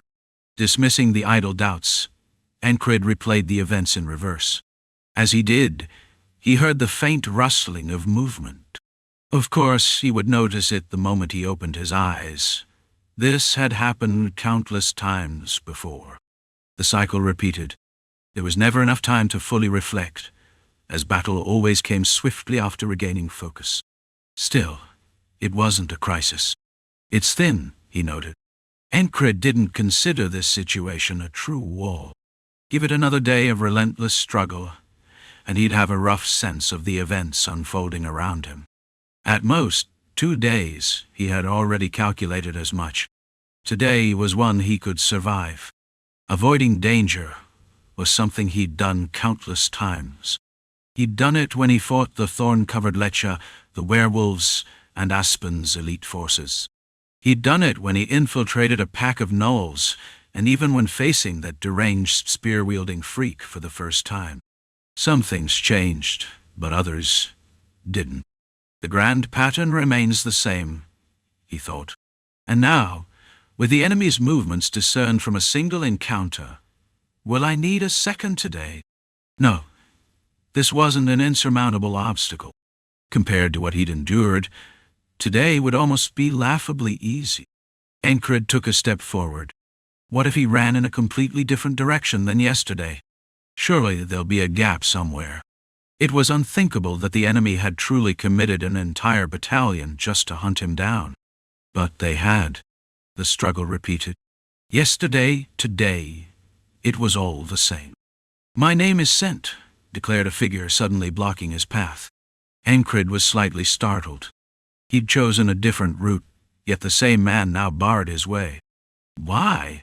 This day was repeating itself. Unless he made a significant disruption, nothing would change. With his aching arm and broken sword, now replaced with a gladius, Encrid confronted Scent once again. Though the fight was brief, Scent's interference had complicated his escape. Encrid countered with the first technique of his self-taught swordsmanship, Serpent Sword. He parried and deflected, slicing through Scent's fingers in the process. Clang! The clash of blades sent blood and severed fingers flying through the air. A brief opening appeared. The moment Encrid registered it, his body moved instinctively. While it wasn't exactly will, the reflexes he'd honed during countless bouts with Lakanos remained intact. Gah! As Scent tried to stifle his scream, Encrid drove the tip of his blade, a glowing ember, into the man's throat. The action was seamless. Striking with the gladius and following up with the burning tip felt like one fluid motion. Thud! As he withdrew his sword, a jet of blood erupted from Scent's neck. Gurk! Scent gurgled, clutching his throat. Blood poured freely from his severed fingers and neck as he collapsed to the ground. Let's not meet again, Encrid muttered, hoisting Scent's body. Using the corpse as a shield, he intercepted the incoming projectiles. A volley of bolts embedding themselves into the dead mercenary. Thunk! They just keep coming. There were so many, far too many. He still couldn't fathom why. Arrows, crossbow bolts, spears, heavily armored infantry, warriors of the Harrier family, and capable mercenaries all poured in like a relentless tide. It was the same overwhelming assault as yesterday. Encrid pushed through, barely surviving by sheer endurance, only to find more foes blocking his escape. A persistent one, aren't you? Stay sharp. 4 men stood in his way, clad in shoddily layered gambesones suited for the cold. To Encrid they seemed unremarkable as combatants. And his instincts were correct. They weren't adept with their weapons. Instead they wielded something else. Spells. They intercepted him as he attempted to escape along the riverbank. Encrid regretted not bringing his whistle daggers. No. Even if I had brought them, they would have been spent by now. Every escape route had been met with ambushes. Every direction, another squad of soldiers. It felt as though ghosts were toying with him. And this was the result of his flight. Press him and box him in, the leader commanded chapter 311. The relentless Onslaught the ferryman would have applauded. 2 men chanted identical spells. A surge of water from the river formed a wall in front of Encrid, blocking his path. He swung his gladius lightly, slicing through the barrier. While it split momentarily, it quickly reformed. It was like cutting water. The water wall spanned only 5 steps across, but it wasn't the only obstacle. Rise, rise, heed my call. At the command of 2 other spellcasters, rounded masses resembling water clubs emerged from beside the barrier. These entities had smooth heads, thick chests, and limbs akin to hands, but their legs were replaced by swirling currents of water. They resembled water spirits or golems, manifestations of magical worlds crossing into reality. Block him!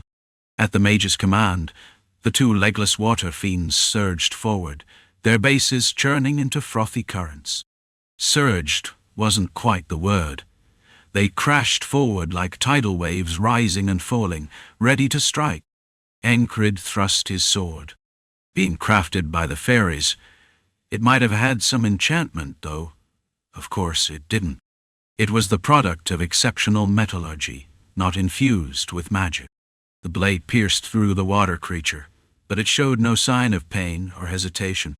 It swung its watery club, connected to its form, toward him. Encrid withdrew his sword and leaped aside. Crash! The water club smashed into the ground, leaving a noticeable dent. Judging by the deep impact, it was clear the weapon couldn't be underestimated. From this single exchange, Encrid deduced the solution. The caster, When it came to magic, there was no answer other than to eliminate the caster. But this group had coordinated well. Two restricted his vision and movement with the water barrier, while the other two controlled the spirits to hinder him. What's more, they seemed to understand they couldn't kill him outright, so they focused on pinning him down. Whenever he tried to escape, the spirits would swell and loom closer, making it impossible to ignore them. Despite the short span of the confrontation, Encrid soon found himself with 3 swordsmen from the Harrier family closing in behind him. "Didn't think I'd see you again today," Encrid muttered, genuinely surprised. He'd acted almost the opposite of yesterday, yet the results were eerily similar. "Don't engage with him. He's insane. Stop your pathetic tricks. You think I know you? You think this is a reunion? Feels like I'm meeting you for the first time." The 3 swordsmen didn't seem thrilled to meet him. They radiated the kind of fervor that promised a deep kiss with their swords and his innards. Encrid adjusted his grip on the sword. His arm muscles quivered. He hadn't rested properly since yesterday, and even his well-trained body was beginning to falter. His lungs burned from overexertion, and his pounding heart echoed in his ears. He steadied his ragged breathing and surveyed the scene. The water spirits, the 3 Harrier swordsmen, and the throng of soldiers behind them. Surrender was not an option. No day passed easily, and today would be no exception. And so he fought. He resisted, killing the 2 spellcasters and the 3 Harrier swordsmen. "Well, this makes sense. Ugh," the last swordsman muttered before coughing blood and collapsing. But Encrid had been injured. A water arrow pierced through his thigh. Had he not been wearing his inner armor, the arrow would have struck his abdomen instead. Water arrows were worse than regular quarrels. They dissolved after hitting their mark, leaving nothing to stem the bleeding. Blood pulsed freely from the wound. It was a bad spot to get hit. Among the isolation techniques, there was a method of muscle reinforcement to stem bleeding. Encrid employed it, but the severed blood vessels resisted. This wasn't something muscles alone could fix. Dizziness set in from blood loss. Even so, his focus didn't waver. Until the very end, he remained resolute. With the heart of the beast pounding in his chest, Encrid refused to falter. Adrenaline surged, keeping him upright. "You've adorned yourself with something precious," one of the surviving spellcasters remarked. Perhaps overconfident, the mage closed the distance. Encrid planted 1 foot firmly on the ground and launched himself forward. A lurching charge. Blood sprayed from his wounded thigh, but he reached the mage faster than his blood could hit the ground. With no sword in hand, he swung his fist instead. Crack! Ugh! The mage's skull caved in, spilling brain matter and blood. No human could survive such a blow, especially from a man putting all his strength into it. This was the natural outcome. The mage hadn't even been wearing a helmet. With the mage dead, Encrid barely had a moment before a spear pierced through his back. Thud! Thud! Thud! The red-hot steel ripped through muscle, spine, and organs, tearing its way through his body. The searing pain was something he could never grow accustomed to, but it was something he could endure. Die, monster! Kill him! Die! The enemy soldiers thrust their spears with manic fervor. Their eyes gleamed with desperation, as though staring into the abyss. Encrid remained calm. No screams, no groans, just silence as he died. To be precise, it wasn't even a matter of stifling pain. He simply lacked the energy to take a single exhale. And so, he died. Overcoming the agony of death was something one could never grow used to. Phew. With a single drawn-out breath, he shoved the pain of the day aside. There were no dreams. No ferryman appeared. All that began was his 3rd iteration of today. And on this 3rd day he took another path, sprinting as far as he could. Yet still, why the hell is there a cliff here? He hadn't climbed a particularly steep hill. but a sheer drop greeted him nonetheless. Could he survive if he jumped? Only if luck was on his side might he escape with half his body intact. But even that would require the goddess of fortune to court him incessantly. Without such luck, his chances were slim. Falling would mean death. That will be your grave. Behind him were 3 swordsmen of the Hurrier family, a group of seasoned mercenaries, and, for good measure, a shaman he'd never seen before. I went a different way today. Scratching his chin with his uninjured left hand, Encrid thought. There was something uncanny about all of this. How did the outcome always remain the same? Instinctively, he fought to find an answer. On the 3rd iteration of today, the shaman's spell ended it. The technique known as invisible force struck him, a blow from an intangible power. Of course, this came after Encrid had hurled his gladius into the skulls of the Hurrier swordsman, the shaman, and the mercenaries. He had killed everyone who needed killing. Fall! The shaman's cry echoed, right before the gladius impaled his head like a macabre ornament. And so, Encrid fell from the cliff. Naturally, the fall was as horrific as one might expect. At first, the air itself seemed to choke him. Then came the relentless shockwaves coursing through his body. And yet, he didn't die easily, experiencing pain so excruciating it felt almost divine in its cruelty. The 4th day, the 5th day, passed. On the 9th day he died again. This time, one of the Hurrier swordsmen dropped his blade to pin him down, allowing a mercenary to slit his throat with a dagger coated in poison. That day, Encrid had overextended himself, annihilating the enemy's heavy infantry battalion. His body had reached its limits. Even his sense of evasion could only delay the inevitable for so long. No one, no matter how skilled, could stand against such numbers indefinitely. 25 iterations came and went. The forms of death varied, yet their essence remained the same. Every path led to an inescapable labyrinth. A maze. He was trapped. A prison with the sky for a ceiling, the wind as its bars, and commanders who sought only his demise. By then, he realized something. It wasn't new knowledge, but a continuation of what he had come to understand in previous iterations. Why had rescuing the child always led to the same outcome, no matter what he did? Someone is watching and triggering the scroll. Even now, it was no different. Someone outside was manipulating the enemy forces, ensuring his death. That was why every outcome was identical, regardless of his actions. So, how could he overcome this? He recognized the wall, but the question remained: how to scale it?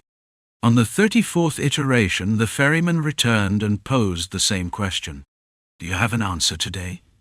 Tell me, are you enjoying this? This time, Encrid had the leisure to respond. Moreover, he actually wanted to speak. A little. He paused, thinking for a moment before continuing. Maybe a lot. A mindset the ferryman could never comprehend. Encrid smiled. It was simply his nature. In darkness, most would despair, unable to see a way forward. But Encrid was always different. Even when the path was shrouded in shadow, he found joy in moving forward. He knew that with each change he could add something new. He hadn't uncovered much yet, but that didn't matter. Not knowing didn't stop him from greeting each challenge with joy.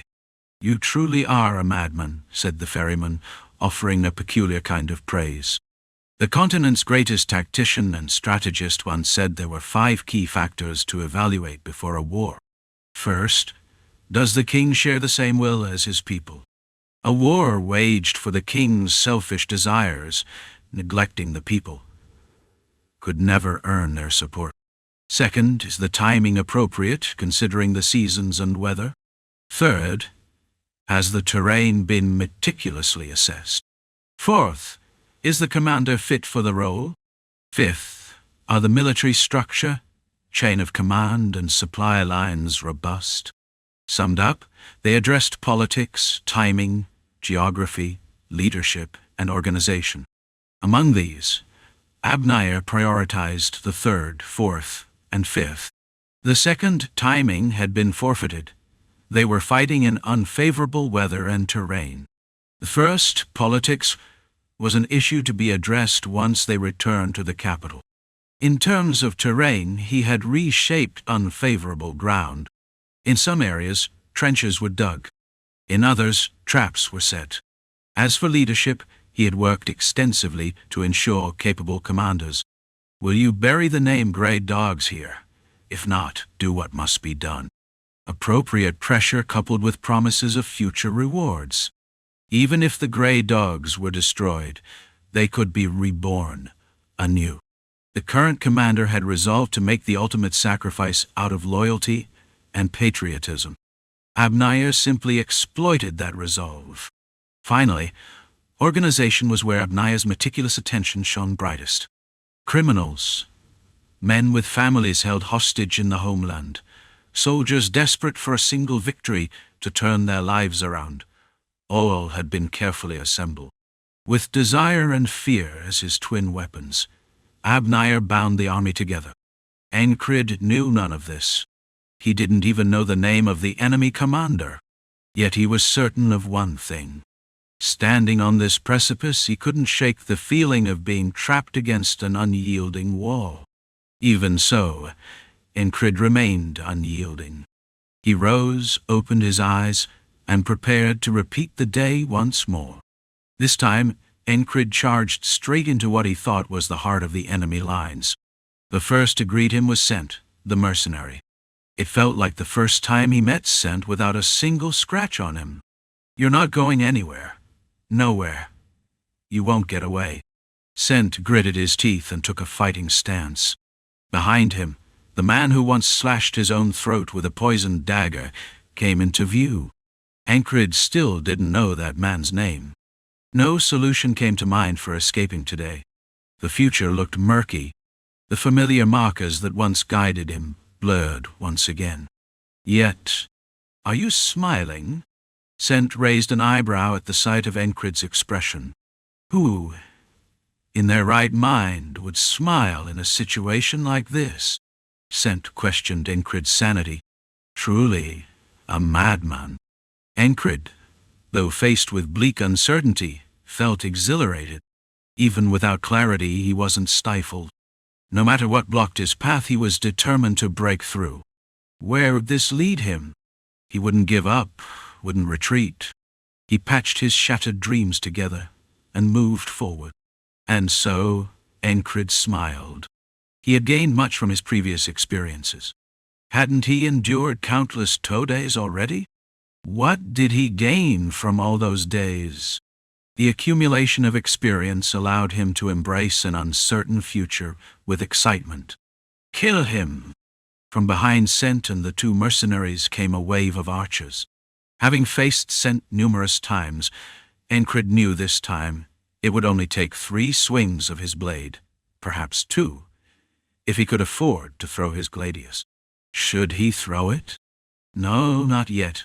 A prolonged fight demanded keeping his weapons at hand. Fortunately, he still held a steel blade gleaming with a faint blue hue.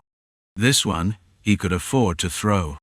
The blade often broke after a few swings, but luck was on his side. 2 more swords remained in his possession. Planting his left foot forward, he drew the blade with his right hand and hurled it. The movement flowed seamlessly, honed through repeated practice. Through the endless repetition of today, Encrid didn't waste his time idly. He honed his skills. Even throwing swords, a technique derived from dagger throwing, became second nature. Thud! The blade cut through the air with a sharp twang, startling Sent, who hastily deflected it. Encrid surged forward, activating his will of momentum. This was proof of how he had spent his time, proof of the second will he acquired from learning the fastest sword techniques. He charged with unparalleled speed. The world blurred as his thighs burned with explosive power. Blood coursed through his veins like a wild stampede. With fiery intensity, Encrid drove his sword forward, piercing Sent's throat.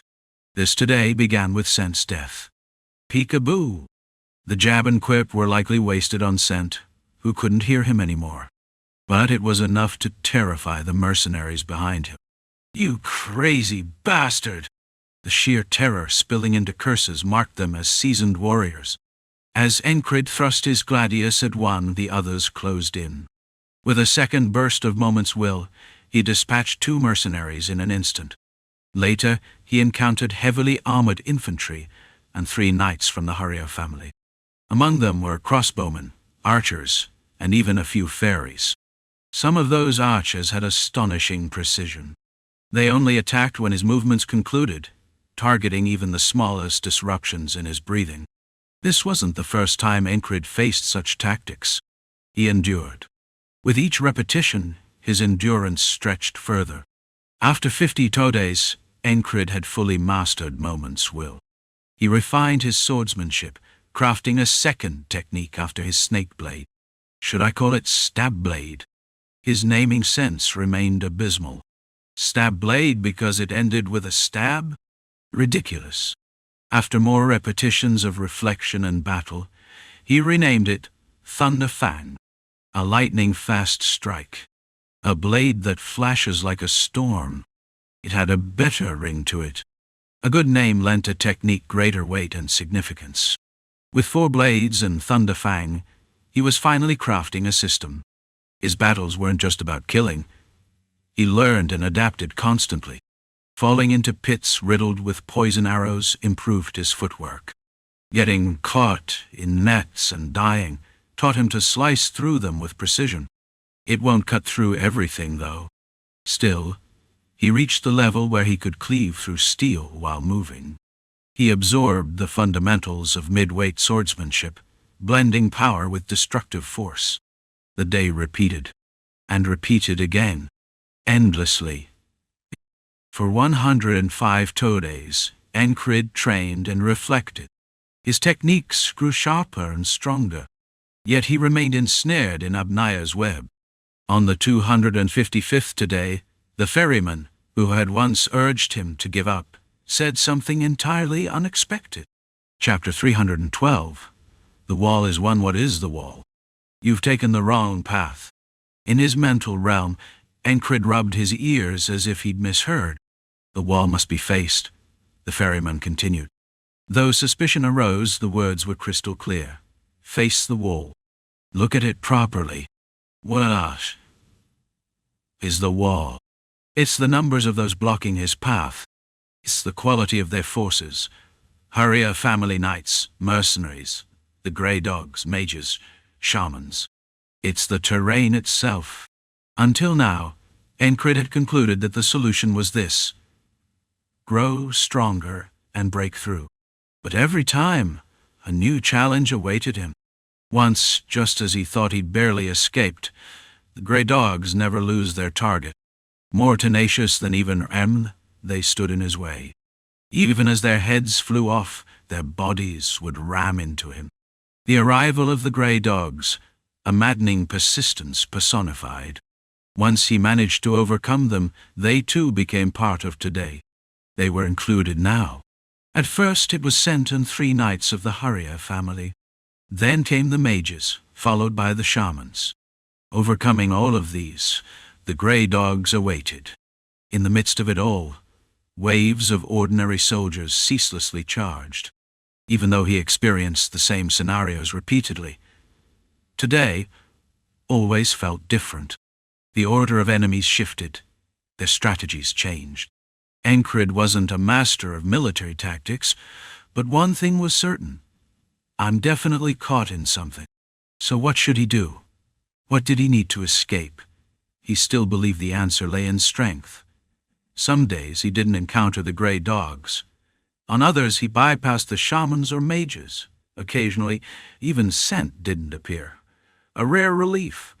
But though they were rare relief, but those days were far fewer than those Scent. Nice to see you. Do you know me? This was how he greeted Scent, wielding the Valen-style mercenary sword like an old friend.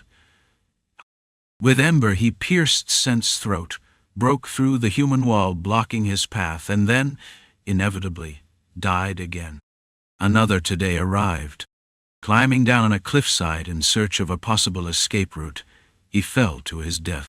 Throwing himself into a river, he was struck down by a mage. By then, Encrid had begun to categorize the walls he faced into 5. Scent, and his mercenary group. The 3 knights of the Harrier family, whose names he now knew, Rock, Miria, and LeBlanc. The 4 mages who conjured water spirits or blasted water cannons. Their water whip was particularly dangerous, a swirling current that shredded armed guards with ease.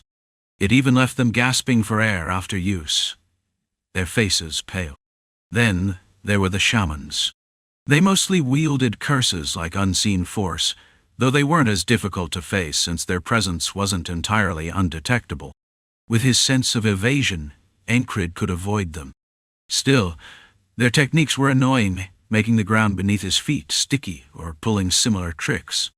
Shamans always appeared with heavily armored infantry, carrying spears, making them a formidable challenge. Finally, the Grey Dogs. In terms of raw strength, the Grey Dogs seemed the least intimidating. But in terms of tenacity, they were unmatched. Their relentless persistence deserved not 1, but 2 thumbs up. These were the faces of today. 5 wolves, mercenaries, Harrier knights, mages, shamans, and the Grey Dogs. If he could break through all 5 simultaneously, perhaps he could escape. But it was impossible, especially when mixed with archers, crossbowmen, spearmen, and heavily armored infantry. Some were skilled elf archers, while others included beastkin with unpredictable movements. Thankfully, there were no frogs, draconians, or giants among them. Should he consider these additional forces as a 6th wall? Adding them into the equation only worsened the situation. Not good, he muttered inwardly, though outwardly, he still relished the challenge. Through the endless repetition of today, Encrid used the time wisely. He struggled. He raged. He used everything he had gained, maximizing every moment. Under the unseasonably warm winter sun, he fought with everything he had. But the outcome remained bleak. It was experience in slaughter. Killing and being killed became second nature, the scent of blood numbing his senses. Yet no path out of today revealed itself. And so, the ferryman's words struck a chord. 5 or 6 walls. What difference did it make? He faced them all and nothing changed. In the repetition of today, he dreamed again, and the ferryman spoke. You cannot overcome what you do not understand. The wall is one. Encrid took the words to heart. Even though they didn't immediately change him, they prompted reflection. After several more todays, he met the ferryman again. Hey, aren't you bored yet? The ferryman asked idly this time. Bored? It's more that difficult, Encrid replied. And because it was difficult, boredom never set in. Did the uncertainty of the future weigh on him? If it had, he wouldn't have dared to dream. Encrid racked his brain over and over. What is the wall? It was right after he returned to the starting point. How much do I have to tell you? How far do I need to go before you understand? The ferryman mocked him with a smirk. Curious about the emotion he sensed, Encrid asked. Are you mocking me? He wondered if he had misunderstood. Do I need to spell it out for you? The ferryman's expression instantly turned blank with distaste. The fact that the ferryman conveyed that distaste was the only reason Encrid knew it existed. As Encrid found himself stuck, meeting the ferryman became a regular occurrence. In those moments he sought to satisfy his curiosity. Why a ferry? Wouldn't a sentinel dragging a hellhound suit you better? Why a river? Why a ferry? And why a ferryman? Because a boat can go anywhere. What's that supposed to mean? It's not meant for you to understand. Through countless repeated meetings, Encrid concluded that the ferryman had multiple personalities. The personality changed at will. Do not indulge in curiosity, one persona would solemnly declare. On other days, a playful voice would say, I'll call you a bastard. Then there was the ferryman who constantly spoke of the wall, no matter the question. Have you faced the wall? And, of course, the kinder ferryman, who at least offered some semblance of a conversation. When Encrid asked what he normally did, the kind ferryman replied, "I steer the boat." He gave answers, but rarely ones that made sense. "I see," Encrid would respond, brushing it off. "You too will steer a boat," the ferryman said once, but Encrid let the comment pass without much thought. In over 300 iterations of today, Encrid felt the limits of his skills. "I can't improve any further," he thought. It was a feeling he'd had before, back when he encountered a master of thrusts, a perfectionist of a single technique. There's only so much one can gain from a moment or a situation. Without facing tomorrow, nothing would change. And so, the wall of today had to be overcome. 5 walls, or maybe 6. No, just one wall. Could the 5 be unified into one? Should he gather them in one place and fight them all at once? Following his instincts, he tried it. He struggled to gather the 5 groups and engage them in battle. He died. The 4 mages and the shamans worked well together despite appearing to be strangers. They quickly synchronized their efforts. Sense specialty was confirmed, striking from behind rather than engaging directly. Encrid realized he had forced Scent into direct combat every time they met. Now he understood why. Scent's sneak attacks had been thwarted each time by Encrid's heightened senses. So he was always aiming for my back, Encrid mused. It took over 300 iterations of today to realize it. But it wasn't the answer. Next, he kidnapped an enemy soldier. Normally, enemy soldiers moved in groups of 10, but when nature called, they moved in trios. "I need to take a leak." After waiting and hiding, Encrid seized his chance. "Stick together," said the squad leader, and Encrid followed the trio. When one began relieving himself, Encrid snapped his neck and used ember to pierce the throats of the other 2. He hid the bodies in the bushes and stripped one of its uniform. The act of changing clothes was more tedious than killing. Draping the enemy's attire over himself, Encrid improvised. "Ambush!" he shouted, running toward a different unit instead of his target. Would this let him escape? Would evasion result in his return to today? Did he truly need to overcome the 5 walls to move forward? But the ferryman had said the wall was one, and one cannot overcome what they don't understand. What am I missing? He still didn't know. The thrill was fading, but despair did not replace it.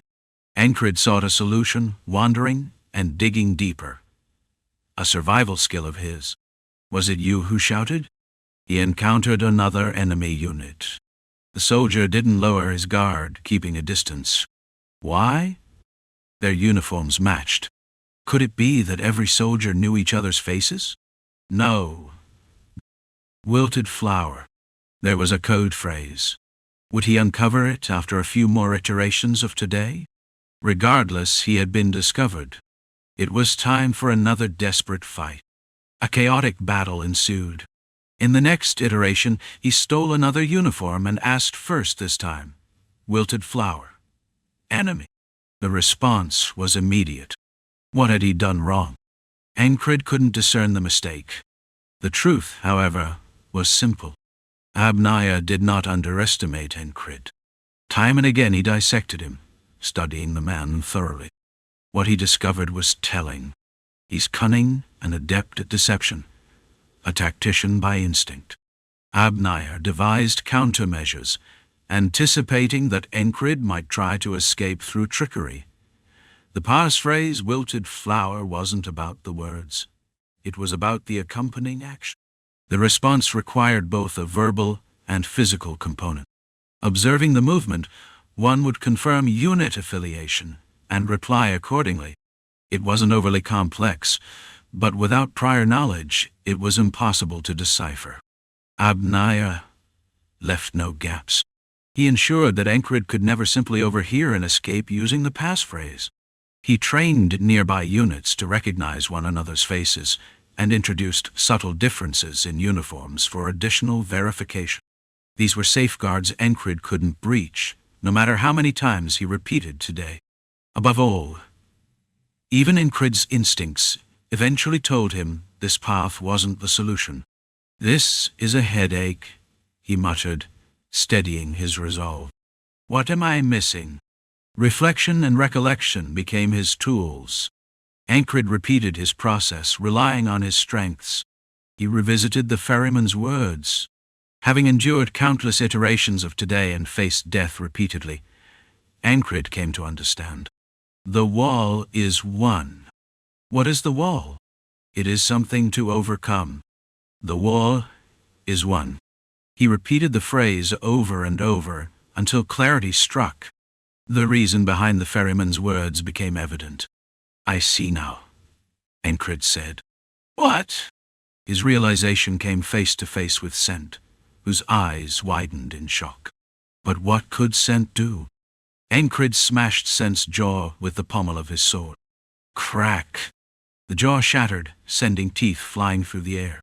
Without hesitation, Encrid's gladius severed Scent's neck. Slash! The severed head fell to the ground. "Kill him!" Once again, the cycle of endless fighting resumed. Near death, Encrid repeatedly evaded his enemies to catch his breath. He had mastered the art of prolonged combat. Each brief respite allowed him to organize his thoughts. To move forward, Encrid needed to understand. You can't overcome what you don't know. It was obvious. The wall wasn't physical. It was a strategy he needed to uncover. It wasn't 5 walls. It was one. A strategy, or perhaps a tactic, or even a doctrine. Something that required dismantling the enemy commander's carefully laid trap. But how? He was not Craze.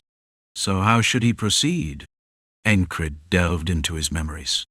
He recalled a conversation with Craze, one that offered a glimmer of insight. When the memory surfaced, so did a possible approach. Though the path ahead was still long, Encrid now had a direction. "I think there are 2 kinds of strategists," Cray had said. "One predicts everything and prepares for it. The other moves on instinct and intuition." Craze had smiled, adding, "You, Commander, belong firmly to the latter." Encrid hadn't questioned why. Instead, he reflected on over 300 iterations of today. Moments he'd overlooked in the chaos of battle surfaced in his mind. Warnings he'd sensed but ignored. Feelings he'd sensed but ignored. Feelings he'd brushed aside. Choices he had dismissed. Why did I overlook them? Why did I ignore them? Why did I feel I had to? Because he was focused solely on overcoming the wall in front of him. But now, his perspective widened. This was different. Previously, he couldn't overcome the wall because he didn't understand it. But now that it was visible, he knew what to do. Minimal combat, battles for survival. Not reckless resistance, but a methodical use of intuition, instinct, and perception to dismantle the enemy's strategy. That was the path forward. If I don't have to fight everyone. Abners had miscalculated 2 key points. The first was that Encrid could repeat today. The second was that Encrid's mind worked far better than Abners anticipated. On exactly the 378th iteration of today, Encrid found the path forward. Chapter 313, Light in the Darkness. There are things that remain darkness if unknown, but become light when understood. Encrid had grasped and recognized this truth. And now, having glimpsed the path illuminated by that light, he shifted his approach. In previous iterations of today, he had prioritized intent over instinct, believing that to be the best way to save the child.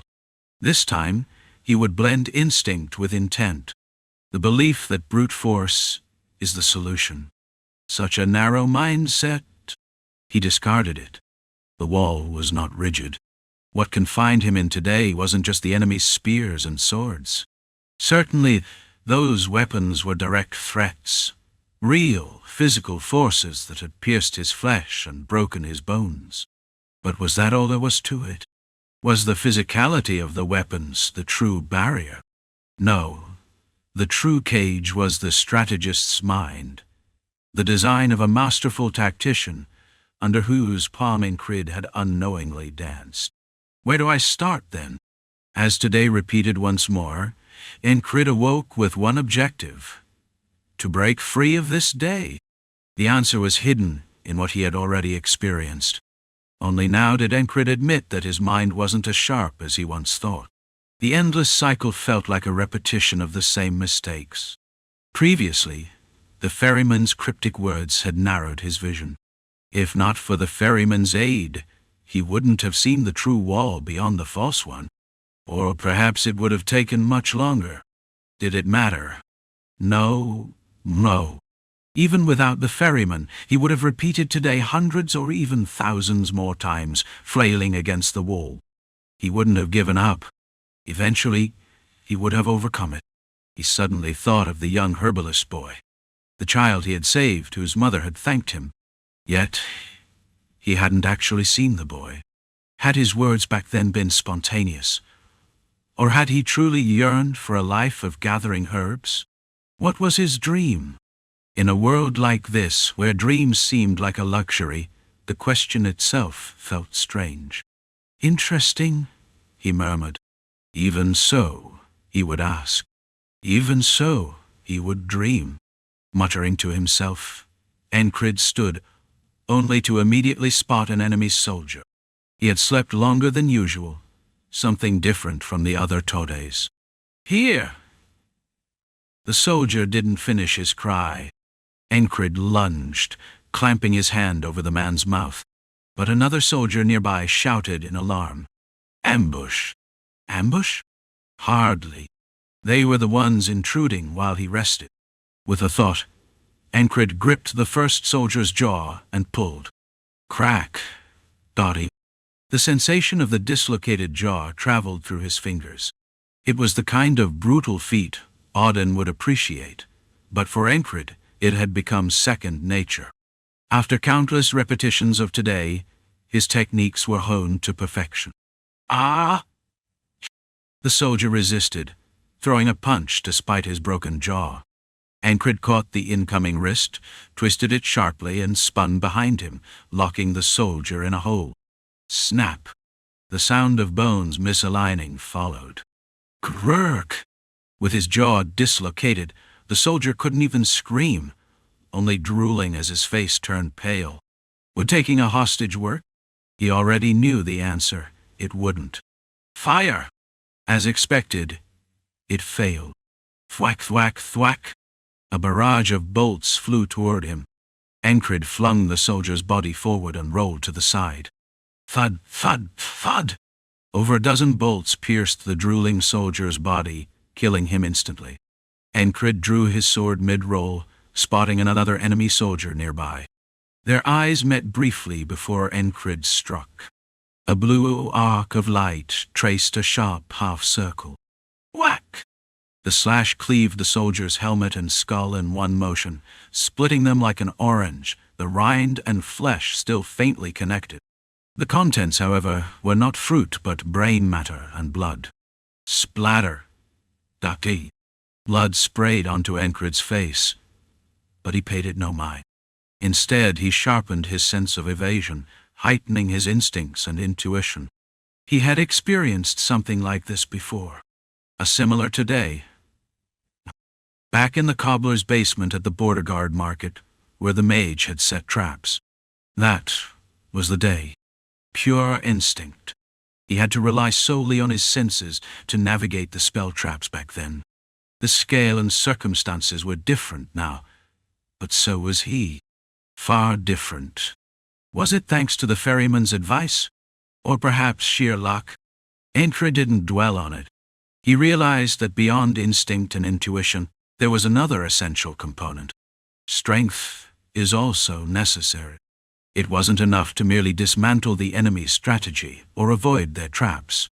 Understanding and evasion weren't the endgame. He had to combine them with sheer strength. That was the answer. As his honed senses detected looming threats, Encrid incorporated his strength into the calculations. Here, he began to move. Encrid died 6 more times after that. As always, he didn't waste a single day. Even so, it took 7 more iterations of today to succeed. The nearly 400 previous cycles made it possible. By now, he had encountered every tactic the enemy strategist had prepared. Though he couldn't fully grasp how these strategies interlinked or the exact nature of their warfare, he relied solely on his intuition. Guided by instinct, he judged each moment with split-second clarity, sensing danger and exploiting gaps. Disguising himself as an enemy was futile. Hiding was even worse. The shaman always found him. Taking hostages didn't work either. As always, he thought, he would win with his arms and legs, as he always had. Burn marks scarred his back, and the wounds from previous battles still weighed on him. The aftermath of what felt like an eternity of fighting lingered in his body. Absolutely maddening. Encrid muttered to himself, his words spilling out unbidden. To walk a path as it reveals itself. Every hair on his body stood on end. The sheer thrill coursed through him. The elation of it was nearly unbearable, a rush of excitement that verged on madness. Progress didn't solely mean a growth in strength. The act of moving forward, of evolving, sent a euphoric wave crashing through him. He realized this truth and could only revel in its joy. Chase him! The result of all his desperate struggle thus far had led to this moment. Certain of his first move for this day, Encrid ascended a tree and began moving swiftly through its branches. His eyes scanned the surroundings for his target. It wasn't easy. There he is. The shout rang out behind him. Not so fast. One soldier's head served as his foothold as he leaped, while his sword cleaved cleanly through the neck of an adjacent archer. Fighting relentlessly, darting and weaving amidst the chaos, he finally saw it. Arr! A shaman. As soon as their gazes met, an invisible shockwave engulfed him. The sense of evasion flared within Encrid, showing him the very structure of the spell in vivid detail. Not with his eyes, but through sharpened intuition. The heightened clarity of his honed instincts allowed him to perceive the oncoming, shapeless attack as clearly as if it were visible. It wasn't even a challenge. He ducked just in time to evade the shaman's invisible strike. The shaman, unperturbed, moved their lips again, weaving a new spell. But Encrid had already anticipated this moment. His muscles tensed as he gathered power in his legs, a coil of explosive energy ready to spring. The frozen soil beneath him gave way with a muffled crack. The will burst forth. Boom! The ground ruptured beneath him, scattering dirt and rocks like a geyser as Encrid surged forward. It was a charge that could be mistaken for the force of a battering ram. With the speed and momentum of a lightning bolt, he slashed his gladius. His movements were a series of seamless transitions. Relaxation, tension, explosion.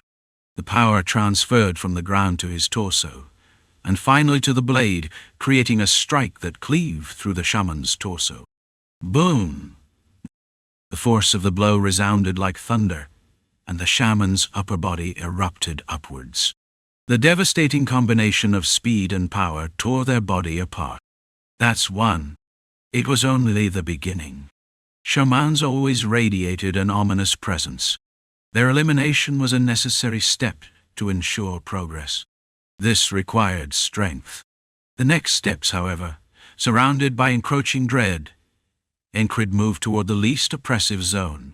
To the enemy, his actions must have seemed utterly insane. He appeared to run directly toward the most fortified areas, where heavy infantry held the line with their solid formations. Block him! The commander's shout pierced the air. For many, this day was their one and only. For Encrid, it was his several hundredth. Nilf, the situation. Abners had cornered Encrid entirely, or so it seemed. In truth, he had killed him hundreds of times. But for someone repeating today, death was merely a postponed opportunity. Encrid had been nearly trapped. The strategist's intricate snares had proven formidable, invisible daggers poised at his heart. And yet, there are those who wrench such blades free and press on. It's bad. Even eels don't slip away like this. It's as if he knows exactly what's coming. Abners was receiving constant updates on Encrid's position. His intent to kill this man was absolute. A faint twitch formed on Abners' brow, a rare sign of his irritation. His fingers drummed against his thigh, not out of anxiety but from intense focus. He had no intention of letting his prey escape. Press him. Don't give him a single gap to breathe. Where are the gray dogs? They're pursuing. He's cutting through the densest concentrations of troops, making it hard to follow. Does he know the layout? Could he?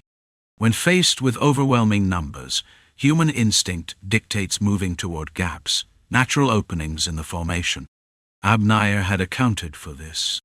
He created those gaps deliberately, positioning gray dog, mages, and shamans to exploit them.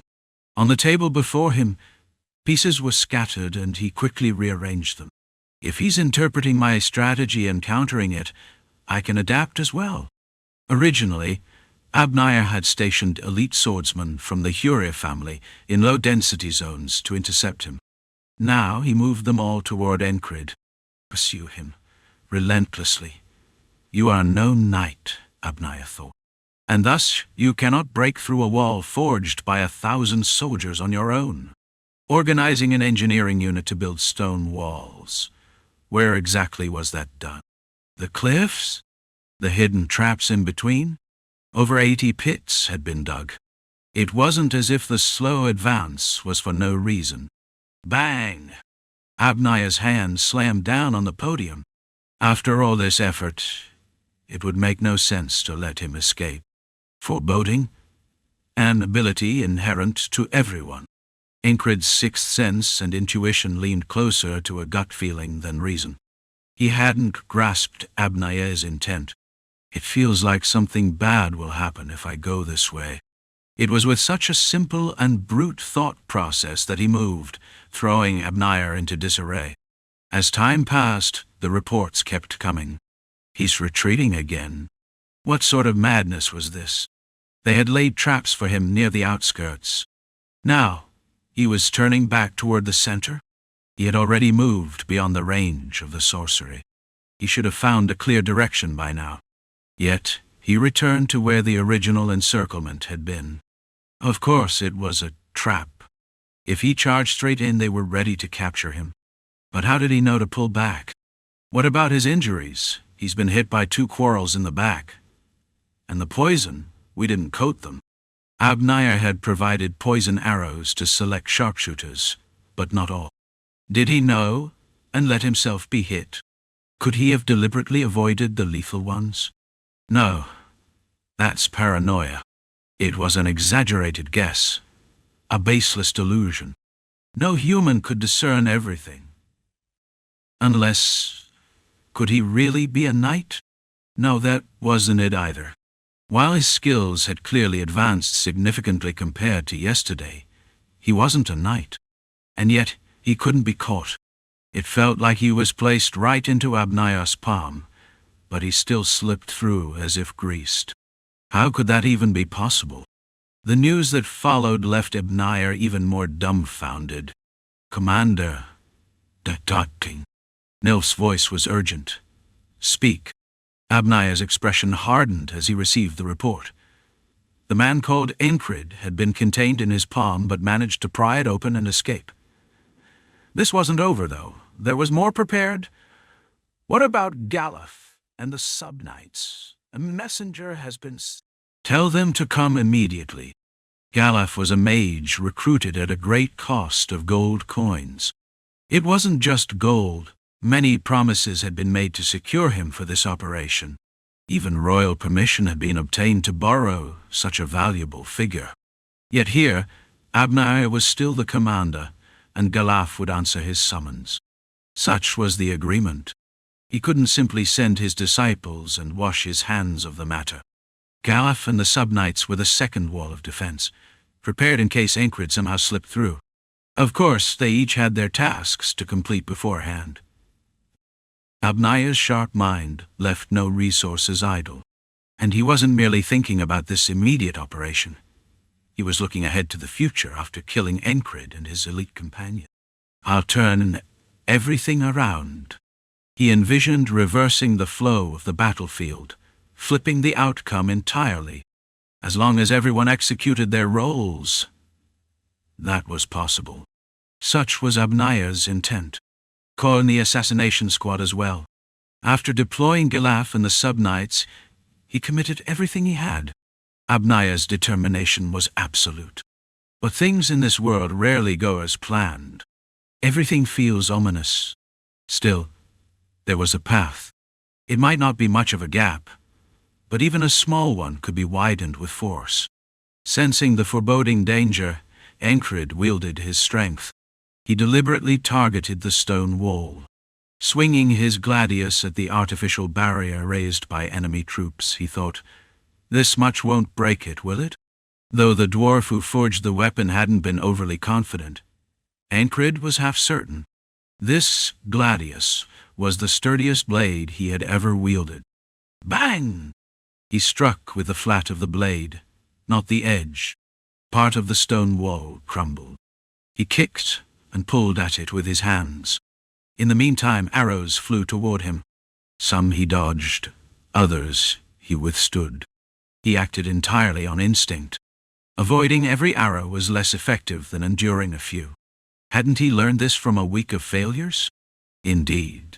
Looking to the side, he spotted several longbow-wielding elves armed with poison arrows.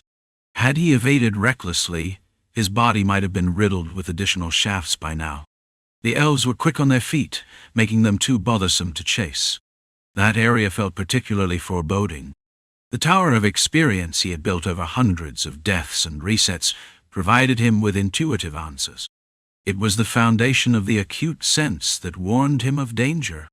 Encrid struck the stone wall again. Bang! A second thunderous crash echoed. Pieces crumbled away. He finally managed to carve out a gap he could crawl through, striking the man-made wall several times. Enemy forces surged toward him, but ultimately he found his opening. The shoddily constructed outer section of the wall collapsed at its edge, where it met the cliffside. What seemed like an escape from Abnay's grasp was just beginning. As the wall gave way, a plume of dust rose. The dry and warm winter in the northern region made for a landscape prone to such moments.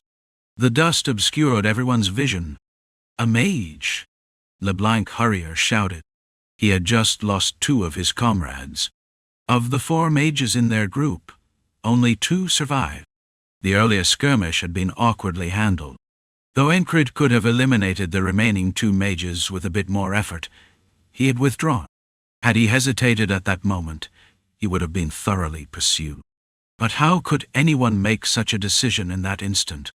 Amid the cloud of dust rising from the crumbled stone wall, Encrid's blue eyes glowed fiercely.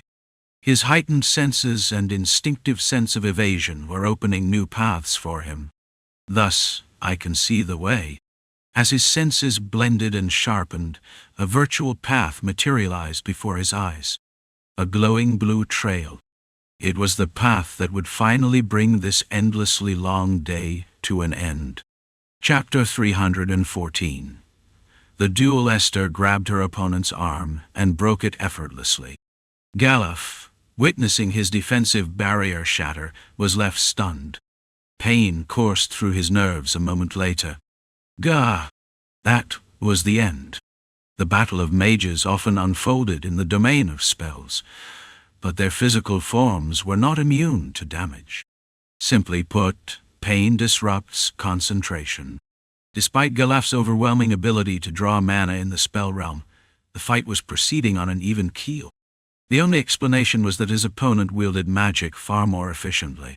Galaf endured the agony, cold sweat dripping from his brow. The attack moments ago had been truly shocking. He had invoked a defensive spell, but Esther, the Witch of War, had conjured flames in her hand and simply tore through the barrier. Her sheer physical strength was palpable in that motion. Whoosh! A burst of steam filled the air as her fiery touch clashed with his water magic. Galuf tried to retaliate with spells of his own, but found his arm captured and broken before he could act. What's with her strength? His thoughts swirled in disbelief. Had she always been this formidable? The nickname Witch of War wasn't just due to her temperament, it came from her exceptional combat prowess. Galuf had dismissed it as mere hearsay, assuming it was part of some elaborate ploy to mislead others about her true capabilities. But now, faced with the expressionless witch before him, he realized one thing for certain. Her title was genuine. You won't escape unscathed. The witch, her hair like black silk, spoke without a hint of emotion. His 2 apprentices had been subdued by summoned creatures, leaving only their grotesque patchwork golem, a marvel of craftsmanship, standing idly nearby. Damn it! Galuf lashed out, desperation laced in his actions. Escape had crossed his mind, but the gap in their abilities was evident from the start. Esther had gained her reputation through relentless battles, while Galuf had built his through scholarly pursuits and mentoring disciples. The difference was glaring. Esther had sensed it from the beginning. This wasn't a fair fight. Galuf spelled density and complexity. Superior, yes, but effective combat demanded precision, spells used at the right time and place. Esther excelled in this, while Galuf faltered. The result was inevitable. Goodbye. Her tone was eerily bright as she delivered her farewell. Thud. Esther plunged a knife into the mage's heart, then withdrew it. Galuf staggered, blood gushing from his mouth. His knees buckled, and he collapsed with a dull thud. Son of a... He muttered curses with trembling lips, but Esther silenced him by pressing a boot firmly on his mouth. A mage's mouth was a dangerous weapon. She crouched, gripped his hand, and drove the knife through the back of it, pinning it to the ground. A mage's hands were equally perilous. Galuf convulsed once before going still. One of Abner's trusted cards had fallen unexpectedly. Esther briefly inspected the corpse, checking for traps or lingering magic. Finding none, she stood. Her long black hair was matted with blood, as were her velvet coat and the pale skin it concealed. A droplet of blood traced a path down her chest, but she ignored the discomfort. Instead, a different thought crossed her mind. I wonder what Encrid's doing. She muttered to herself, curious if he was still out there somewhere, likely getting himself beaten up.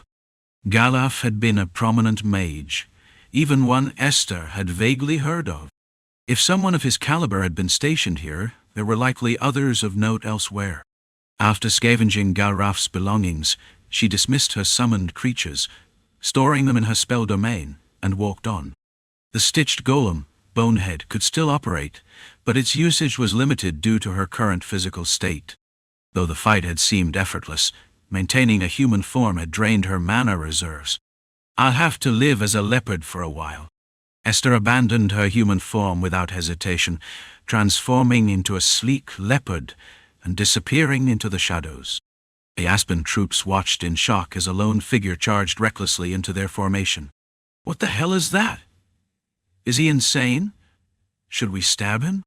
The figure broke through their ranks, positioning himself at their rear. Some soldiers cautiously readied their spears. The intruder who had broken through their formation looked undeniably dangerous. 3 soldiers exchanged glances. Let's kill him quickly and return, one of them suggested, and the squad leader gave a silent nod of approval. They were just about to charge when, hold, a nearby platoon leader intervened, taking a closer look at the stranger's face. More specifically, a distinct set of features caught his attention. Blonde hair, pale skin, red eyes. It was a description Abner had personally emphasized to all commanding officers. Leave him. The 3 soldiers reluctantly backed down, deferring to the superior's command. The platoon leader's gaze lingered on the enemy soldier. Helmetless and striding confidently through their ranks, the intruder moved with no hesitation, as though his destination were already decided. His pace wasn't quite a run, but faster than a walk. With his sword in hand, he advanced steadily, each step covering the ground of 2. Ahead of him stood a soldier clad in hardened leather armor, distinct from the standard Aspen uniform.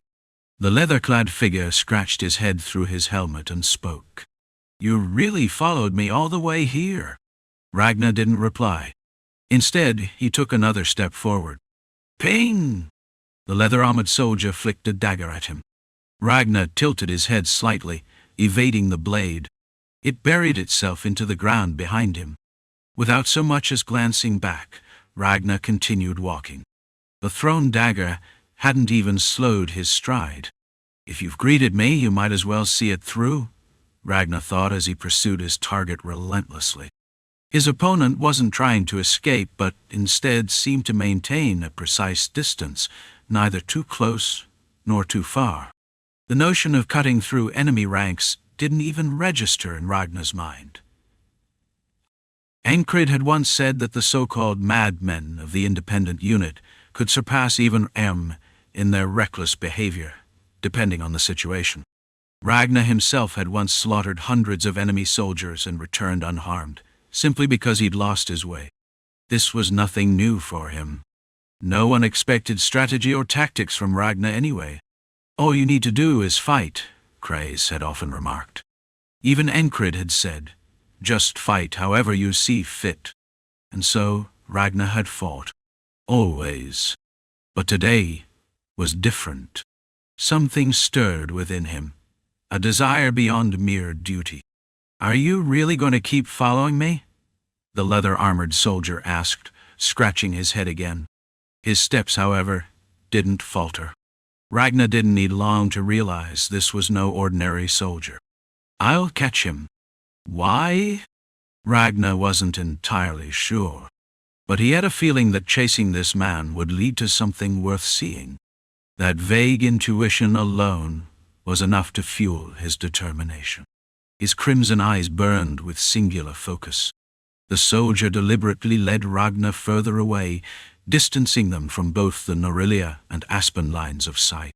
He ran hard, just enough to make his breathing labored. "He's keeping up well," the soldier thought, glancing back. Running was something he excelled at.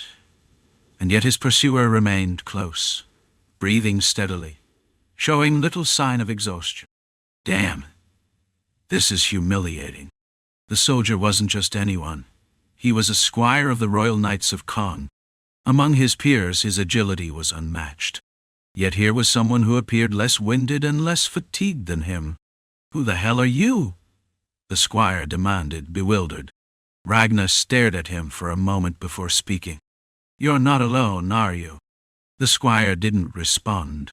What difference would it make if he did? Ragnar felt his motivation sharpen into something fierce, a combination of desire, drive, and raw instinct. Was it the urge to fight? Yes, but not solely because of the man before him. It was something deeper, primal. Ragnar raised his sword. The squire took a cautious step back, retreating into the tall grass, and from the shadows emerged a figure who made Ragnar's pulse quicken. "I warned you, didn't I? And now you're surprised." The newcomer addressed the squire. His skin was dark, his tall frame exuding an intimidating presence. His long hair was tied back, and he wore a custom-fitted helmet with a raised visor, its design peculiar and distinct. The back of her helmet was open to let her hair flow through, and on top of it 2 pointed protrusions jutted out like the ears of a predator. Her speech pattern was peculiar. Clearly, she wasn't from this continent. Her dark skin and features confirmed it. She seemed to be from the east, and she was a woman. "You're truly fearless, aren't you?" she remarked, extending her long arm, which was roughly the same length as Ragnar's. Ragnar stood still, gripping his sword and regulating his breathing. His breaths had already steadied. The squire frowned deeply at the sight. How is he still in such good condition? It was no mystery, really. Ragnar often lost his way. Getting lost had become so habitual for him that what might take someone else a month to traverse could stretch into a year-long journey for him. Without a detailed map or a guide, his travels were chaotic. But Ragnar didn't feel the need for a guide. He had no specific destination. For someone like him, the concept of being lost didn't even exist. He thought of himself as never having been lost, merely wandering. There were times when he didn't see a village for months, walking endlessly. His stamina and endurance had developed to the extreme through sheer necessity. If he's supposed to be squire level, shouldn't he be about my equal? The squire muttered, idly touching the hilt of his sword. He's above your level. The woman immediately retorted, her eyes never leaving Ragnar. Are you sure? Are you questioning my judgment? Or is that your pride talking? Neither is a good look. My mistake. It's just irritating having someone like him outpace me. He's not just squire level. He might as well be a full-fledged knight. Ragnar listened to their exchange, instinctively searching for openings in the woman's stance. Not out of strategy, but because it came naturally to him. In his mind, he had already made 4 hypothetical attacks, a sweeping slash from left to right, a downward strike with precision, a direct thrust aimed to pierce through, and an upward diagonal slash from the lower right. Each imaginary attempt ended the same way. The woman effortlessly deflected the blows before counterattacking, her blade landing on either his shoulder or his abdomen. Could I dodge it? Yes, if he moved his feet skillfully. But doing so would put him on the defensive, and once he was on the defensive, it would be hard to regain momentum. Victory seemed unlikely, no matter the approach. Ragnar's sharp intuition painted the potential flow of the battle, though it could all be just idle speculation. After all, no one could predict the outcome of a fight before it began. Without changing his expression, Ragnar wiped the sweat from his palm on his thigh. You're not a true knight, though, the woman said, taking a few steps forward. You seem to have a little grasp of will, but still. I was told to kill you, though it feels like a waste. She paused before adding, I'm Ayada, a knight of the Aspen Royal Knights. Have you ever considered defecting? A knight of the Royal Knights, and the squire standing beside her. Ayada's confidence was palpable. She had been a knight for 4 years now, and knew better than anyone that not all knights were created equal. The Royal Knights were composed of individuals with extraordinary skill and talent, refined through countless duels and training. The gap between a knight trained in a prestigious order and a rogue knight wandering the continent was vast. Ayada didn't even entertain the idea of losing, which was why she extended her proposal. Ragnar, however, wiped the sweat from his other hand, gripping his sword in both hands and raising it in front of his face. The honed blade caught the crisp winter breeze and the glint of sunlight. The weather was fine. His heart pounded in his chest. The feeling that sometimes surged within him when he looked at Encrid now struck him even harder. Why? Why was this surge of determination so overwhelming? Was it a desire to cut her down? A murderous impulse? No, it wasn't that. It was because his opponent was strong. Not only was her movement extraordinary, but her affiliation also spoke volumes. The Aspen Royal Knights. A symbol of power. A significant factor in Aspen's decision to start this war, despite the presence of the Red Cloak Knights in Norelia Docks. And now, such an opponent had appeared before him? But it wasn't just that. Ragnar's drive had been simmering for some time, stoked by the influence of Encrid. It gave him a thirst, a desire that occasional training sessions could not quench. He realized he needed something more, a catalyst to push him forward, to reach the next level. He couldn't show his full potential against Encrid or the other half-wits around him. Killing them wasn't an option. But this night, she was an opponent he could face with everything he had. The offer to defect didn't even register in his ears. All he wanted now was to fight. Provoking her would help. Ragnar had learned that much from Encrid, and he applied the lesson now. "What are you even saying, you walking pile of brown dung?" he spat. Chapter 315. Turning Points in Battle. Ah, this is entertaining. Having wandered countless battlefields, Aya had heard insults of every kind, from curses aimed at her parents to words too vile to repeat. But this one was different. Never in her life had anyone dared to compare her heritage to something so degrading. For Aya, her brown skin was a source of pride. She carried her Eastern lineage with honor, and as a knight, her appearance was something she cherished. "What?" Aya tilted her head slightly, disbelief etched into her expression. "It stinks. You should wash yourself more often." Ragnar was simply doing what he had learned. Encrid was a master at exploiting his opponent's weaknesses, and if the weakness was mental, Encrid was undoubtedly among the best on the continent. Though Ragnar wasn't his direct disciple, he had spent years observing and picking up tricks here and there. "Did that brat just say I stink?" Aya was a knight, but she was also a woman. Being called brown excrement and being accused of stinking struck deeply, each insult hitting a different nerve.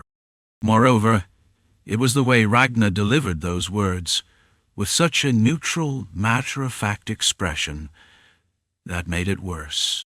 It was as if he truly believed his accusations. "No, you smell lovely like flowers," the squire interjected hastily, but the damage was already done. Aya's face hardened. Her jaw clenched, and the muscles along her cheek tensed visibly. "You little bastard." Despite her anger, Aya didn't lose all composure. She funneled her fury into power, as she'd learned from years of experience. That brat was going to die. She would make sure of it. "I'll start by cutting out that tongue of yours," Aya said, drawing her blades. Ting. She dual-wielded a pair of swords, a longer standard longsword in her left hand, and a slightly shorter blade in her right. "You'll die. Though maybe not so cleanly," she muttered, her tone sharp and venomous. The squire, too, unsheathed his weapon from behind with a metallic scrape. Shing! Even without looking, Ragnar could tell the squire held a longsword. Meanwhile, his eyes quickly analyzed the weapons Aya wielded. The squire moved into position, carefully closing the distance from behind, his weapon pointed at Ragnar. "Did you think this would be a fair duel? Watch your back, idiot." Aya's words dripped with mockery, a combination of her anger and amusement. Ragnar accepted the advice, staying alert to his rear. The squire began to circle, shifting positions with soft, deliberate steps. Ragnar moved as well, matching their pace. Now he was caught between Aya in front and the squire behind. What to do? Aya initiated the attack. She darted forward, closing the distance in an instant, her thrust aiming with uncanny precision. Ragnar raised his sword to block. Clang! But her attack was just a feint. The real danger came from behind. The squire's sword swung down toward Ragnar's exposed back. Instinct honed by years of survival kicked in. Ragnar dropped into a crouch while thrusting his sword upward. A heavy attack like his required strength. And Ragnar knew how to apply force even in such confined movements. The squire hesitated, halting his attack just before impact and pulling back to reassess. The moment his upward thrust cleared, Ragnar rolled to the side. Whoosh! The spot he had just vacated was cut cleanly by Aya's rising slash, the speed and force of her blade slicing through the air with an audible hum. Call me Aya, the fragrant knight of the Grand Royal Order. As Aya stepped forward to attack again, Ragnar felt another strike coming from behind. He couldn't see it, but he could sense it, a ripple in the air, a wave of killing intent. Surrounded and with no clear way to block both attackers, Ragnar made his choice. Whoosh! He swung his sword in a wide arc. If he couldn't block them, he would force them back. The large blade traced a spiral trajectory, faster than his usual speed, aimed to disrupt both Aya and the squire. Clang! His blade met Aya's, and the force of the impact was enough to halt her momentum. Ragnar's mind raced. The squire wasn't an ordinary combatant. His attacks carried the finesse of an illusion sword technique, enhanced with hints of will. That made him much stronger than the average squire. Illusion swordsmanship was a deceptive style. Though the blade itself was an illusion, the intent behind it was real, and with enough focus, it could still harm. Aya's style, meanwhile, was balanced between speed and power, a fusion of heavy and fast strikes. She had clearly undergone formal training, and belonged to an established school of swordsmanship. Their coordination was seamless, and it was overwhelming. Ragnar was in danger. A single misstep would mean death, and yet he was exhilarated. This was the moment he had been waiting for, the catalyst he needed to push forward. "Are you smiling?" Aya's voice was incredulous as she saw the faint grin on Ragnar's face. Ragnar wasn't mocking her. He was truly enjoying this moment, his satisfaction unmistakable. "Does getting stabbed make you this happy?" Aya's disbelief turned to irritation. Ragnar remained silent, savoring the intensity of the battle. This was his chance to break through his limits, to leap forward. He had waited for this moment. "Close your mouth," Ragnar said at last, his voice calm but sharp. "It stinks." His taunt struck again, this time not just a provocation, but a tactic to destabilize Aya. All right, Aya hissed, her voice tight with anger. "I'll carve you into pieces, slowly." Her blades moved again, carving streaks of light into the air, faster and sharper than before. Ragnar quickly realized his earlier assessment was wrong. Aya's style wasn't just a blend of heavy and fast strikes. It included illusion sword techniques as well. It was a complete and well-rounded form of swordsmanship, refined and deadly, and that only made Ragnar smile wider. Seizing the gap, he struck. Clang! Bang! Zing! Occasionally, metal, sparking. He pushed against the floor with his soles, moving his body without rest. No, he had to move. If he took a breath, he'd get hit by a sword. So he minimized the moments of respite. And he endured. "Huh!" A battle cry rang out from behind. The moment he sensed the attack coming with unstoppable momentum, Ragnar reacted. He raised his sword vertically and spun his body to block. Bang! The loudest sound erupted since the fight began. It was the blow from the squire's strike he had blocked. Not only did the squire have a sweeping sword technique, but he was also skilled in heavy sword strikes. Ragnar had to lift his body while blocking, but the shock wasn't fully absorbed. His knee ached. Then, once again, Aya's sword descended from above. It was a blow to the crown of his head, as quick as a bird snatching a fish. There was no time to raise his sword, so he twisted his body instead. Swish, thud. Aya's blade skimmed Ragnar's shoulder. Blood sprayed into the air. Clumsy, but despite wearing armor, he was still cut through. Aya's sword was no ordinary blade. Its cutting power was exceptional. In that moment, Ragnar also swung his sword. His sword, about half again as long as usual, whipped through the air like a whip, cutting the front with light-like speed. Crash! The thunderous sound of his sword echoed. Aya didn't block but dodged. She knew. This wasn't the kind of attack one could block. Her eyes were a little special, so she could see it all. Ragnar took a brief moment to catch his breath. Having employed all the sword techniques he knew, a stab landed behind his thigh, and the flesh on his left shoulder was also torn. It was opening weakness. Still, Ragnar didn't retreat. In his mind, defeat was not an option. All that filled his mind was the thought that he was getting closer to something elusive, something just out of reach. And it wasn't an illusion. Ragnar was standing before a wall he alone could perceive, having found his moment. "Ah, this is fun." In the midst of their battle, Ragnar muttered, "You crazy bastard." Aya became angrier. She was winning, yet it was her side that was anxious. It was obvious. Aya had the will to see. From her perspective, Ragnar was catching up to both of them in real time. "You monster!" Aya could feel her opponent's sword changing. She saw it. Naturally, her heart started to race. Shit. Squire Bill cursed. He was usually calm, but when pressed, he became savage. The fact that Bill was speaking harshly meant something was off with the atmosphere. The man who should have already died was still holding on. He held on, and his superior, the knight, gestured with her eyes. It felt like the situation was turning into something worse than a mess. Bill was burning up inside. Aya felt the same way. "Who the hell is this guy?" Aya's swords in both hands moved faster. In an instant, it felt as if her arms had turned into four, fooling the opponent's eyes. A speed-induced illusion. Ragnar's eyes followed. Thunk! He couldn't block them all and allowed a strike to land on his abdomen.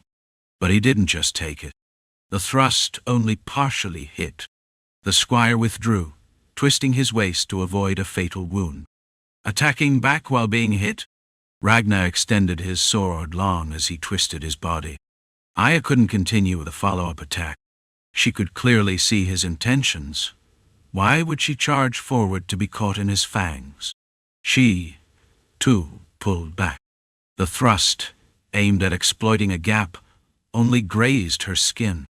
Squire Bill moved to regain his footing. During the brief moment Aya pulled back, Ragnar staggered a few times. It wasn't an attempt to deceive anyone. He had pushed himself too far, trying to absorb this hit. Aya's body instinctively reacted. The opponent's opening was clear. Her eyes saw it. In response, Squire Bill adjusted his grip on his sword. "This time, we end it." It had to happen. It was the only way. An ominous feeling ran through Aya's entire body. She felt that if she didn't kill him now, it would be too late. What kind of person was this? Getting stronger while fighting? It didn't make sense. What kind of talent could do this? Just before Aya and Bill rushed in, Ragnar realized. This is it. It had been a long yet short battle. Ragnar reflected on his previous fights. He remembered the sword he had wielded. Since he was a child, once Ragnar held a sword, he could see the path it should take. He knew where to swing the sword. It wasn't a skill he could explain.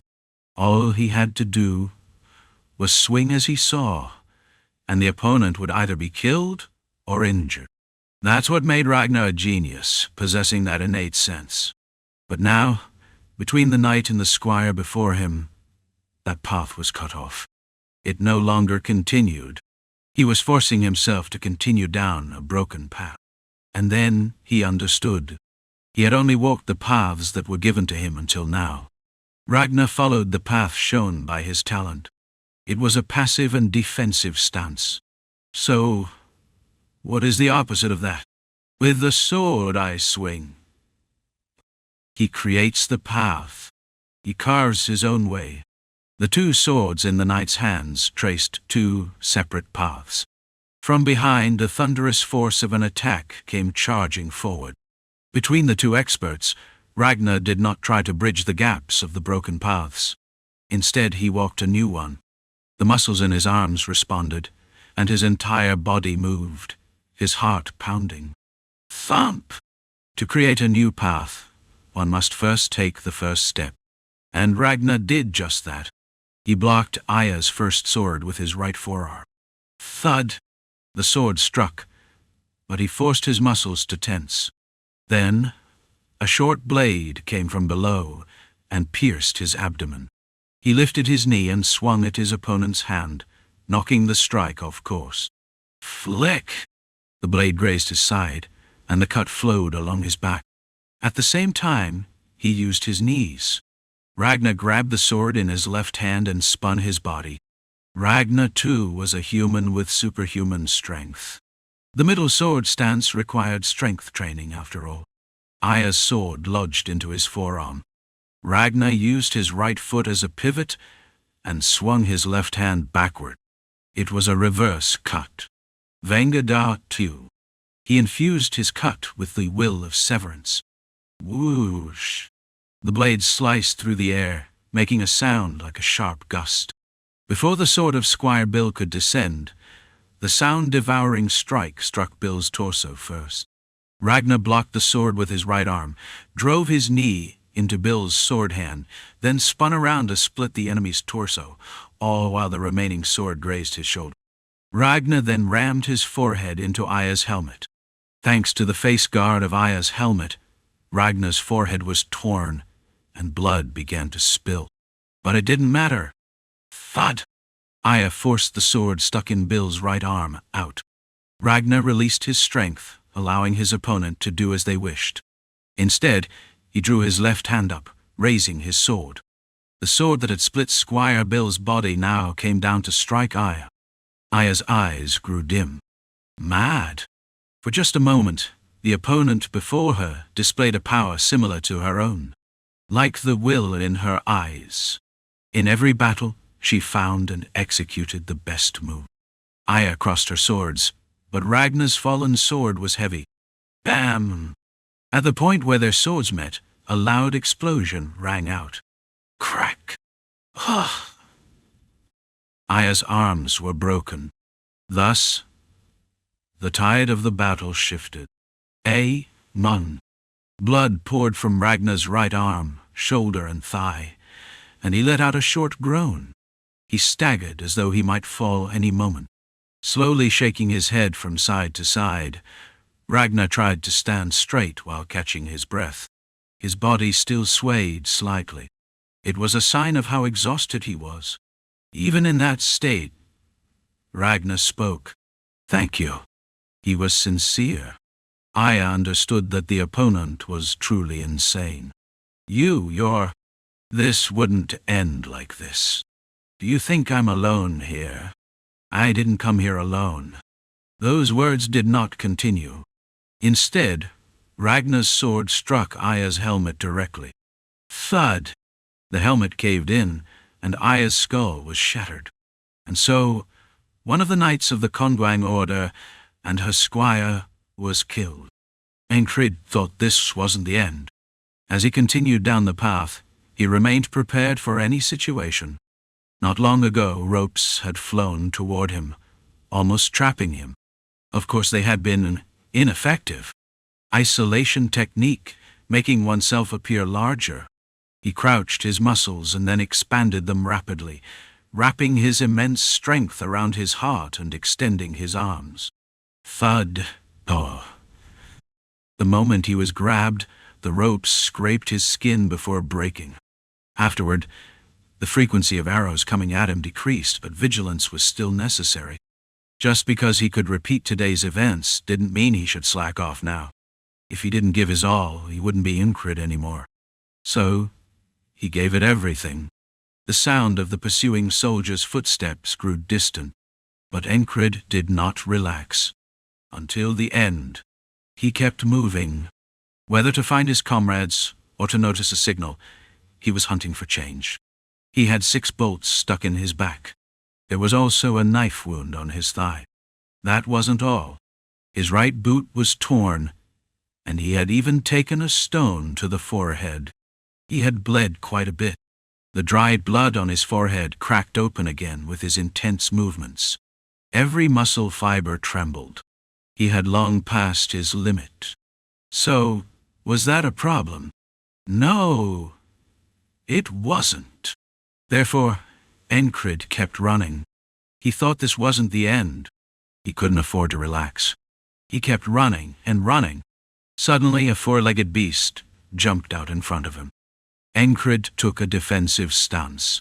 He dropped his sword in his right hand and thrust the one in his left. The quick reaction was almost instinctive. Along with the beast, there was also someone wielding a long sword. Encrid instinctively reached for his sword, then stopped. The opponent spoke. "We'll duel later. My arm's dislocated." It was Ragnar. Standing beside him was Lake Panther, Esther. They had broken free from the encirclement. Encrid couldn't tell when it had happened. In truth, it didn't matter. He had no intention of stopping, whether he was running to the death or until he escaped. Chapter 316. Turmoil, ignorance, despair. The ones chasing Encrid gave up. The commander at the front could not speak. The adjutant beside him spoke instead. "We've lost him." There was nothing to be done. They had thrown the rope, thinking it would be the last chance, but he broke it with sheer strength and escaped. An extraordinary power. That wasn't all. He didn't even seem to get tired, continuing to run forward, always forward. The madman never stopped to rest. He didn't stop his feet. Watching that, they couldn't even think of catching up. The target never rested, always moving, relentlessly. Eventually, the commands from the commander became fewer, and his steps stopped. Encrid had completely escaped the trap laid by Abners. Even the grey dogs stopped. The commander of the grey dogs stared vacantly at the vanished traces of the man. Not only had they crossed the encirclement, but they had also entered the enemy's territory. If they pursued now, they would be countered. Thus, it was over. Abners. The commander of the grey dogs repeated the name of the one who had vowed to take full responsibility. Hadn't he said that he didn't mind if all the soldiers died just to capture that one man? Right, call me an idiot in the future. Call me a fool who sacrificed 1,000 soldiers just to capture one elite soldier. He recalled Abners' impassioned speech. Had they all died, what would he have said then? But not even half of his forces had died. No, only a very small number had been killed. 2 shamans, 2 magicians, a few mercenaries, and 2 swordsmen from the Harrier family. The number of regular soldiers lost was small. The enemy had evaded them, a retreat path that seemed impossible, one that no one would ever believe if told. The commander of the grey dogs acknowledged it. He can't be caught. Only the report remained. Did Abners truly think that sacrificing 1,000 soldiers would be worth catching that man? Abners couldn't even become a failure. He had been denied that opportunity. Abners acknowledged that something had gone wrong with Gala and the knight. "They're not coming." As he looked toward the distant battlefield, his adjutant Nilf lowered her head. With this, Abners had bet everything. It was as if he had gambled with the king of the kingdom himself. The end was approaching. What about those who said they were confident in assassinations? Even those who had worked tirelessly under the cover of darkness. "They're not responding. They've either fled or, you mean, they've been taken out." Flee? They could not escape. The moment Abners even lifted a finger, their entire clan would be doomed. In other words, they had been taken out. By whom? It was unbelievable. It was a complete defeat. Abners laughed. If he didn't feel a sense of emptiness, then he wouldn't be human. Is the world against me? Has the goddess of fortune turned her back on me? Or did I miss something? What did I miss? He muttered to himself. The calm words he spoke felt like daggers he was plunging into himself. What Abners didn't know, Nilf couldn't have known either. Nilf kept silent. They were inside the command tent. Only the 2 of them remained. Abners sat down in a chair by the stove and lowered his head. The hot flames scorched a few strands of his hair. Crackling sounds came from the fire as embers jumped from the stove. Some of the embers even landed on Abners' face, but he didn't even flinch, lost in his thoughts. He kept pondering. Should he curse everything for not making sense? Or should he accept it? What should he accept? What was there to accept? Was it that luck hadn't been on his side? Or how had they escaped? What had happened to Gala and the junior knight? He had sent them to intercept. It was his second plan, to capture the elite soldiers. But that plan was cut short before it could even begin. He had sent them to capture a few conspicuous ones from the enemy's camp and return. But had they been captured in turn? Could it be them? What happened to Ayada? What about the mage who grasped the river? And what of the assassination clan? What had happened to them? They had been assigned to kill the enemy commander, but there had been no disturbances in the enemy camp. They had disappeared without a sound. How could that be? Did they send a knight from Norilia? Nilf. Without realizing it, he spoke. Was it a knight? A red cloak? Cypress? He shouted the names of those infamous in Aspen, but it was meaningless. The most important task Nilf had was to monitor the inside of Norilia. They couldn't send knights now. That was the conclusion. No. Nilf's voice lowered to almost nothing. Abners closed his mouth again. His mind continued to explore possibilities and search, but would there be any answers? If one didn't know that Encrid was repeating today, it would be impossible to understand what was happening. I've lost. A clean defeat. When considering the possibilities, the enemy could do too many things. Perhaps during the fight, they grew to the level of knights. Or maybe they were knights from the beginning without anyone knowing. In that case, it was inevitable that something had happened to Galuf and the knight. The outcome of the situation on their side was clear. The assassination clan was taken out in turn. Could it be that the fairies were involved? He had heard there were fairy warriors among the enemy. However, even if they were fairies, it couldn't have been an easy task. But let's assume they had hidden skills. Then there was Encrid. Encrid was the one who slipped away. That side was truly beyond comprehension. What kind of person could do that? Maybe it was sheer luck. But if not, a genius of intuitive judgment. A commander who acts with his senses, not his head. He had heard of such people. He never thought there could be such a person. Intuition is the sum of experience. You cannot discuss tactics purely with instinct. You can hope for luck by sensing the flow of military morale once or twice, but in general, you need knowledge to develop intuition. Only then can your instincts be the basis for judgment. Thus, experience must back up intuition before one can sense danger. But the enemy was a late-blooming genius, not a commander who had spent his life on the battlefield. Even an experienced veteran couldn't do this. Not even a veteran who had fought 100 battles could have slipped away. Yet, he was missed. I can't just let him go, can I? He murmured. He had used every means available, but there was still something left to gain by risking his own life. Are you going to use it? Nilf asked knowingly, and he nodded in understanding. I have to finish what I started. By bringing in mages and junior knights, had unexpectedly acquired new allies. However, using them meant admitting his defeat. Once he returned to the Empire, he would face considerable criticism. He might even lose his position. It would be a miracle if he didn't face execution. But even so, he couldn't let it end in defeat. Abners stepped outside. I don't think I've ever lost so thoroughly before. None of his plans had come to fruition. What were his original plans? The top priority had been to reduce the enemy's main forces, represented by elite troops. The first target was Encrid, and the second was his subordinate forces. I never thought Ayada would fail. Her eyes were special. In some ways, they were even better at reading talent than the Fruk's ability assessment. Eyes imbued with will could recognize an opponent's strength at a glance. Thanks to this, Ayada had earned the nickname the one who never fights losing battles.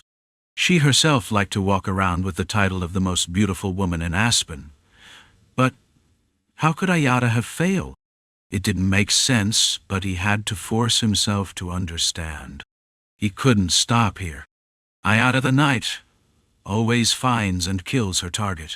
Galuf had been kept as a trump card for later. Encrid should have been captured and killed. That had been the primary goal. And this wasn't the end. There had been further plans. Throwing away 1,000 soldiers to kill a single enemy wasn't the conclusion he had envisioned. There had also been secondary objectives. It's regrettable, so regrettable. With this battle, Aspen could have at least gained a green pearl. If things had gone as planned, it could have happened. After capturing the enemy's elite forces, he had plans for what to do next. But now those plans were useless. What remained was either stubbornness or lingering attachment. He didn't know which. Abners gritted his teeth. Is that sprained? At Encrid's question, Ragnar raised his arm, which was wrapped with a torn piece of clothing. It's sprained, Ragnar replied nonchalantly. Was that all it took? Was it really that simple? Even though Ragnar clearly had an injury that seemed close to a serious wound, he said it as though it was nothing. Without proper treatment, his arm would be unusable. Of course, Encrid wasn't in a normal state either. My whole body is sprained too, he said, inspecting his own body. Ragnar didn't even smile. Esther, who was below them, made a curious sound, almost a growl. Encrid made a half-hearted joke and turned around. There were no traces of the ones that had been chasing them. Had they escaped? It seemed so. The ominous feeling that had loomed over them earlier, and the sense of impending doom, were completely gone. Now, what should they do? Should they relax? Perhaps it was time to. Yah! A cry, almost like a cheer, came from afar. It was a loud female voice. When Encrid squinted his eyes, he saw Dunbakel rushing toward them. Dunbakel was also covered in blood, her white fur stained red, making her look like a dark red beast. Her fur was now a mixture of white and dark red, patchy like a spotted cat. She looks like a spotted cat. Encrid had an unimportant thought. She came charging toward them. Behind her, the movement of their own forces could also be seen. It was thanks to Craze not being able to hold back and sending troops. My fiancée, are you going to do this every time I take my eyes off of you? Shinar came from behind Dunbakel. She lightly tapped the ground and leaped forward, moving quickly, characteristic of the light movements of a fairy. As she approached, she spoke, and only then did Encrid realize. Tomorrow. Today was drawing to a close. The long sun cast a shadow stretching down the hill. The light that had illuminated everything was fading beyond the western horizon. It was the time when the orange-hued sunset began to speak of a new day, different from the previous one. Encrid basked in that light. He had survived, fought, and was now ready to greet tomorrow. Let's go back. Encrid spoke, but no one knew what was going on with him. They couldn't know the details. However, the regiment's soldiers had seen Encrid fighting. It was known that he had charged into the midst of the enemy alone, swinging his sword like a madman. To someone trapped in the curse of repeating today, it was something from long ago, yet to those around him, it had only happened a day or two before. Ah! The roar tore through the air. It was a song for the hero who had pierced through the enemy's lines and returned alive. What kills me makes me stronger. Death! Even the trivial slogans echoed. To Encrid, all of it felt distant. The sound seemed to fade away. As he wondered why, his body began to tilt. Someone came to support him. Unexpectedly, Ragnar placed his shoulder under Encrid's. Idiot. Ragnar muttered to Encrid. With the sunset behind them, both wounded men staggered. Ragnar wasn't in any condition to walk properly either. Making it this far was a feat in itself. Grrr! Esther, who was behind them, shook her head. It seemed like she was calling them idiots. All right. But Dunbakel stepped forward. She was just as exhausted. There were so many skilled fighters on the enemy side. She hadn't been in a life-or-death situation, but she was physically drained. However, she wasn't about to collapse from exhaustion. Dunbakel lifted Encrid up. The soft, beast-like fur from her body cradled Encrid as she lifted him. "Wow, you're soft," Encrid muttered through his haze. Indeed, she was soft. "Did you take some medicine or something while fighting?" Dunbakel grumbled. Encrid glanced back again. The enemy behind the hill wasn't getting any closer. "I could carry him too." Shinar, who was next to them, spoke, but Dunbakel ignored her and kept moving forward. Ragnar, who had tried to help, finally collapsed. Several soldiers took care of Ragnar. It was unbelievable that he had made it this far. There was hardly a part of him that wasn't injured. The cheering quickly died down. They weren't chasing after the enemy, but seeing the two of them walk back, it was a miracle they were still moving. Among the cheering, some sharp-eyed soldiers stepped forward. "Clear the path! Inside! Medics!" The soldiers scattered, doing their tasks. The commanders moved into action. Encrid and Ragnar entered the unit.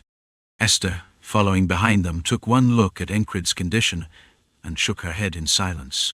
It looked as though he had crossed dozens of life-and-death situations.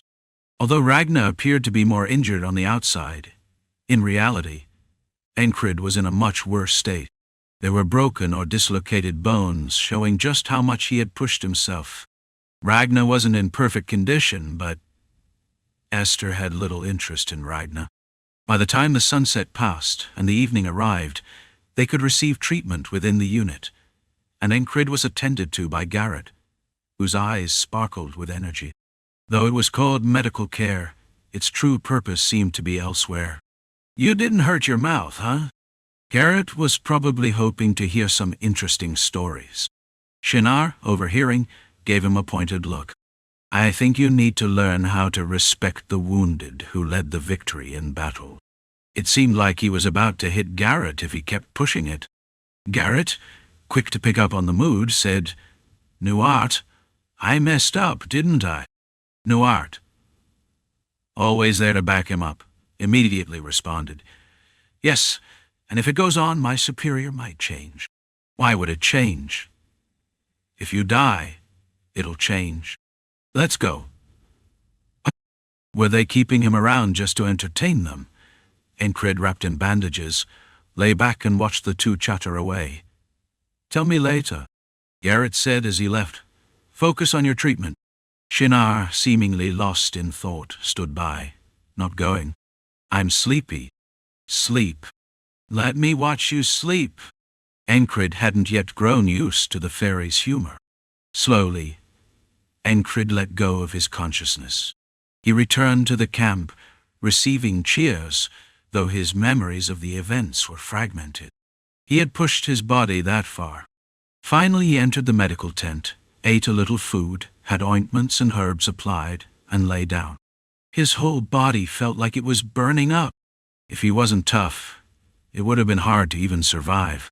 Encrid fell asleep. When he closed his eyes, he saw a black river. A ferryman. The first is turmoil, the second is ignorance, and the third is despair. Encrid couldn't understand what that meant. The ferryman today was much more somber than usual, and Encrid himself was so exhausted that his mouth couldn't move, even in his dreams. Chapter 317. The Assassin's Waltz. His body demanded recovery. Encrid repeated the same grueling day, pushing himself through fire and fury. Dunbakel and Shinar moved swiftly to deal with the light cavalry attacking their rear, clashing with the enemy in fierce, bloody combat. Meanwhile, Ragnar, excitedly proclaiming he had discovered a turning point, rambled on with his usual nonsense, something about brown excrement. Jaxon, however, was busy in his own way. For the first time in a long while, Jaxon caught the faint scent of his own kind in the air. Not that there was an actual smell. It was his sharpened senses blending into an almost sixth sense, allowing him to perceive the presence as a kind of smell. Silent footsteps. A blade approaching. The intuition painted itself in his mind, visualizing the threat before it arrived. Jaxon slipped out from among the soldiers. His opponents also recognized him instantly. They were members of the infamous assassination lineage who had founded Aspen's assassin guild, the Monsters' Swamp. They were not just any guild members, but the actual masterminds behind the organization, while the official guild master was little more than a figurehead. These were 3 assassins who carried absolute confidence in their own skills. As soon as they identified Jaxon, their bodies moved in unison. "There's an amateur among them. Let's kill him and move on." Without exchanging words, their intentions aligned through their glances. Jaxon deliberately made himself noticeable, allowing small sounds and traces to leak, intentionally luring them. Yes, this was a lure. It was an invitation to kill. While Jaxon was skilled in such combat, he broadcasted subtle signs that he was inferior to them. It was a calculated provocation, almost a seductive dance inviting them into his trap. 3.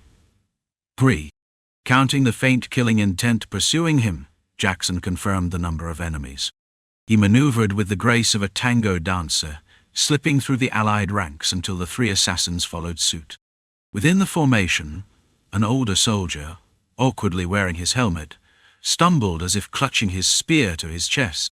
The old soldier fell with an exaggerated motion, letting out a groan of oof as his knees hit the ground with a loud thud.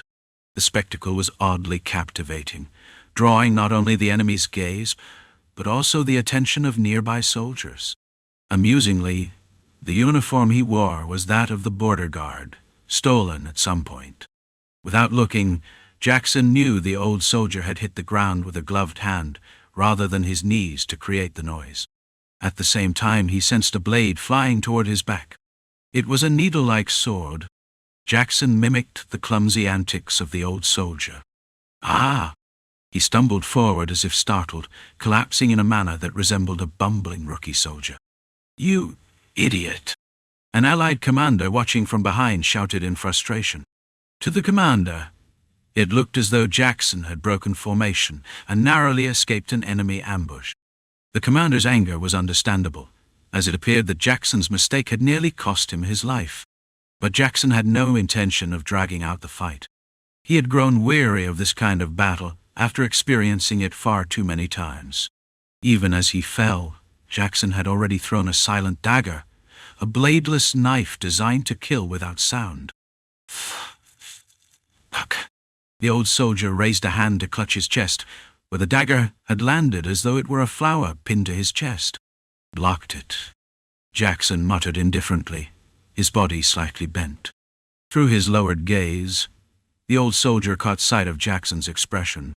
His eyes, devoid of emotion, were shaded with crimson hues encircled by a deep, earthy brown.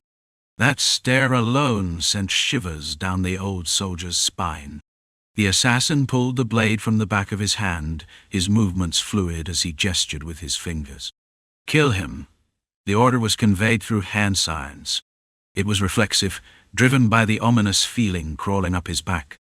The other 2 assassins sprang into action, throwing poison-laced daggers and releasing toxic smoke at Jaxon's feet.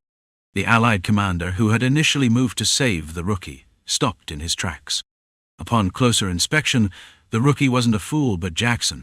Although Jaxon had deliberately shown his face to signal the commander not to interfere, the commander couldn't fully grasp his intent. Even so, if someone rushed in and died, it was their own fault. Jaxon had maintained enough distance to ensure their safety. The reason he had left the formation was simple. He didn't want to involve allied soldiers. Using an allied soldier as a human shield would have made the fight easier, but Jaxon refrained. Even Encrid, the captain, would have approved. He disliked unnecessary sacrifices. "I'm worrying about the strangest things." Jaxon felt as though the blade he carried in his heart was becoming dull. But that didn't mean his skills, honed to perfection, had lost their edge. Daggers flew through the air, steel wires tightened, aiming for his ankles. Jaxon detected and evaded them all. His senses were monstrous. Of course they were. In terms of sheer sensory prowess, Jaxon was a genius who had surpassed even the fairies through sheer effort. The outcome was predictable. The assassins resisted, then fled, but Jaxon hunted them down one by one, carving new mouths into their throats or pinning daggers into their hearts like macabre flowers. By the time it was over, they were far from the battlefield. No one, ally or foe, had witnessed the fight clearly. Even if they had, all they would have seen were flashes of movement and fleeting shadows. The last opponent, disguised as an old soldier, muttered bitterly as he lay dying, his voice tinged with resentment. "Who are you? Would knowing make it less bitter?" Jaxon replied indifferently. "Shit." Blood trickled from the man's lips. A dagger was lodged in his chest. Removing it would only hasten his death, though leaving it might grant a few fleeting moments. Jaxon saw no reason for such charity. With a swift motion, he pulled the dagger free and leaped back, just as the man used his dying breath to fire a needle he had concealed in his mouth. The needle zipped harmlessly through the air. "This bastard," the assassin thought, astonished by Jaxon's unrelenting vigilance. Regardless of his opponent's manner or gaze, Jaxon remained composed, staring indifferently at the dying man from a short distance. The assassin trembled violently until life finally left him. Jaxon took the time to inspect his wounds. Traces of poison were evident. Black foam bubbled on his skin. Though potent, the toxin wasn't fatal to him. It was a type he recognized. As he tended to himself, he habitually searched the assassin's body. Among the usual items, needles, poison powder, and smoke bombs, he spotted a tattoo, a black lily.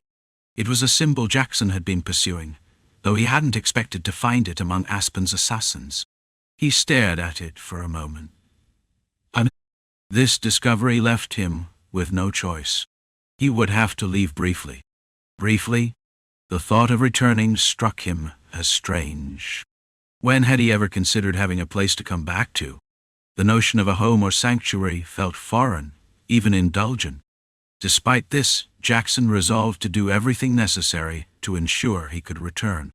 He still wanted to see what Encrid would do. That man had an inexplicable quality that made him impossible to ignore. "I'll let him know before I go," Jaxon decided. A short report requesting leave should suffice. Encrid alternated between sleeping and waking, fully aware that rest and proper nutrition were crucial for recovery. His body, shaped by the isolation technique, demanded it with uncompromising urgency. Hunger became his singular focus.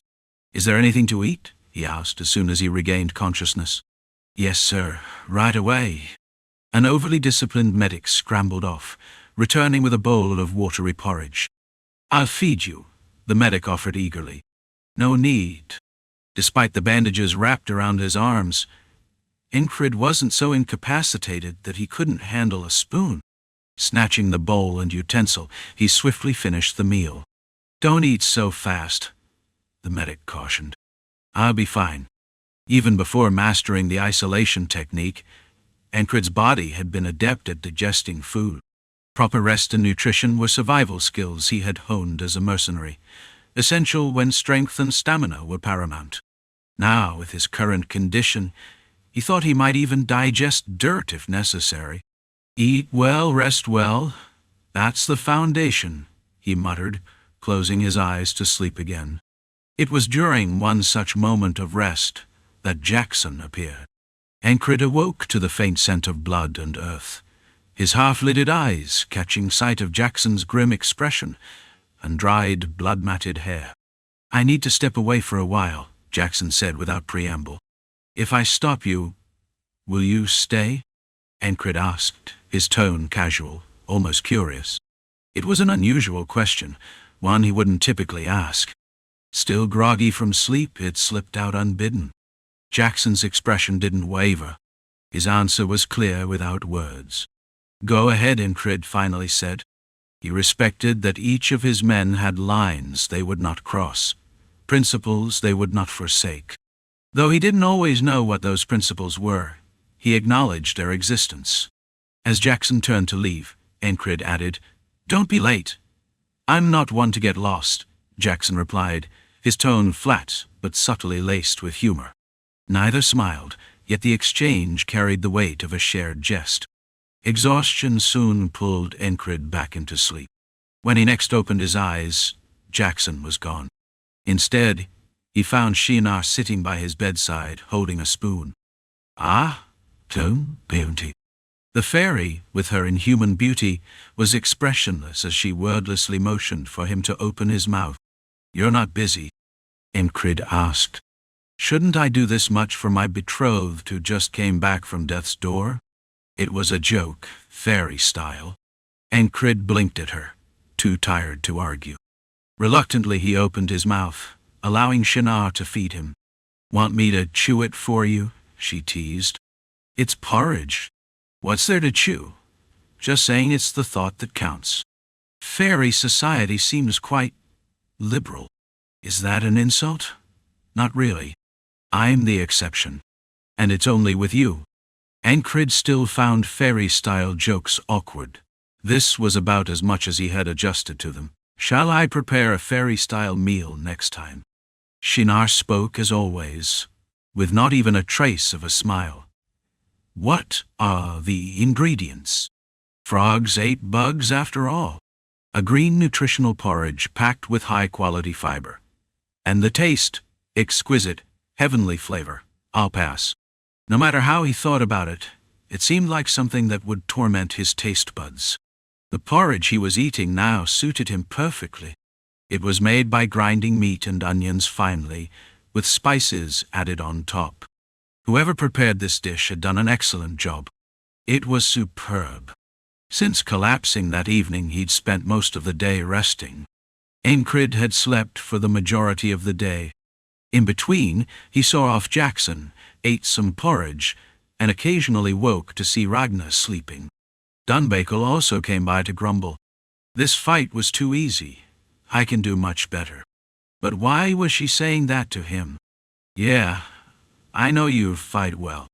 Anyone can tell just by watching you get beaten up by M. I'll do better next time." Why she kept emphasizing that was beyond him. Sleeping, eating, and resting became a cycle. His body demanded recovery. Encrid listened to his body's needs. Since his waking hours were short, he had no time to review the fight. Occasionally he wondered where Jaxon had gone, but knowing wouldn't change anything, and he had no particular desire to find out. If it had been something worth telling, Jaxon would have told him. Encrid focused on eating, drinking, and resting. "Do you work hard at resting too?" a female soldier asked when he briefly woke.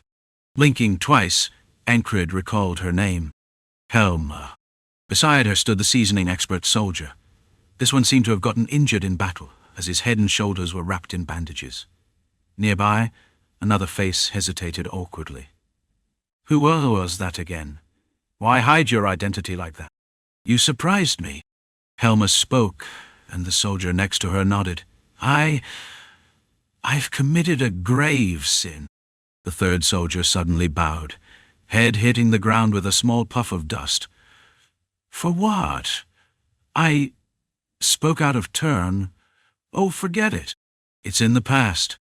You didn't even know who I was, so technically I was the one being deceptive." "No, absolutely not." So it was that loudmouth soldier. The one who had said something about stepping forward if there was going to be a fight. Encrid dismissed it casually. More interesting was the bowl next to Helma. A savory aroma wafted to his nose, rekindling his hunger. "Feels like a god of beggars took up residence in my stomach." In truth, it was merely his body's demand for recovery after blood loss. His body had already become that of a regenerative deity, optimized for healing. Audin would have been proud if he had seen this. "Brother, they say the ground hardens after rain. Once you recover, you'll grow stronger. Shall I break a leg for you?" Audin might have said such a grim joke without hesitation. The thought almost made him laugh. Every single one of his comrades pretended otherwise, but deep down, They were dying to banter with him. Rem was the worst offender. What would he say if he saw him now? Hey, does it hurt? Mind if I poke it? Yeah, probably something like that. What a lunatic barbarian. Even now, Rem was probably doing nothing but somehow getting blamed. He might be picking his ear with his pinky finger at this very moment. As Encrid got momentarily lost in thought with a vacant expression, Helma spoke and lifted the bowl. Would you like some? Encrid reflexively opened his mouth. Only after eating the porridge did he wonder why he didn't just feed himself. This odd habit had probably formed thanks to Shinar. Still, it felt awkward to suddenly start feeding himself after already being fed.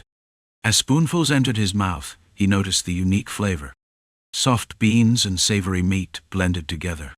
It's boiled chicken and beans, a soldier explained beside him. The seasoning expert also seemed skilled in cooking. This is good. Thank you. He looked embarrassed. I want to feed you too, the third soldier blurted out absurdly. What nonsense was this? Are you crazy? Helma preemptively shot it down.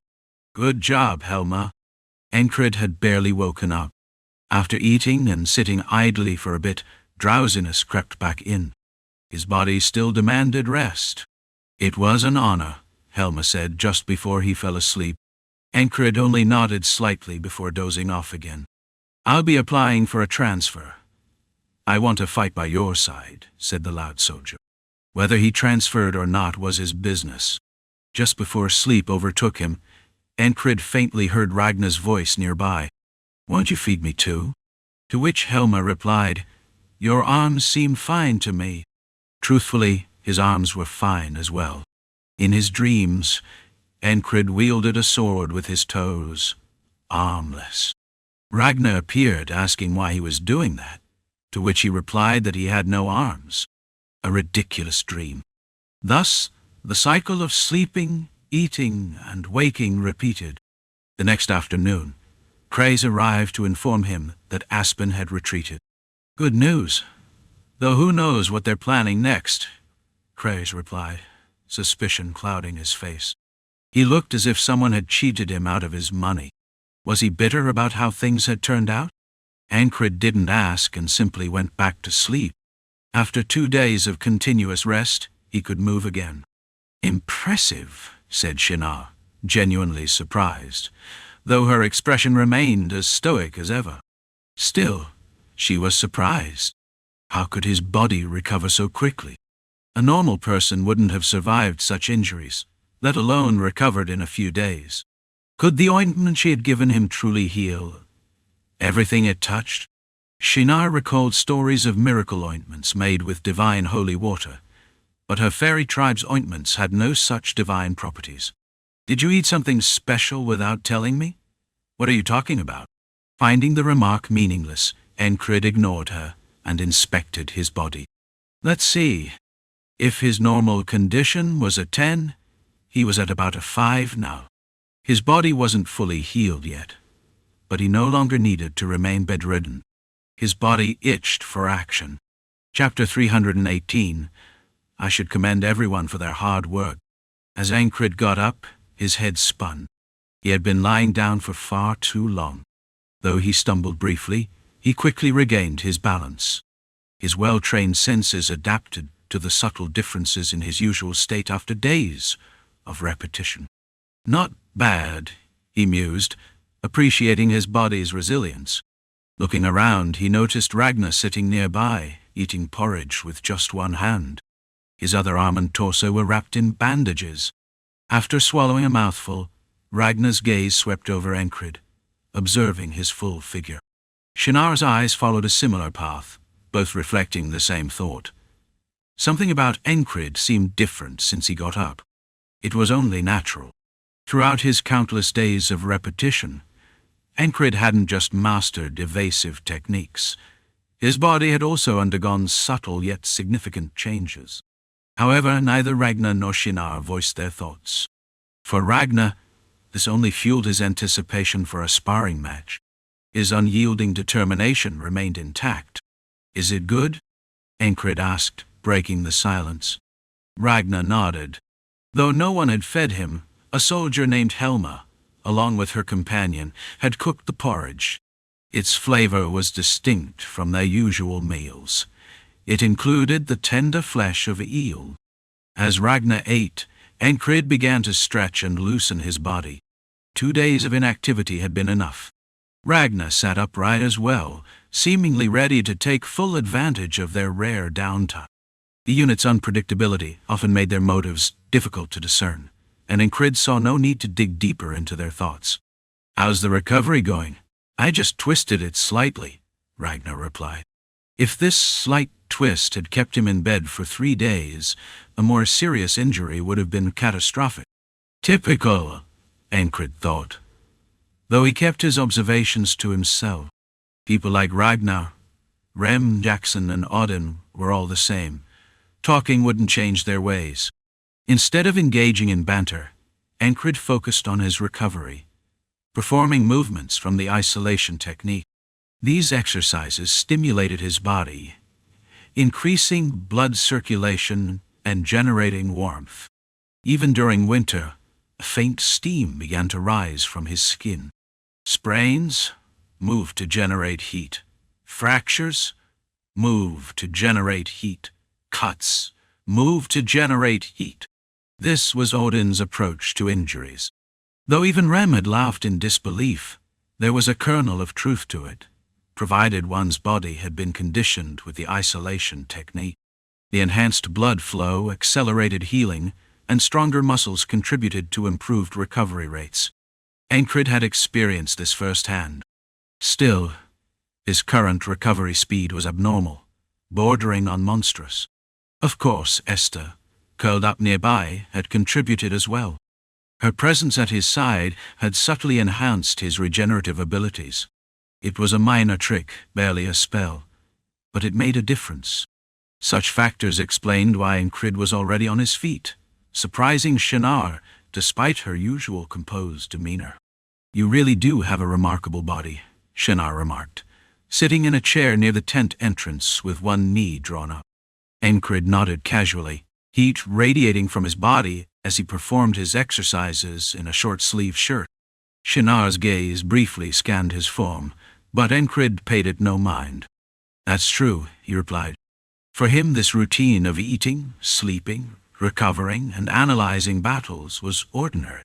It felt natural to be surrounded by his comrades like this. The medical tent was spacious, capable of accommodating about 20 soldiers. A large brazier stood in the center, with Esther curled up asleep beside it. Ragnar sat nearby, and Encrid moved around the brazier as he warmed up. Shinar stayed by the entrance, and further in, Dunbakel dozed off. Though she bore a few scratches, her injuries weren't severe. Encrid had heard she'd charged into the fray like a madwoman after learning of a trap. Once, she had served as a henchwoman for the Black Blade, yet now she was an integral part of their unit. Why? Encrid often wondered what drew these people to him. Kreis, nicknamed Big Eyes for his distinctive feature, sat a couple of steps away from the brazier, his expression thoughtful as always. "It was my mistake," Kreis said abruptly. Encrid paused his movements, looking over at him. "What was?" "I didn't anticipate the situation properly. It made things dangerous." Though his words lacked context, Encrid grasped the meaning. This was the same Big Eyes who strained himself trying to predict the enemy's intent. "Isn't it strange to expect to predict everything?" Encrid replied sincerely. "Especially when the enemy is insane." Kreis turned his gaze toward Encrid, his eyes brimming with emotion. "A mix of doubt and disbelief, even when you almost died because of it." Kreis locked eyes with Encrid. How could there be no resentment in those eyes? Why did they always seem so steady?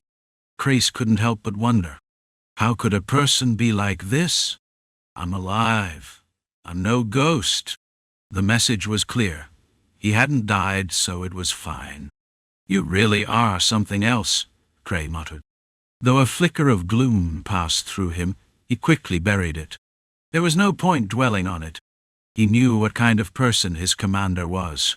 "What's with him?" Kreis thought.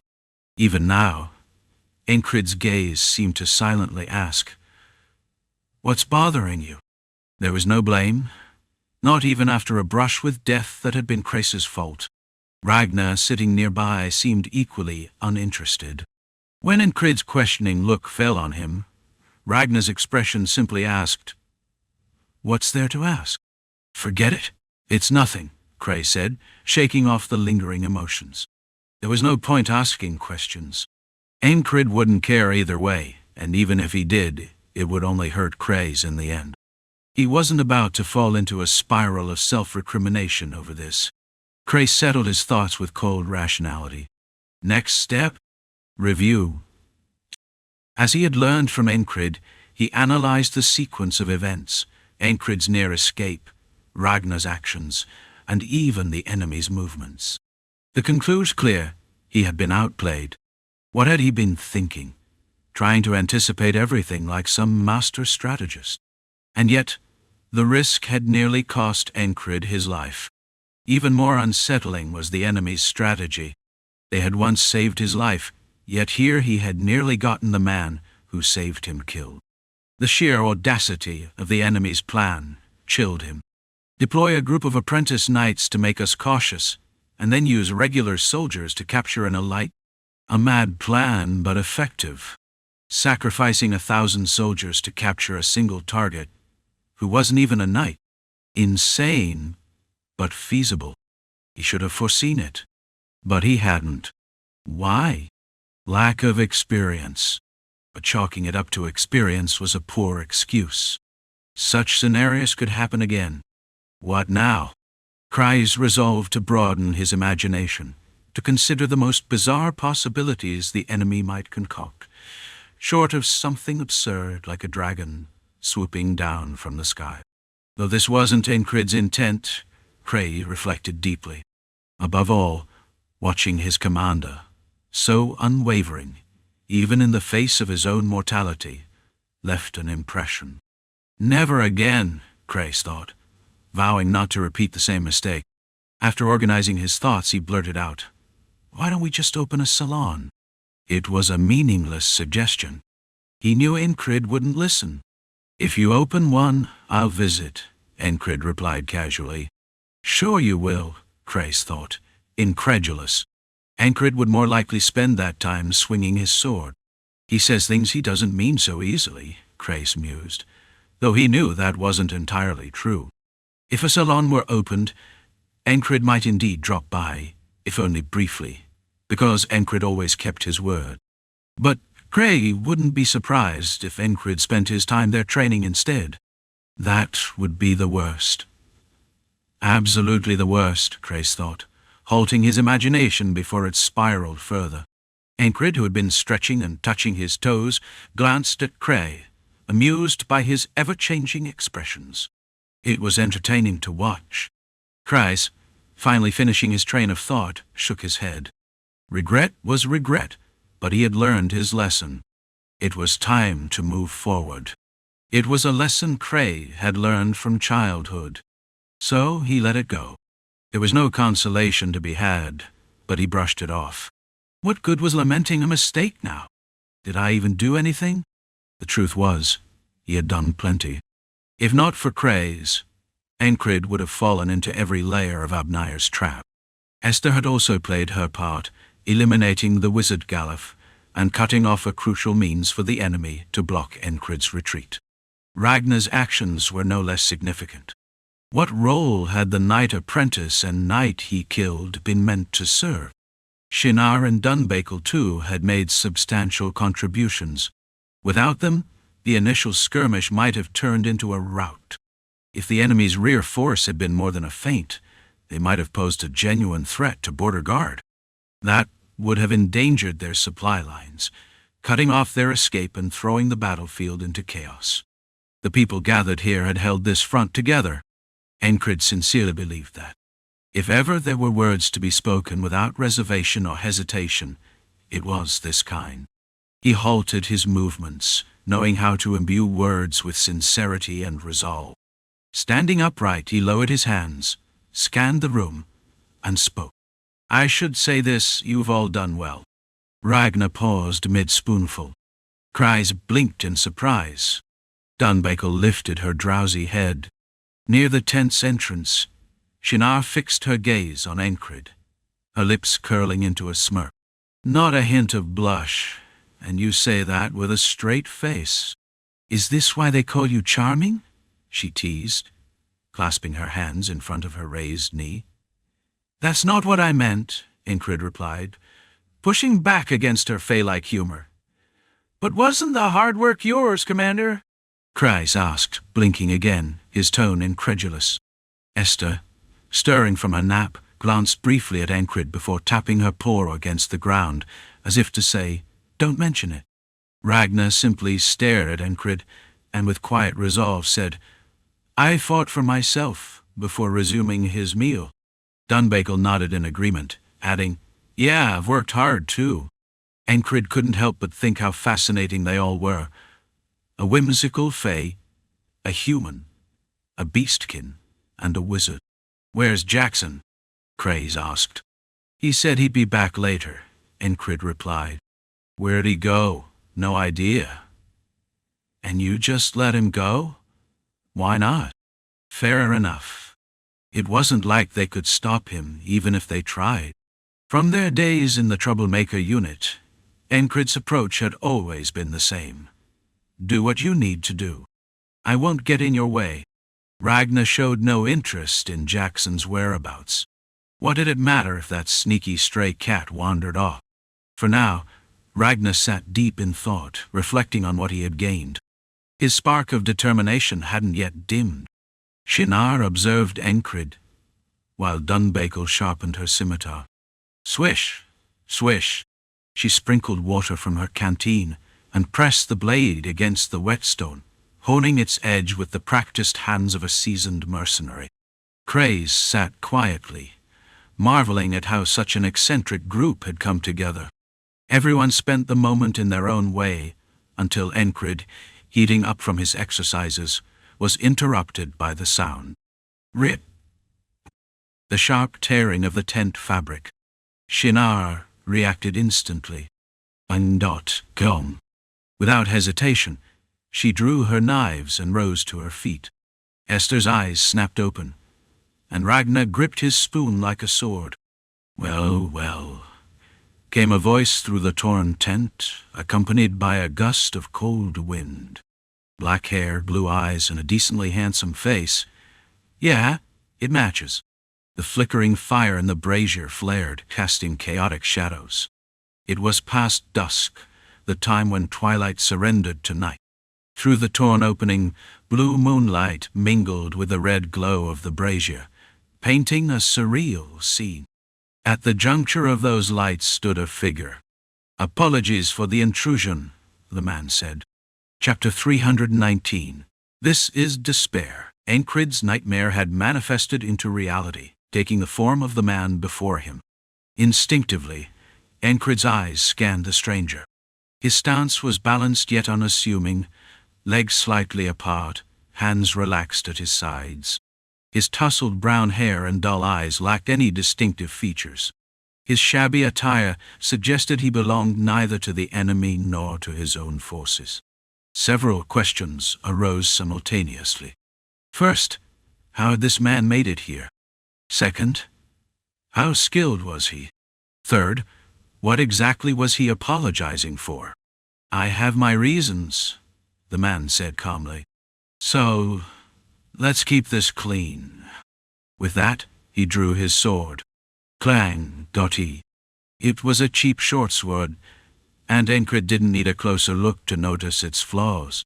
The blade was nicked, the leather wrapping on the hilt hung loose in a single strip, and the blade itself was dull and rusted.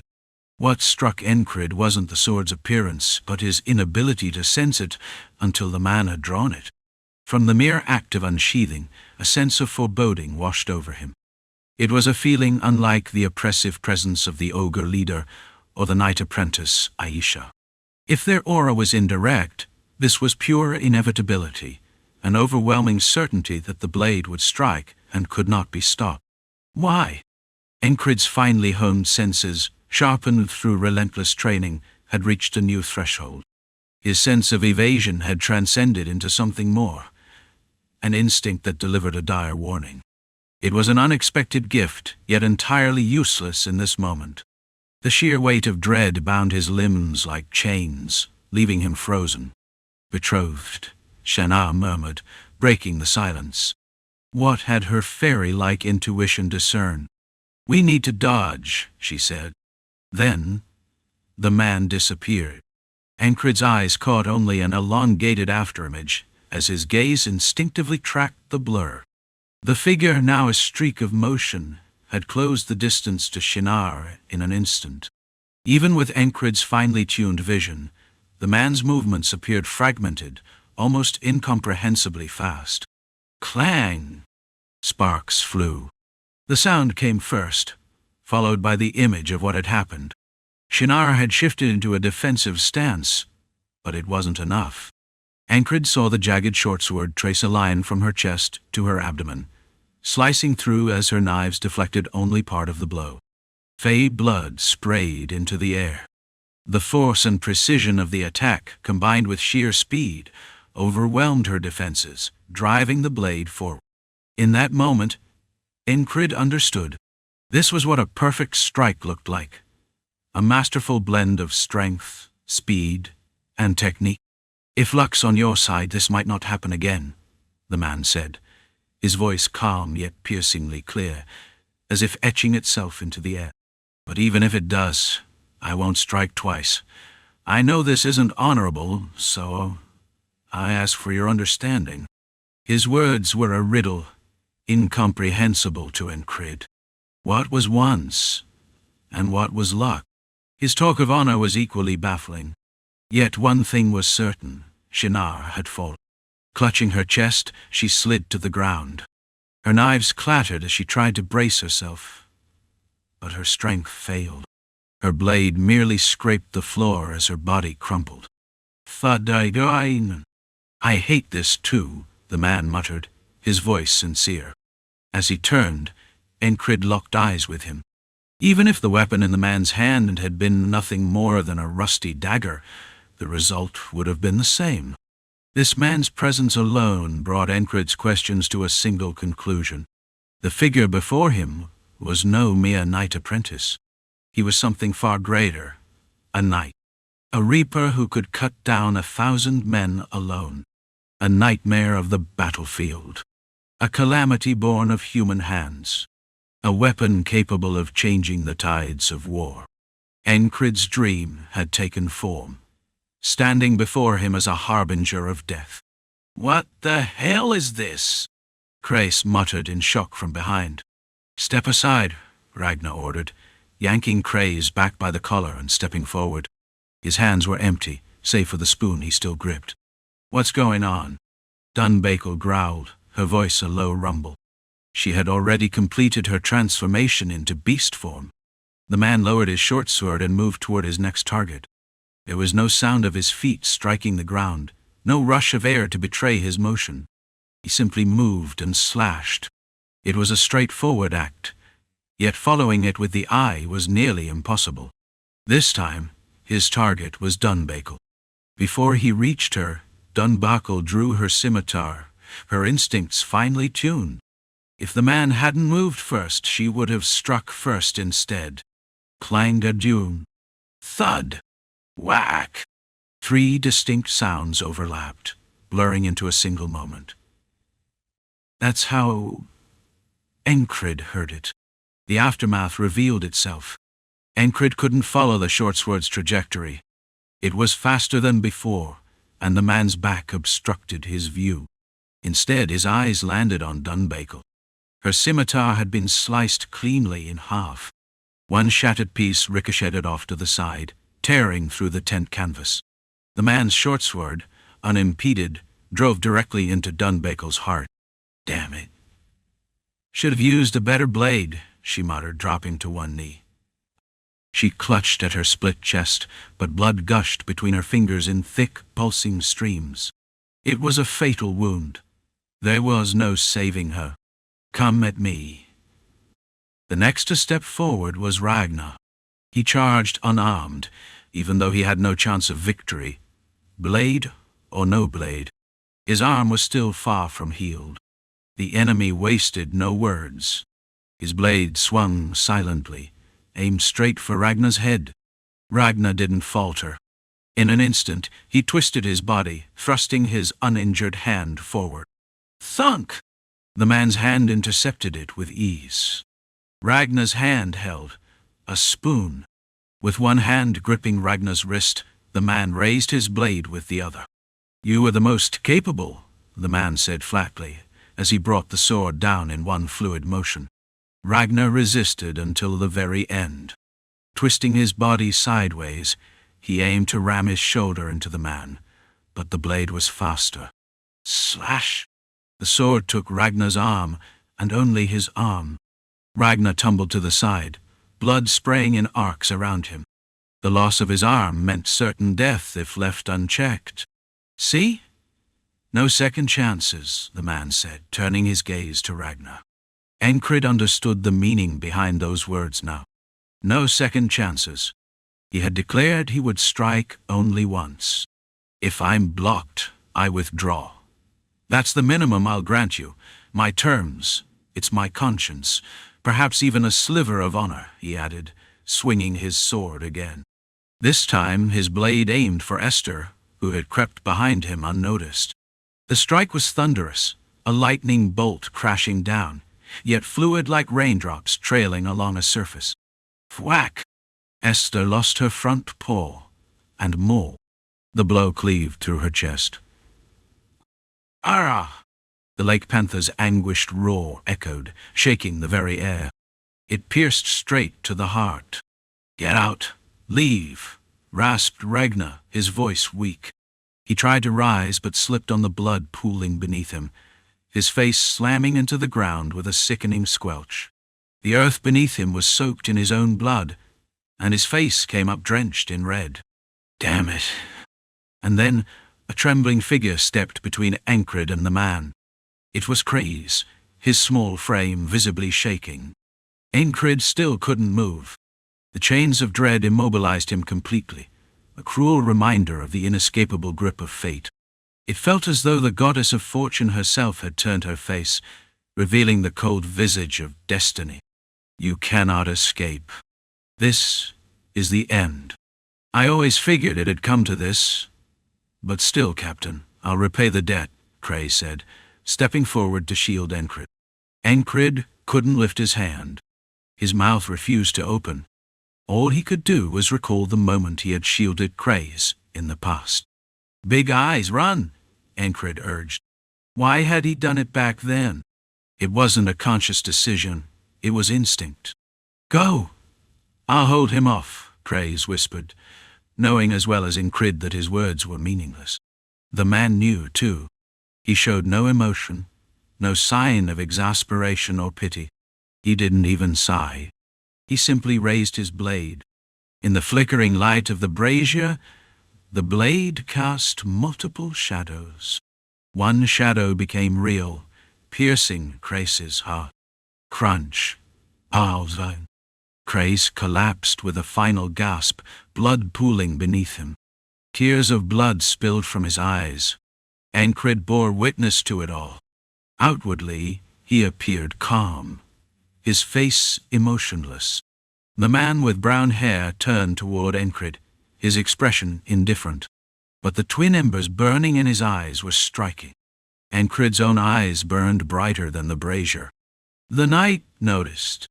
One strike, the man muttered, exhaling a displeased sigh. He loathed the situation.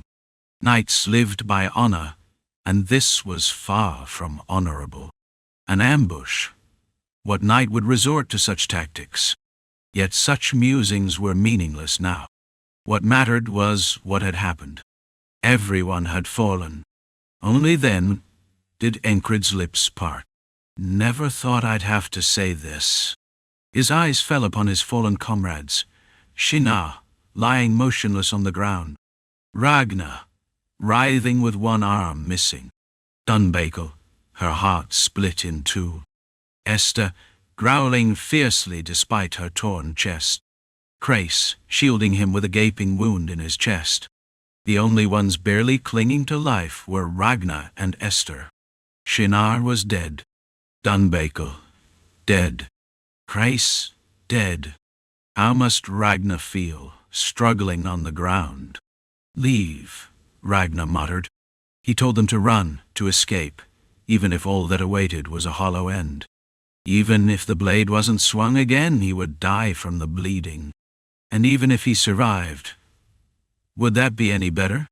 He had lost an arm, yet all he did was repeat the words "run away" like a broken record. It was absurd. Laughably absurd. Encrid turned his gaze to the night. Then he spoke. I guess I'll have to die. If he died, today would repeat. And he needed that repetition. The man casually leveled his sword. My apologies, he said, devoid of emotion. Encrid tried to gauge the man's skill. He couldn't see it. It was as if he were walking down a pitch-dark road without a torch. Thud, thud. The blade pierced his heart. Encrid chose not to dodge. He chose to accept it. So today would repeat, for the first time. Again. For the first time, he let go. He had no other choice. Encrid realized something anew. Shinar, with his constant jokes. Dunbakel with her frequent nonsense. Lazy Ragnar Dart. Craze, obsessed with Corona. The temperamental panther wizard with her troublesome sleeping habits. They must not die. I won't allow them to die seeing their deaths unfold before his eyes. It wasn't something he could bear. Encrid embraced his death. The night sword, like that of a grim reaper, cleaved through his heart and withdrew. I'll kill you. Ragnar's voice, faint but persistent, echoed behind him. The voice grew distant. Encrid endured the pain without a sound. Yeah, live. You've earned it. Stop the bleeding properly, the man said. True to his word, he turned and walked away. Encrid collapsed, closing his eyes. Death slowly enveloped him. A ripple. Of course, he saw the Black River, on the flowing waters. A ferryman holding a violet lamp opened his mouth to speak. This was despair, the ferryman said. Silence fell over the river. It was impossible to read the ferryman's expression. What state would he be in today? Perhaps fortunately the ferryman chose to answer this time. As the faint movement of his lips became words, Encrid understood. First is agony. Should you do what you need not do? Was it a test from the ferryman, or simply fate shaped by circumstances? He didn't know. But saving that child hadn't been because it was necessary. Why should he agonize over doing what his heart had compelled him to? Such things weren't worth the pain of deliberation. Thus, it wasn't agony. At least, not to him. Second is ignorance. Encrid hadn't perceived the wall. Not knowing is ignorance. In the today defined by ignorance, the ferryman had helped him. Why he had helped, Encrid didn't know. But even if he hadn't, Encrid would have understood eventually, would have overcome it. Ignorance, too, would someday be revealed, and in the meantime, Encrid would keep moving forward. The wall of ignorance, therefore, held no real meaning. Third is despair. Within those words lay the meaning. You cannot overcome it. The ferryman's intent was plain. Face the knight's blade. It was the most wretched today Encrid had encountered, and before even that, he had to watch his comrades, those he called friends, fall before his eyes. To say it left no mark would be a lie. Savor despair. The ferryman spoke without a trace of humor, just as he always did on these todays. Chapter 320. Another day of repeating death. The second morning of extreme praise arrived. Encrid repeated the same today once again. The chain of ominous feelings that went beyond the instinct to evade still tightened around his body. His limbs were stiff, unable to move. In the meantime, today felt no different from watching someone die. As the evening drew near, Encrid said what needed to be said. It was the minimum preparation. Ragnar, grip the sword and rest. He had said it in advance, but the sword wasn't the issue. He was exhausted. He was injured. He was not at his best. Knowing that didn't make it preventable. And so, it was a disaster. It was not without reason that it was called a disaster. The knight had once again killed all of his comrades. The third day passed, and then the fourth. It repeated. Ominous feelings, tightening chains, the deaths of comrades, his own death, pain, and occasionally the ferryman on the river. Despair. The ferryman came once again, embedding the word despair in Encrid's mind. Encrid did not respond. Despair. 12 days passed. The same day repeated again and again. Bound by the chains of dread, Encrid kept the deaths of his comrades in his eyes. He had never turned away. He couldn't. Chryse, who couldn't even fight properly, insisted on blocking his path. The man who spoke of escape every day. Why did he not run in this moment? This was a curse. And so, he didn't grow numb. Both physical and internal pain felt the same. He had to endure the same pain always. He had to watch everything unfold. Encrid had never considered turning away, but pain was still pain. This is despair. The ferryman with a light tone passed by. The 22nd day. A stir. Just after Shinar's chest split, Encrid's fingers twitched. This day felt slightly different from the previous 21. Fiancé ... She hadn't died. He had thought she was dead on the first day. But she too was no ordinary fighter. With age she twisted the path of the sword, minimizing the damage. Her style mixed both the sword that strikes and the one that receives. As for Ragnar, he didn't rely on speed to overcome the opponent's strikes, but instead used his sword to block and endure with sheer strength. They were all worth learning from. A stir. Ragnar, Chryse, Dunbakel, Esther Torta. After seeing all of their deaths, Encrid found the freedom in his hands, finally moving. And with that, a simple remark. Yet, the blade in the brown-haired man's hand pierced his heart once again. Encrid died again. The Black River and the ferryman. He kept appearing as if there were nothing else to do. Despair.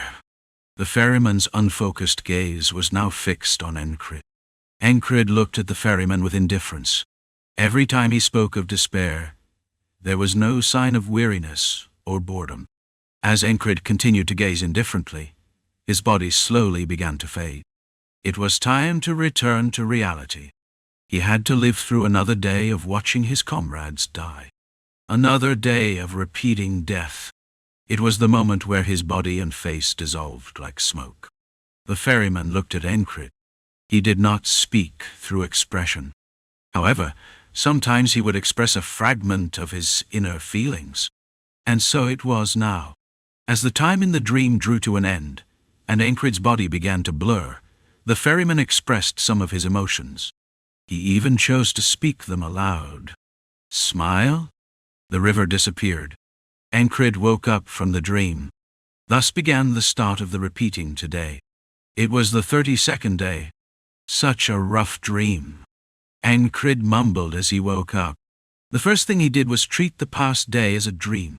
It wasn't so much that he dismissed it as a dream, but rather he used it as the first step to move forward. To think that today was one he could do nothing about. Very unpleasant, wasn't it? It felt as though insects were crawling all over his body. What kind of dream was it? Chryse, wiping his eyes on the side, asked. A dream where I die. Lucky you. In response to Encrid's honest remark, Chryse gave a sincere reply. Ragnar, I had a dream where you died too. Grip your sword. That's really unlucky. Ragnar also answered with sincerity, and it was indeed a cozy morning. Ragnar didn't believe in superstitions, but hearing that from Encrid would likely make one think twice. Is it normal to hear nonsense from someone like you? Ragnar muttered, sounding a bit like a complaint. It was indifferent, but the content didn't sit right. Is that an insult? Encrid responded naturally. I'm challenging you to a duel. Can someone really compare me to Rem? Casually throwing in a joke, Ragnar received no response from Encrid. This morning, Encrid moved more vigorously than any other day he had passed. Despair? That was a word that couldn't easily reach his heart. The extreme situation was acknowledged. The opponent was acknowledged to be an absurd and grotesque level of strength. But the answer was clear. Once, if he could endure the first blow, the opponent would retreat. So, is this despair? No, copy. Even if there was a way to avoid it, he wouldn't take it. The opponent was a knight. Even if that knight had come as a reaper, Encrid felt nothing but joy as his dream approached. Just as there was pain, there was also exhilaration. The deaths of his comrades were buried in the dream, and Encrid used it as the starting point for moving forward. In other words, no one would die. Thus, only one clear answer remained. Endure it. If it doesn't work, keep going until it does. If necessary, do whatever it takes to make it happen. That was the way to do it. To see his comrades die over and over. If that's despair, that's weak. How many todes had he overcome? There were many ways to break out of the repeating today. Did the same thing have to happen every time? He already knew the answer. Now that his body moved again, he could do things he hadn't thought of before. Encrid began by gathering his equipment from the corner of the barracks. Should I wrap myself in bandaged armor? No, that would be meaningless. Didn't you see the knight's sword? No armor can block that. What Shinar wore wasn't normal armor either, but it was still sliced through. Something dwelled in that strike. I think I know what that is. Will. A knight is someone who wields will. Encrid clearly understood that. So, what should I do? Should I just let it go for now? Would the snake sword be effective? He had already forgotten that his body was in ruins. Another day like today passed. Everyone worked hard. Encrid always said similar things. There are things that shouldn't become numb, even if they're repeated. Encrid hadn't forgotten that. After the usual words of thank you for your hard work, a few trivial exchanges followed. I won't make the same mistake again. Kreis's words finished, and with a whoosh, the tent was torn, and a man with brown hair entered. It was always the same start. I'm sorry. The man spoke, and Encrid began to prepare. If you can block it just once, I'll let you go. That would be the only way to respect my honor. He acted as if he didn't want to do it, yet he still couldn't stop a single strike. While he was saying something, Encrid moved. In truth, Encrid didn't listen to what the man said. Had he heard it once or twice? If something is repeated, it either numbs you or it doesn't. The words that remained were just tiresome. Honor, or whatever. His focus had ignited. The chains of ominousness tightened around his body. But he had already begun to overcome them once. He commanded his muscles, from his fingertips to his whole body. Move. Encrid's feet naturally fell. His body moved as it willed. The ominousness still tightened around his throat, but it didn't matter. It could be ignored. The important thing was, he was moving. The man noticed first that someone was walking despite not listening to his words. His gaze turned to Encrid. Encrid spoke. I'll go first. Fiancé. Shinar tried to stop him, but it was already too late. I'm the target, right? He spoke while taking another step. He was right. From everything he had learned through these repetitive days, he understood it all. To overcome today, you had to recognize and face what was necessary within it. The knight's target is me. If he showed determination, the person wouldn't turn their back on him. He spoke and met the situation head on. The knight raised his sword. With a ting, the short sword, missing a few teeth, was drawn. This was the weapon of the Reaper. The Reaper in the dream had taken up the weapon. Impressive. He swung the sword. Wham! Wham! Encrid tried to block it, but the opponent's sword was faster. Was it faster than Lycanos? Was it similar to Jaxon's no-kill thrust? Encrid had seen it countless times, but this was the first time trying to block it. He felt the difference in speed. The opponent's sword was launched without any transmission of force, starting from the feet. It was a sword that couldn't be read in terms of timing. I was slow. Encrid accepted it like that. He was slow. And having missed it, it was natural that his heart was shattered. Death was approaching. Even so, Encrid grinned. Wasn't the first thing he wanted to achieve accomplished. The Reaper had seen it too. Crazy bastard. He saw through Encrid's true nature in an instant. The opponent wasn't normal.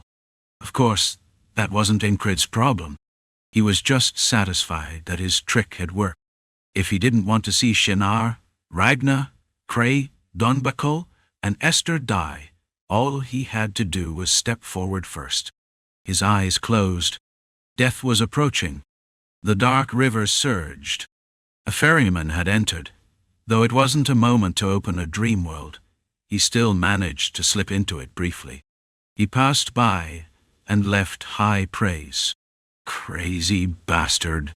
This was already the second time such praise had been given. Encrid barely managed to leave a response.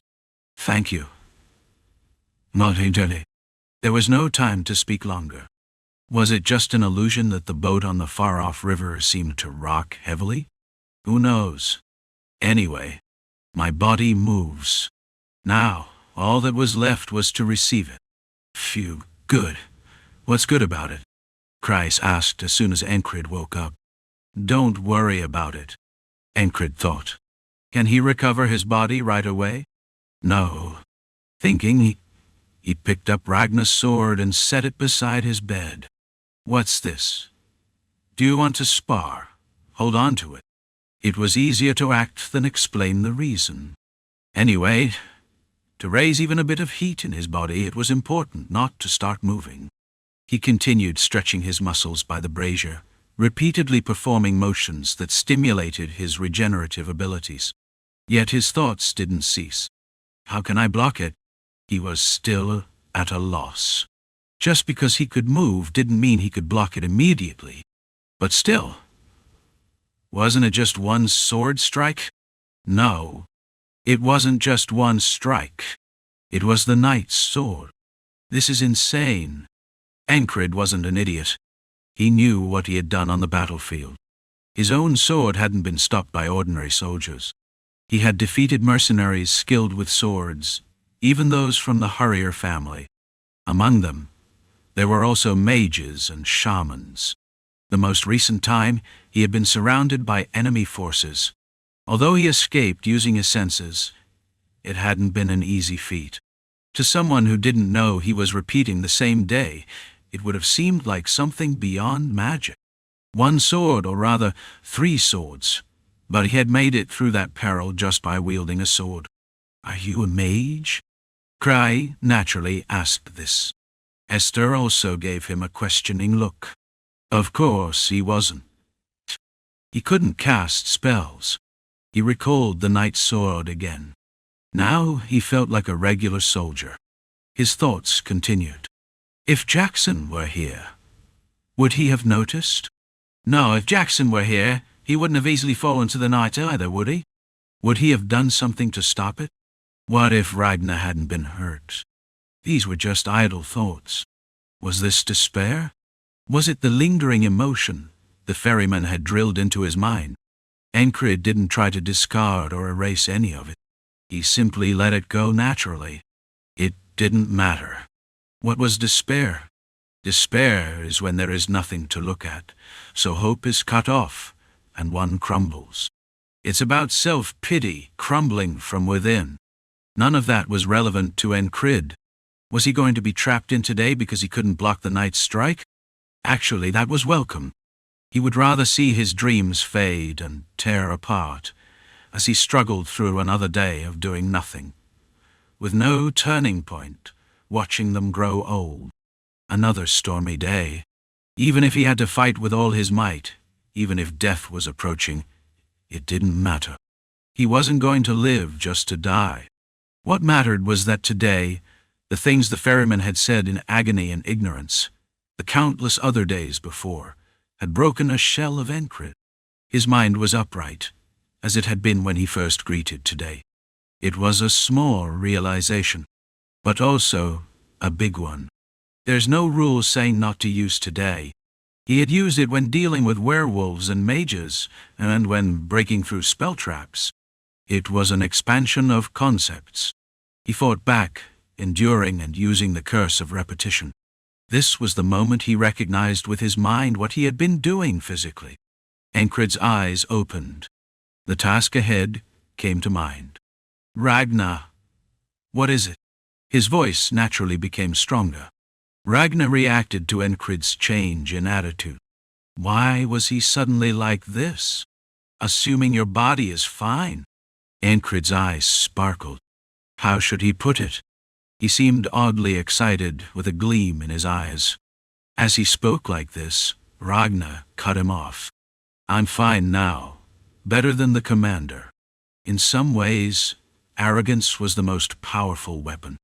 Just like Encrid's gaze, Ragnar's arrogance shone brightly. Encrid naturally responded. My body is at 90%. The truth was, it was 50%. I'm completely fine now. I'm fine too, now that I think about it. Shinar, listening to their conversation, spoke softly. What are they doing? They're having a contest to see who's the bigger fool. Cray summarized the situation. I'm not hurt. Dunbakel spoke up. She, too, had been hurt. Of course, no one reacted to her words. Encrid and Ragnar weren't paying attention to the others either. More accurately, Encrid ignored them, so Ragnar naturally followed suit. The main point was this. Can you block a knight's sword? That question, the attitude, the weight carried in his words and gaze, and the rising determination beyond the arrogance. All of it was a stimulus. Ragnar paused, sinking into his own world for a moment. This battle had been a turning point. For Ragnar, the path was clear. He could easily tell where his talent was headed, but just because the path was visible, he hadn't walked it yet. He hadn't experienced it, so he couldn't be certain. However, the shining talent had already shown him the way. It was the path revealed by the talent awakened by the trigger. Ragnar was half certain. This was the path to becoming a knight. So, I'll block it. If he set aside the arrogance, it was possible. If he used the cut infused with will and made the first step with what he had gained, he could block the knight's sword. It was a vague certainty. It was confidence. At the very least, he wouldn't fall weakly to a single strike. Contemplation wasn't about shutting yourself up and acting foolish. Also, just as Encrid had changed, Ragnar's change was subtly noticeable too, especially when looking at the knight. Ragnar's reactions to the repeating today were gradually different. What did that mean? Could it be that something was visible to him? It was doubt and questions. Encrid saw the easy and comfortable path. He sought the answer from Ragnar. How? Now, tell me the method. Ragnar seemed to be intoxicated by something. Encrid's voice and gaze had that effect. So, Ragnar willingly spoke up. He imagined the knight's sword and pictured it. In terms of talent, he was undoubtedly one of the best in the continent. He didn't hesitate. His mouth opened quickly. Chapter 321. A battle of wits will. Just one word. The silence that followed was natural. It was cold, after all. It was winter. The fire in the stove crackled as flames shot up. At that moment, a cold wind swept in through the entrance of the tent. The biting winter wind. If it were a normal person, they might have felt like a dagger had been driven into their heart. But there were no ordinary people here, not even including Encrid. "That's something I would say too," said Craze, adding his comment casually. It wasn't an incorrect statement. Naturally, Encrid didn't flinch. Was there really anyone who could outdo Ragnar when it came to speaking? Even that bastard Rem, who pushed people into his own rhythm, didn't have much skill in teaching. So there was no reason for Encrid to be surprised. "Explain it. If lightning strikes, how do you block it?" For Ragnar, this was the best explanation. Of course, to others it might have seemed like the worst possible explanation. But did that matter? Not really. Not really.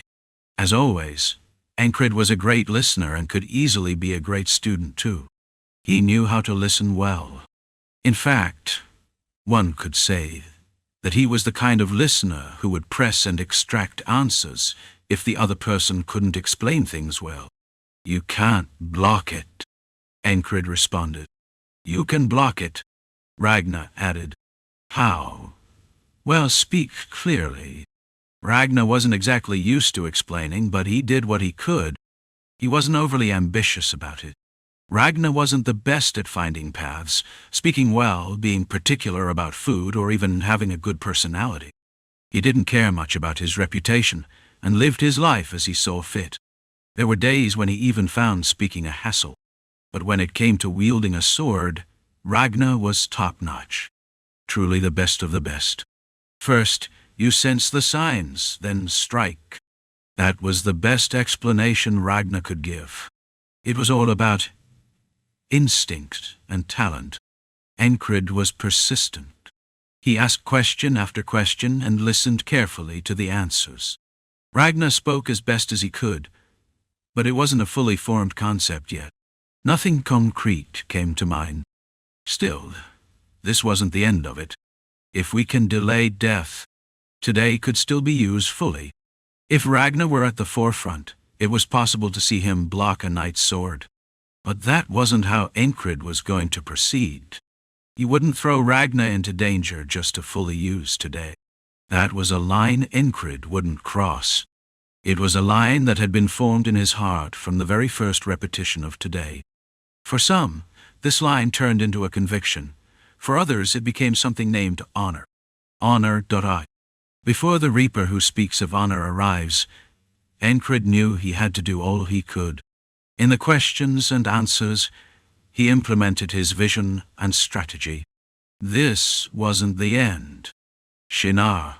The fairy too could take a blow from the sword. She reacted. How could she do that? Do you know how to block lightning? You just avoid it before it strikes. What if you can't avoid it? You could use a lightning rod. She spoke with a dry humor, but there was a philosophical undertone in her words. It was something accompanied by a deep realization. These rods are easy to pull out, good for cutting, and also good for blocking or redirecting. What about blocking the knight's sword? That was a sudden question, but no one found it strange. That was just how Encrid was. He was obsessed with swords and fought for dreams that seemed impossible. And that's what made him who he was now. Everyone accepted that. So it was nothing unusual to hear him spout such nonsense. Even Craze simply watched with an air of familiarity. Dunbakel looked like she was waiting for someone to ask her instead. Before the opponent even steps, before they even grab their sword, "I'll draw mine." Saying this, Shinar seemed almost drawn into Encrid's magical aura. What was it about him? It had been the same before, but now he felt like a greater flame. To her eyes, it looked as if a fire spirit had possessed him. No, not fire. It was desire, passion, and ecstasy all mixed together. The intense emotions pierced the sensitive heart of the fairy. While the frog saw talent, the fairy felt emotions. It was the nature of their species. To survive on the continent, one had to dull this nature. Ignore what didn't matter. If the frogs had to grow accustomed to the word heart, the fairies had to learn to ride the waves of emotions. In that regard, Shinar was a fairy who had adapted exceptionally well to the continent. Still, Encrid didn't raise his voice. He didn't act hurriedly. He didn't flail his arms or legs. He simply relaxed his body and spoke a few words. He approached and opened his mouth. Yet, that heat stirred Shinar. It touched the fairy's blood. That was what made Shinar serious.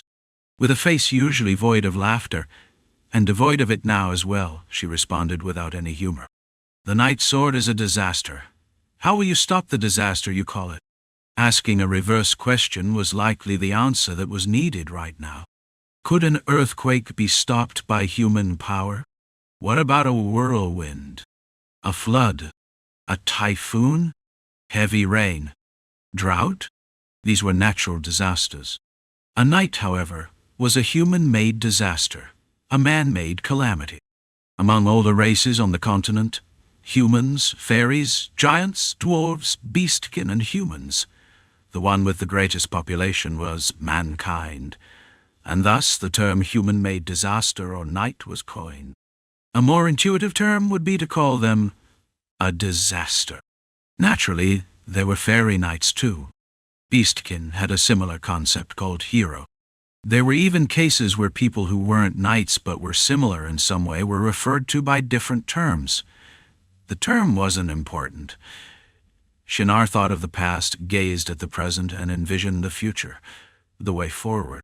Shinar Kerahais had once given up something in the past, realizing her own limitations.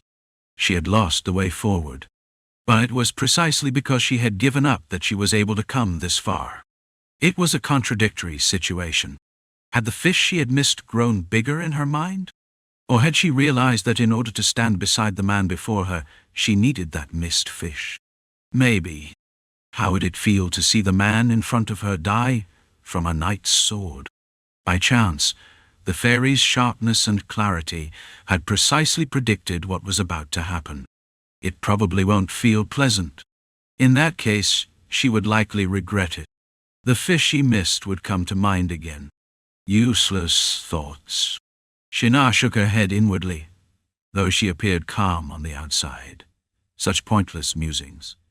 Encrid listened to Shinar's question, lost in thought.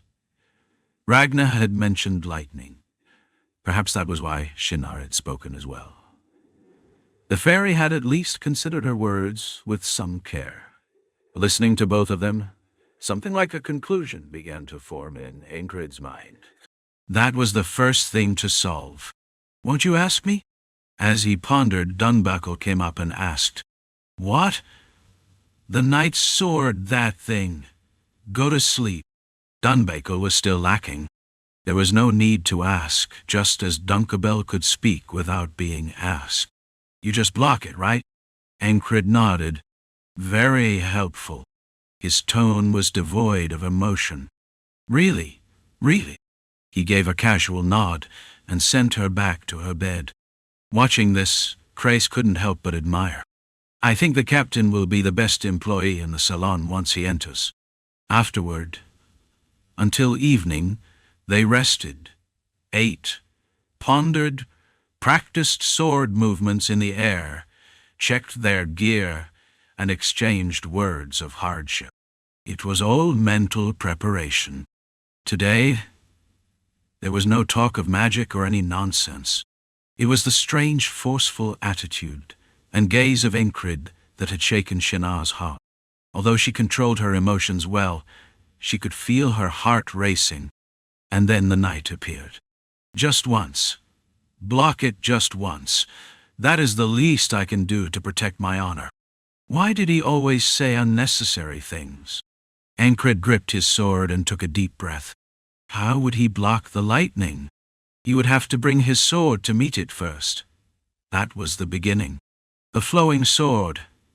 Encrid's first sword form. The snake blade. Could lightning not be blocked like this? It's as though you were waiting for this moment. Strange.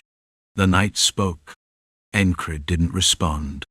His concentration flared, and a sense of ominousness shattered the chains of hesitation. From then on, his focus narrowed to a single point, his gaze fixed on his opponent. There were no preliminary movements, only waiting to witness the beginning of the sword's strike. Indeed, Shinar murmured from behind. "Are you a prophet?" Kreis was stunned. "Did he really tell you to hold a sword? Would Ragnar be any different? Would Esther not be surprised?" Dunbakel was frozen, staring at the opponent. "What is that?" To the beastkin, it was the instinctual reaction to something monstrous. The sword was coming. First, it would be about meeting it head-on. The method to block lightning was as follows. Swoosh! Encrid saw an illusion. He saw his sword bending in front of him. The sword wavered, and it seemed to pierce his blade, meeting the edge of his own sword.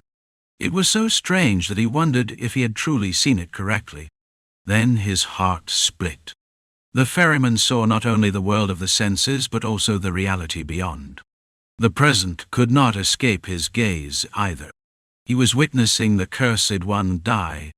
That was his only amusement and joy. However, the target of this curse was truly unusual. Is he smiling? He smiles as he dies. He smiles despite the pain. Even as the pain rushes through his body, he smiles. He smiles even though he's trapped in a dark cave. Encrid found it an enjoyable novelty, but to the ferryman it was neither familiar nor normal. The ferryman continued to watch. In the repeating days, Encrid died and died again. Dying while smiling, dying while in agony, dying while thinking, dying while contemplating. What enjoyment could be found in such repetition? None. None. The ferryman knew that. He knew it very well. He understood better than anyone why this repetition was a curse. "That's one crazy bastard," the ferryman muttered alone. "Despair can't even become despair," he asked again to himself. "Even anguish, ignorance and despair cannot taint his will?" The ferryman repeated it to himself. And so he observed Encrid as he died. He watched. He kept watch as he died and died again, still enjoying it. When he occasionally asked him face to face, What did you say?" Encrid didn't even listen properly. He was fully immersed in the situation at hand. He saw nothing, heard nothing, and focused entirely on one thing. And he enjoyed it. The ferryman recalled an old proverb from the continent. It was a memory from before he even became the ferryman. Since he had been deprived of the gift of forgetfulness, it was easy for him to recall past memories. To know is not as good as to like, and to like is not as good as to enjoy. To know meant to grasp. To grasp meant to believe one's understanding as truth. And because of that, it led to stagnation rather than progress. To stop and be satisfied with the present. To like something was the driving force behind effort. Because you like it, you work for it. Therefore, it is not stagnation, but progress. However, the motivation for effort lies in the desire for a reward. You work because you think of the next step. To like is a driving force. Effort is the strength of the heart that makes you act. To enjoy, however, is to be swept away. To forget oneself, to forget the situation, and to be lost in the moment. Like a child playing for the first time, forgetting time. If only one could still do that as they grew older. If only one could, then they would immerse themselves without even realizing it, forgetting about themselves and focusing completely. But is such a person even possible? No, he had never seen one. Usually they become worn out. They fray. Their heart disappears. Their effort fades. They get tired. They grow bored. They become soaked in fatigue. They collapse. They are consumed by despair. That's how it is for everyone. But in the ferryman's eyes, he saw someone who did not do this. Certainly he had never seen anyone this crazy before. He repeated today, again and again. Repetition did not become a shackle or a prison for him. The bars could not cage the man called Encrid. Yet the ferryman's eyes did not blur. He continued to watch. Today's shackles were strong, heavy, unbreakable. So, what should be done? Encrid gave the answer. Shackles? Why not just run while wearing them? It seemed that he didn't even realize the shackles were there. Ha! The ferryman finally laughed. Chapter 322. How do you block lightning? Today repeated itself. Whether the ferryman watched or not, Encrid remained consistent. It was always the same, unchanged. Whether it was when he first grabbed a sword and set out as a mercenary, or when he had swung his sword at a tree after being beaten, nothing had changed. Well, there was one difference. His vision had changed. What he focused on had changed. The way he thought had improved. His body had changed. The sword he held had changed. His dream had come closer. Still, Encrid was Encrid. He continued to think relentlessly. How do I block it? It was a question without an answer. There was no problem. It was always the same. It was rare for Encrid to come up with an answer. Everything around him suggested giving up. It urged him to settle for today. The way to give up also came to mind. Was it the ferryman's trick, or was this how things always were? The method to get through today was never just one. What if I escape with everyone? What if, upon waking up in the morning, he dragged his aching body and fled crazily? There were several carriages at the Green Pearl Fortress. What if he picked one and just ran off? Would the knights come to the border guard? They only show up in the evening, but if he ran away in the morning, could they catch him? Could they catch him? He didn't know. In fact, he didn't need to know. Encrid wouldn't do that anyway. There were plenty of ways to escape, and they were easy. Where would he go with that body? Even if Garrett caught him, it wouldn't matter. I should go back and rest. Or, I have something to do right now. He could just say that. Who would dare say anything to the hero who led the battlefield to victory, the greatest achiever? Inside the fortress, there was already a subtle atmosphere of excitement. When Aspen withdrew, there would immediately be a party. They would feast on meat and drink. Could he look forward to such a tomorrow? Despair. The ferryman's words, which he had been muttering, stirred in his mind. You cannot overcome it. The ferryman repeated the same words. It was just a passing thought. But it didn't change anything. Encrid continued to swing his sword in his mind. He sought a solution. What if I moved back and let it slip? How could the sword shake and bend like that? How could he make his blade meet that one? Encrid thought of today's repeating curse as a privilege. The pain of death would be the same no matter how many times he experienced it. But he endured it for the thrill that came after the pain. So he faced the knight's sword again and again. It was a day of intense focus. Because of that, Encrid could see more. For my honor. It was when the knight came and said, just block it once for my honor. For a moment, everything in the scene seemed to break apart. This was partly due to the ominous shackles that had tightened around him when he first started today. The sense of evasion was triggered to the extreme. That feeling pushed his focus to the highest point. The blade? As he tried to move back and let it slip, the blade accelerated. The speed changed. Before the blade accelerated, Encrid saw something. It shivered. It clearly appeared like that. At the same time, he tilted his sword against the knight's blade. It was a desperate effort, feeling as if his whole body's muscles were being torn apart. He was so focused on the blade that he didn't see the knight's face. But there was a hint of surprise on the knight's face instead of the usual boredom. Of course, it disappeared quickly. Cling. The moment the blades met, the knight's rugged sword split the dwarf-forged gladius. Weapon advantages? None. Thud, Dotin. His heart was pierced. Encrid died, and today repeated again.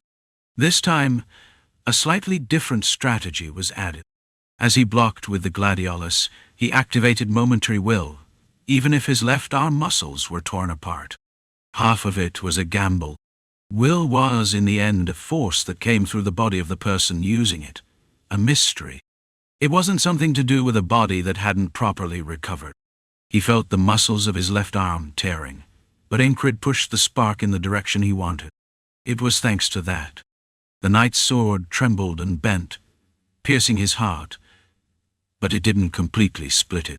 Just a little, but he bought himself some time. For a moment, death was postponed. Cough! Encrid staggered back and spat out blood. At the same time, his body collapsed. He tried to reach the ground with his left hand, but his strength failed, causing him to fall forward. Just as he was about to fall, Duel. Someone caught him as he was about to hit the ground. Looking down, he saw feet. Shinar had supported Encrid's body with her thigh. Encrid didn't repeat the same mistake. He used his right hand to reach the ground. He didn't have the strength to rise. Blood kept flowing from his mouth, the shock to his heart unbearable. "What is this?" Shinar asked. At that moment, something flew straight toward the knight's head. It was Ragnar. His sword sliced through the tent's roof with great force. Screech! The sound of the tent tearing echoed as the blade in his hand was unleashed with terrifying speed. The blade, faster than an arrow, plunged from above to below. When asked, hadn't he mentioned lightning? It wasn't without reason. His blade had become lightning. After infusing it with the slash will, he demonstrated the swordsmanship of the Northern Yuan family. It was the Yuan family's sword technique. Thunderstrike. Crash! That was the sound coming from Ragnar's blade. Then, the knight thrust his sword upward. What about the thunderstrike? This knight was no ordinary knight. He was no stranger to manipulating will. There were things the knight could do that couldn't be achieved with just the fragments of will. He caught Ragnar's blade with the palm of his left hand and thrust his sword forward. Encrid took it all in with his eyes. He didn't relax his focus for a second, determined not to miss anything. It didn't matter that his body was dying. Even Encrid could vaguely see it. For a moment it seemed as though the knight's sword multiplied into dozens. Cough. Encrid not only spat blood, but also foamed at the mouth. Seeing this, Shinar, standing next to him, spoke. Fairies who lose their mates never forget their vengeance. Wait. When did we become mates? What kind of relationship is this that we're talking about, revenge? It sounded reassuring. To joke in such a moment, this fairy would do anything. Ragnar was stabbed and rolled on the ground. It was a fatal wound. His eyes had gone dark. His heart was punctured, but it was only natural. Damn it. Breeze blocked Encrid's path again. This time, Dunbakel was with him. Growl. Was Esther any different? Are these guys not planning to run away? This time, it was actually Ragnar who had died. Maybe it was because he had tried a big technique in his excitement. Still, there was a change in the knight's body as well. Through the gap between Craze and Dunbakel, Encrid saw the knight inspecting his palm. Blood from the short sword dripped onto the floor. Blood also flowed from the knight's left hand, dropping onto the floor. The blood was a deep crimson. Was I cut? The knight muttered to himself. It couldn't be helped. Even though it contained will, the opponent was still only an incomplete fragment. The knight was, after all, a knight. But could he cut through the palm infused with will? Could this even be called cutting? Did I get cut? The knight muttered again. It was the sound of shock. Whether by misfortune or luck, Encrid had to close his eyes right there. The time he spent sacrificing his left arm had come to an end. Ugh! He tried to hold it in, but Encrid let out a rather uncomfortable scream as he collapsed. It was his limit. He closed his eyes, dying, waking, and starting today once more. The shaking blade, the bending blade, above all, and the knight's appearance when facing Ragnar was vividly etched in his memory. He changed his stance and footwork. He changed the blade. He wielded based on the opponent's skill. What's good? It's good. What do you mean by that? Is it normal to shout about something being good like a madman first thing in the morning?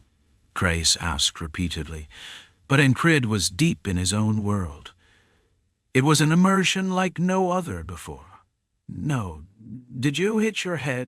You really seem to have injured yourself this time. Grace muttered beside him. Shinar, too, seemed to be thinking something similar. He was already a strange person, but now he was getting even stranger. Well, that was part of his charm. Encrid went through a few more iterations of today. Afterward, he began to sort out what he had realized. In the most recent today, he had seen something quite extraordinary. By chance, Ragnar and Shinar attacked together, and the knight's sword, which faced them, cried out. Woo! The sword cried out, trembling and vibrating. It was called a blade echo. The blade was crying, and from the knight's two eyes, a visible white light poured out. It was the materialization of will. Oh! Thum! The knight's short sword literally drew white light lines to the left and right. The trajectory of that light sliced through Ragnar's sword in half, and cut through Shinar's sword as well. Encrid, who had been the first to attack, also temporarily gained a reprieve. He could see clearly. With an old short sword? At this level, it wasn't just skill, it was divine technique. Both the fairies and Ragnar's sword were cut. One was a famous sword, and the other seemed like something that should never be cut. But both were split in two. Not even a single spark flew. Like cutting through a rotten branch. Is it possible only with the power of will? What is will? What is willpower? Encrid pondered, but could not find an answer. His thoughts shifted to a more progressive and sound direction. The knight had always killed Ragnar, cut off his arm, or severed his leg, and muttered similar words several times. It's a shame. Shouldn't have rushed in. The knight coveted Ragnar's talent. Encrid reflected on how Ragnar faced the knight. He dug up the repeated today in his mind. He recalled Shinar's rebellion. He remembered the death of Craze. He recalled Dunbakel's struggle. He even revisited his own death and reflected on the knight's sword. Swordsmanship, swords and struggles. Everything tangled in his mind like a storm. That place is a swamp. Anyone who falls in cannot come out. The ferryman continued to try to drag Encrid into some kind of abyss, but it was, of course, useless. Aren't you in a hurry? Sometimes, Encrid would ask first. On those days, the ferryman would shut his mouth. It always made Encrid seem sulky. It was a frivolous thought. Could it not be something difficult to fathom? Thus, the 56th today passed. How do you block lightning? He repeated and pondered, then asked Ragnar and Shinar again. He didn't let any day pass by without doing everything he could. Among those things, he had died multiple times after seeing the knight's sword curving. He died seeing the sword tremble. Sparks were severed, and the gladius was cut. He couldn't see blade echo again. That was something luck and chance had to assist. To others, it would have seemed as though the goddess of fortune was stalking them. But Encrid knew very well that he wasn't that lucky. So he couldn't expect the same fortune. Unless it was pure chance, Ragnar, Shinar, and he would have to cooperate. But I don't like that either. His heart didn't move. That would have meant the death of a lazy or joking fairy. It was something he couldn't accept. Being allowed to live while watching someone else die was something he could not tolerate. But being pushed himself? It's better to bite the sword and charge in. His heart and mind told him so. Thus, he swung his sword alone, agonizing and pondering. Endless pondering and consideration, and in that time, even advancing a fraction of a step, Encrid's pondering returned to the beginning. How do you block lightning? Start by facing it. It was something Ragnar had said. Now, Encrid understood it. You have to see it to block it. Then just react to the speed. It was something Shinar had said. React, then strike. Block, dodge. So you just have to will it. It was Ragnar's final word. The one word will encapsulated everything. By the way, phew. The knight's sword, the knight's strike, wasn't it exhilarating? Again. The words escaped his mouth. A smile followed. Encrid felt an unfamiliar exhilaration fill him in the repeated today. The wall had come as the god of death, but the swinging sword became his own milestone. That milestone felt like light descending through a dark tunnel. What seemed like pure darkness and despair to the boatman was for Encrid light and exhilaration. Another today began. The 72nd, his body still a wreck. But as always, Encrid moved his body. He had seen Ragnar strike with his sword, half dead. He had seen Shinar struggle over 10 times. How? He didn't know. Tomorrow. It wouldn't come. He didn't care about that. That was why the boatman couldn't understand Encrid. Among the repeated days, there were some where his confidence rose without reason. Of course he died. He had lived through 12 more Torres after that. The sword that couldn't be blocked, the knight's sword, was as such. You. On the 90th today, the knight drew his sword and frowned. Then he spoke to Encrid. What a shame. Encrid didn't feel too happy about those words, but honestly, it would have been a lie if he said he wasn't proud. Of course, right now he didn't feel anything. He was in a state of focus. It was always like that. When facing the knight, he focused and immersed himself. The slightest distraction would have his heart split without gaining anything. So, even though he felt like his mental strength was wearing thin, he couldn't let go of a single moment of concentration. However, the wall that had appeared as the god of death had acknowledged him, and that was something Encrid would never forget. The knight spoke of honor and of once. Encrid exhaled and prepared. It seemed like it could be blocked, but it wasn't. Then, something must have been wrong. Could he reach the knight's level right here? No, that was impossible. Even with a fragment of will, it couldn't happen. Then how? At the moment blade echo, the light, the knight's sword, pierced through his heart without mercy. Thud dot. It was faster than before. Ah. No. That was truly like lightning. At the same time, lightning struck Encrid's head.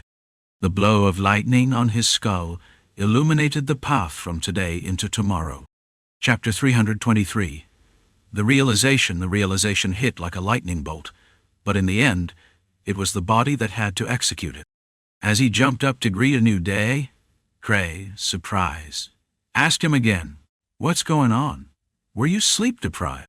When Encrid stared blankly into space without responding, Crace continued to murmur, "It's probably because your body's worn out.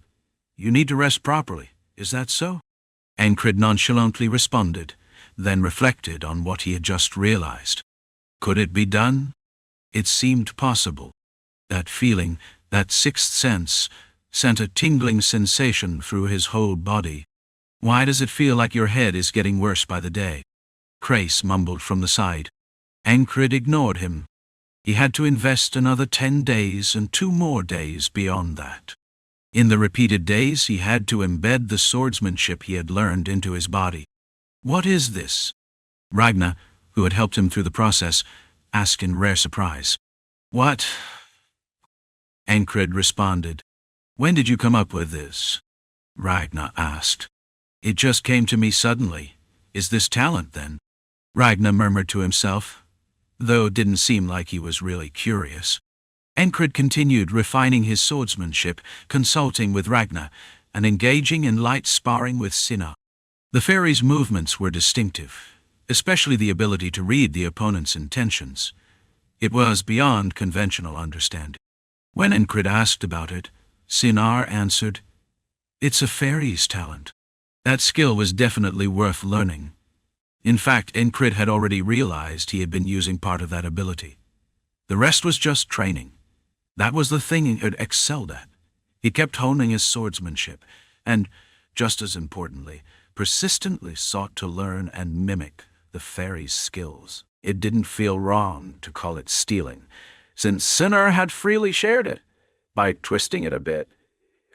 And then you can project it into battle.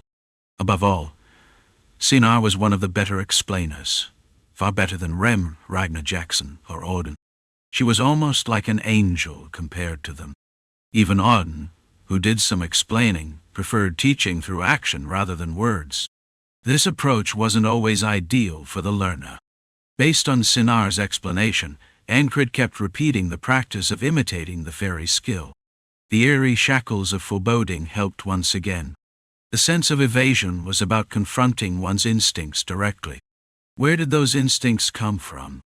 They came from the things happening right in front of you. The warnings given by the sum of what touched your senses in an instant.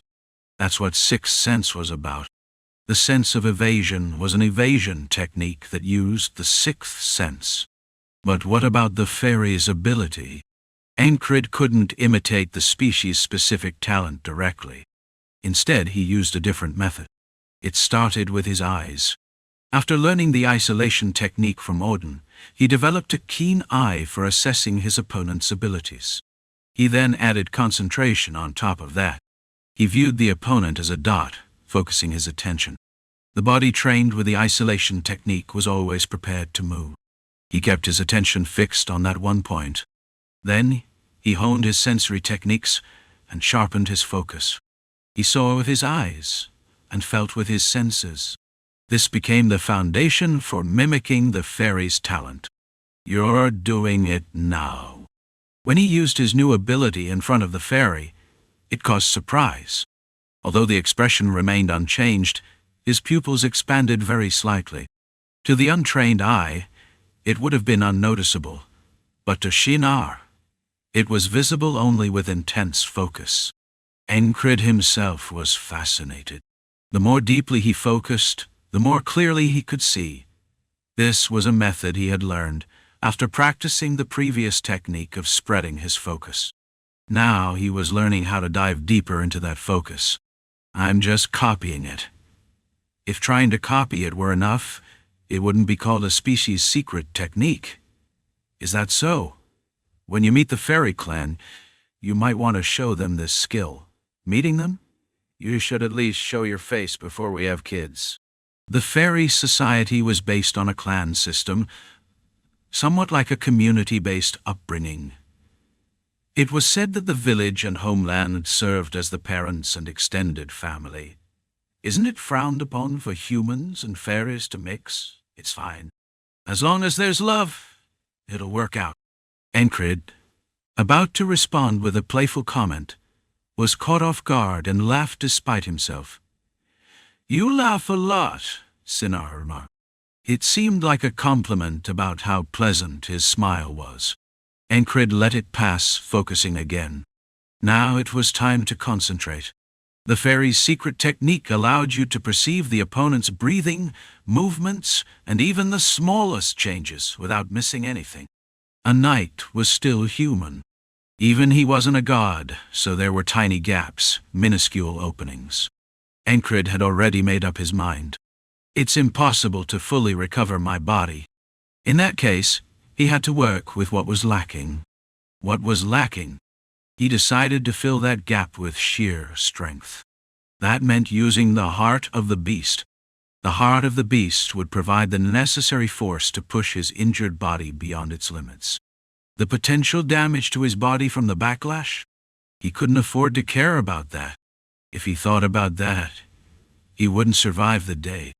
After all the preparations were more or less done, Encrid suddenly realized. There was no need to prolong this day any longer. In fact, there was no reason to stretch it out. Was this arrogance? Or was it hubris? Perhaps a mere illusion.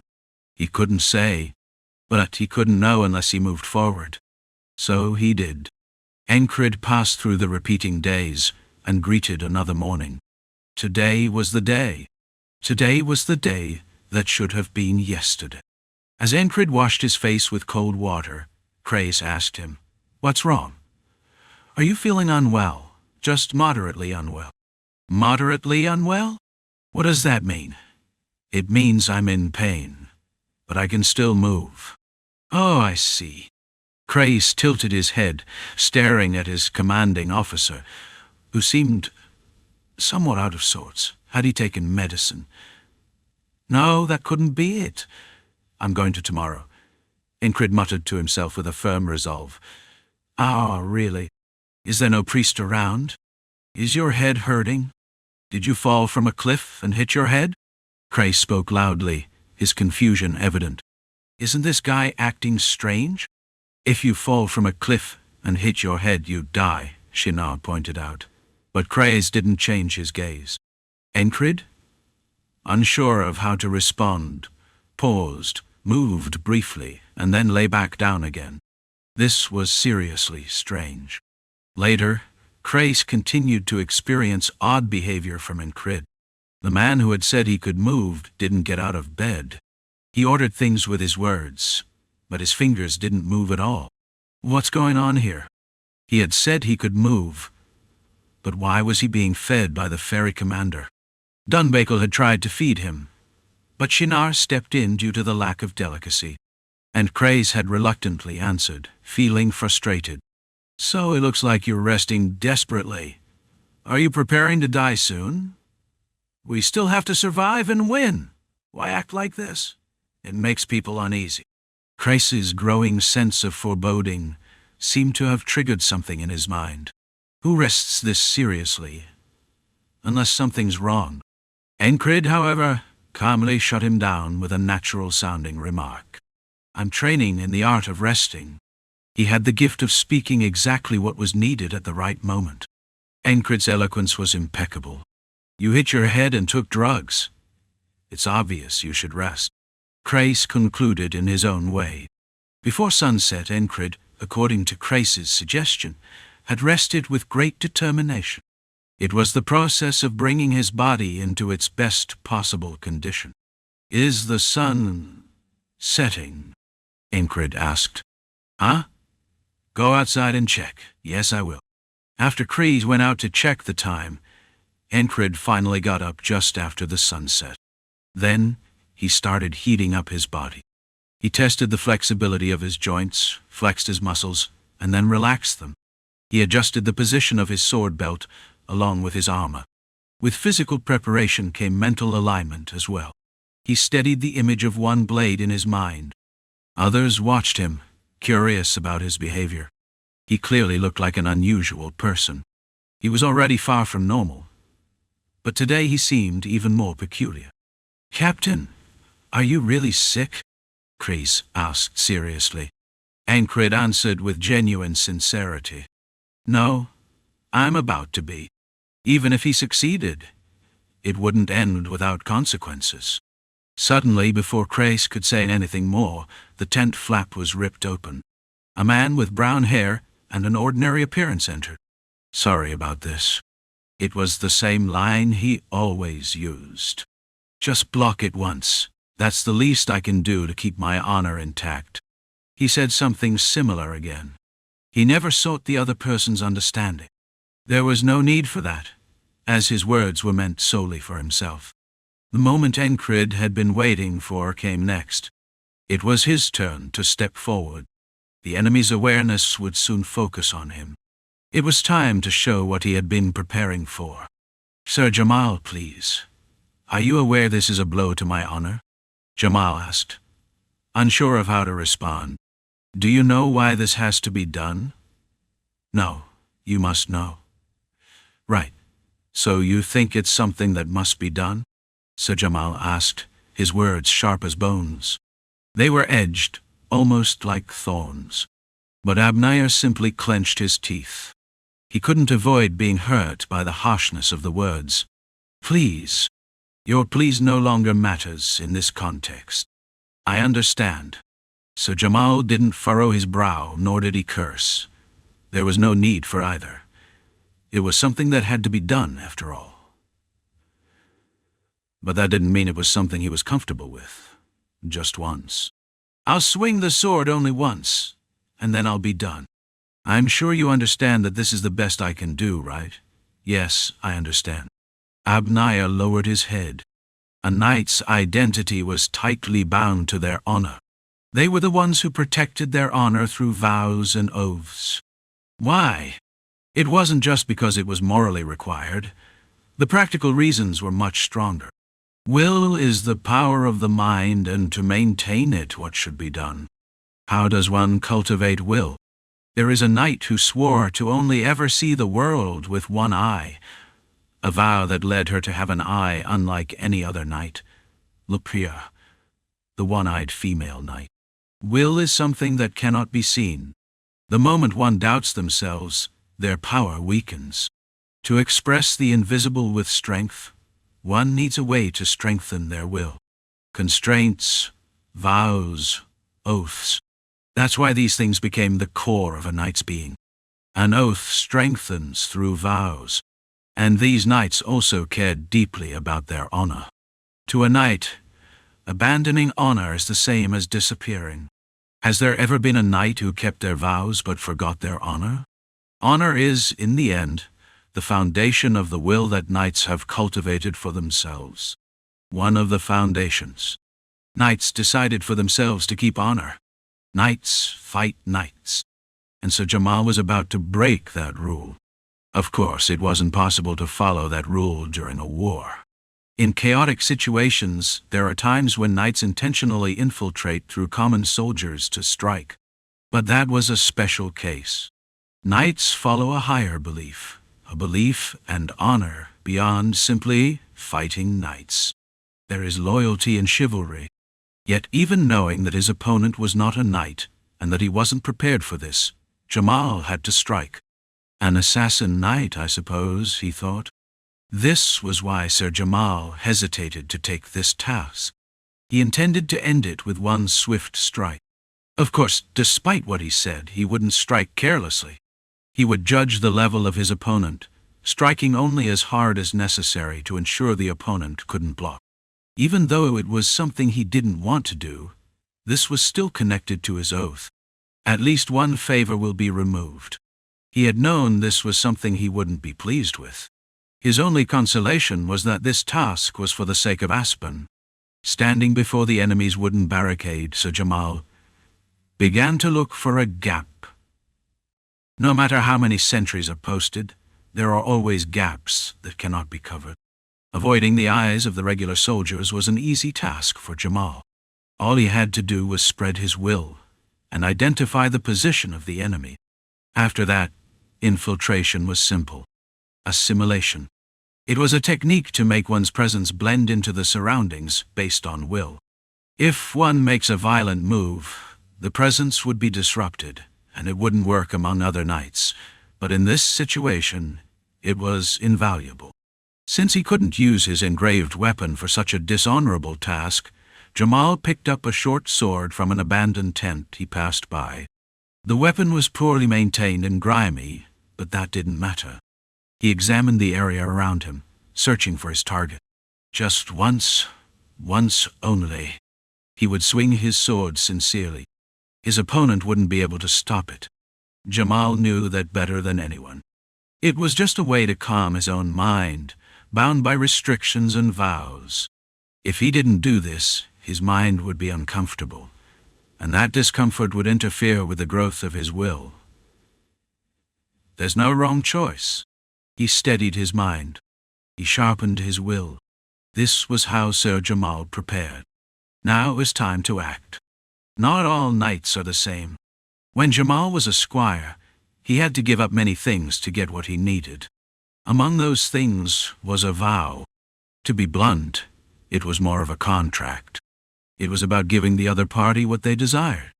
This situation was the same. With a swift movement, he tore through the tent. His eyes met the one he had been watching, and his gaze stopped on a familiar face. A face he won't easily forget, despite the tangled, matted hair and beard. The light shone from the face of the man, who was completely different from Jamal's own average appearance. "Sorry about this," Jamal said, his voice low. The target, Encrid, didn't show any surprise or speak. Instead, he moved his feet. It wasn't exactly stealthy, but it wasn't a clear declaration of an attack either. It was simply disturbing. There was the hint of intent to strike. Jamal didn't continue his thoughts. As a knight, he was bound to his vow. Despite this task being more of a contract, he had to do what he needed to be done. He had said he would do it just once. He had given his target a chance to back away. He had sworn to himself that he would turn back if he could stop just one. That was the knight's vow. After that, Jamal focused on his target, the man with the shining face, and aimed for his heart. He would only aim for the heart. Leaving the face untouched was for the sake of their comrades or acquaintances. His mind focused, his will rising. As his will rose, his body moved. From the knight's hand, the unpolished short sword was drawn. Tiring clink. The sound of the sword being unsheathed wasn't smooth, but that didn't matter. Jamal thought so. Chapter 324. Attacking is the best defense. Attack is the best form of defense. So Encrid focused all of his attention on the opponent's entire body. Rather than simply observing with his eyes, he read the intention behind every movement. For a moment his head and eyes felt as though they were on fire. He gathered an immense amount of focus, feeling his blood vessels throb as his pulse rang out across his body. A single point of focus surged within him, more intensely than ever before. The opponent moved. Small motions appeared in quick succession. Encrid interpreted these actions like reading between the lines of a sentence, understanding what seemed meaningless at first glance. How would the knight's sword move? It was still unclear. The process was difficult to understand. But hadn't he witnessed such things countless times, even in death? Hadn't he seen it? Immobilized, watching as Ragnar and the others fell? And so it became clear. A brief opening, the gap that formed between the unsheathing of the sword and its swing, was the key. The separation. If this day had not repeated itself, if there had been no repeated experience, then he wouldn't have seen it. No matter how finely honed his sensory skills were, no matter how intensely he focused, without that repetition, the gap wouldn't have been visible. Encrid aimed for that gap. He had heightened his senses with experience and intense concentration, feeling the throb in his brain as he prepared to act. The knight was about to draw his sword. Encrid felt the flow of time slow. Yet he remained calm, continuing to execute his plan. He followed through as he had envisioned it, step by step. His heart of the beast surged forward, the core of his strength. Boom! The blood in his body surged wildly. Though his body was not in perfect condition, it was the best he could manage. Encrid gripped his gladius with a calm hand, angling his body slightly. At that moment, the knight's sword was fully drawn. With a sound like a faint tiddick, the blade was ready. Encrid paused, gathering his breath. In the slowed passage of time, his thoughts moved faster than ever before. They were fleeting ideas that flashed through his mind. The first sword he ever forged, the snake blade. The second, thunder fang. It was a technique infused with the will of a single moment. And now, the third. No preparation necessary. Encrid focused on the knight's sword. He had seen it countless times. He had experienced it in death. And so, he recognized the knight's movements, deciphering their principles. The transfer of force, the shifting of the center of gravity, the continuation of the action. He also kept Ragnar's sword in mind. It was a lightning-fast strike. He didn't know its name, but he had memorized its form. Mimicking the fairy's art, he read the knight's intent as well. Encrid read it again and again. His repeated experiences built upon one another, and the gap, the separation, became clear in his mind. Just before drawing and striking, it couldn't be faster or slower. It had to be just right. All eyes were on him. Eyes. Ragnar's pupils widened silently. It seemed as though the movements of the captain and the man who had suddenly arrived were overlapping. Shinar's gaze mirrored that thought. What's happening? Before anyone could fully process the situation, it unfolded. Dunbakel and Cray were completely unaware of what was happening, while Esther was still rising and bristling her fur. In the strange silence, the man entered and drew his sword, while Encrid exuded an uncanny aura. Whether others noticed or not, Encrid did what needed to be done. I can't stop it. That was Encrid's conclusion. So, what should he do? If he couldn't block it, should he strike first? He hadn't attempted it, but the possibility was there. He clearly remembered the image of Ragnar's hand bleeding while trying to block the knight's sword. At that moment, even while dying, his mind was struck by a lightning bolt. Sword, knight power, defense, failure. All of these merged into one answer. If I can't block it, I'll strike first. Encrid presented his third sword. A heavy sword, based on the principles of the great sword style. He infused his will into it. It was a will that he had become familiar with from countless defeats. A sense of pressure. Though he could not achieve perfect intimidation, he had honed it enough to incorporate it into his swordsmanship. Ragnar was astonished by the technique. Of course, because today was not over yet, he would soon be surprised once again. He also blended in the Valen-style mercenary techniques. Normally, an advance begins with a forward step, but Encrid stretched his foot to the side. The knight's eyes subtly flickered down to his foot. What? It wasn't important, but it was enough to raise a question. The knight's sword didn't slow, but the knight's thoughts were now in a state of confusion. Encrid seized that opportunity. Thud. He planted his left foot to the side, and with all his strength he pressed his right foot into the ground. Valen-style mercenary swordsmanship, sidestepping. The more perceptive the opponent, the more his steps became a distraction. It was a small opening, a way to increase the chance of finding an opportunity. Speed isn't enough. Encrid was well aware of this. Instead of speed, he turned to momentum. His ploy had worked. The knight didn't falter, but the expected strike didn't come either. Encrid had successfully stolen the timing and stepped forward. Shane. He unsheathed his sword, raising it vertically.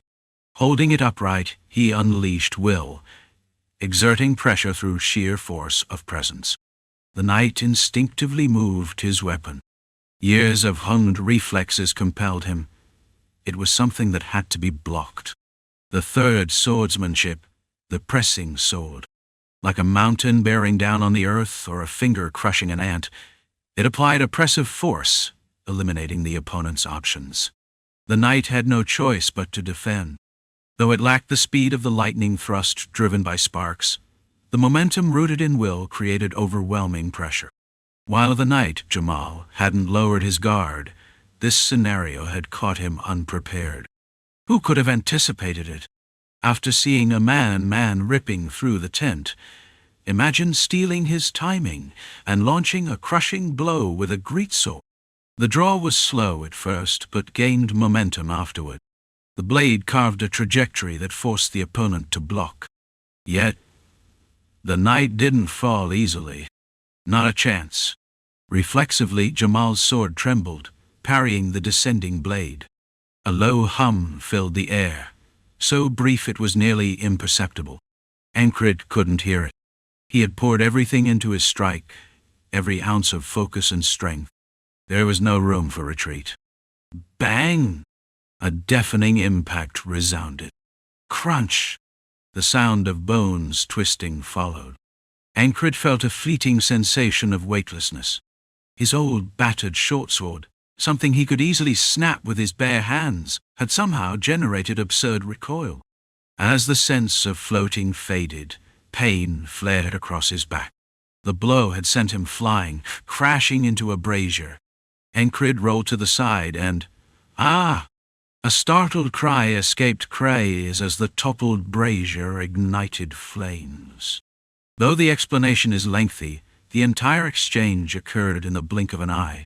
A man tore through the tent, exchanged a few words, and immediately launched an attack. Encrid's head lolled to the side as consciousness momentarily slipped away. Then, right after Encrid collapsed, whoosh, Ragnar reacted. The cry of alarm from Cray coincided with the second explosion. Boom! The knight had clashed with Ragnar, parrying his lightning-fast strike. The impact sent Ragnar flying backward. Unlike Encrid, Ragnar didn't tumble. He landed deftly, stabbing his blade into the ground to steady himself. Shh! The blade gouged a long line into the earth, emitting a sharp scraping sound. Ha! Aye!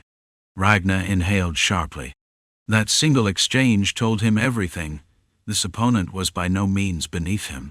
Meanwhile, Shinar avoided the fight, focusing instead on extinguishing the flames on Encrid's back using a blanket. After a few vigorous smacks, the fire was out. A sharp, cracking sound came from Ragnar's sword. It was on the verge of breaking. Ragnar discarded the damaged blade and drew another. This one had belonged to Squire Bill. Though not as finely crafted as the Knight Jamal's weapon, its length and weight were more familiar to Ragnar. Shane! He raised the blade and steadied himself, dropping into a combat stance. Ragnar was ready. Stop! Dead now. Encrid, still lying on the ground, spoke up. The knight turned his gaze toward him. Ragnar paused mid-step, ready to charge. Shinar quietly retreated, her hand resting on her dagger. It was obvious to anyone observing. He's a monster. A single battered shortsword had accomplished all this. Such feats were only possible with a power beyond mere physical strength. Proof he was a knight. You don't belong here, Shinar said, breaking the silence. The knight remained silent, his eyes fixed on the one who had struck him, a man who now lay sprawled on the ground. Encrid's back bore the marks of fresh burns, his armor offering no protection against the heat. Thankfully, the injuries weren't severe. Shinar's swift action had prevented worse. Still, Encrid's shoulders were both dislocated. And that wasn't the end of it. His palms were shredded, blood streaming from his hands. The pressing sword had landed, but the knight's counterattack had been brutal. If I hadn't braced myself for the final blow, the damage would have been far worse. Jamal, the knight, had unleashed his specialty, Blade Echo.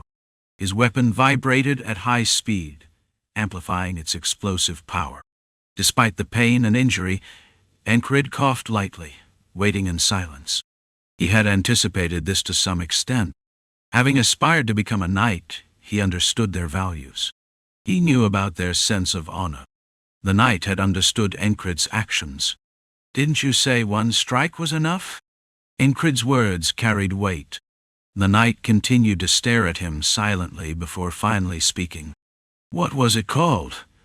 The pressing sword. It's impressive. Ping. Besides.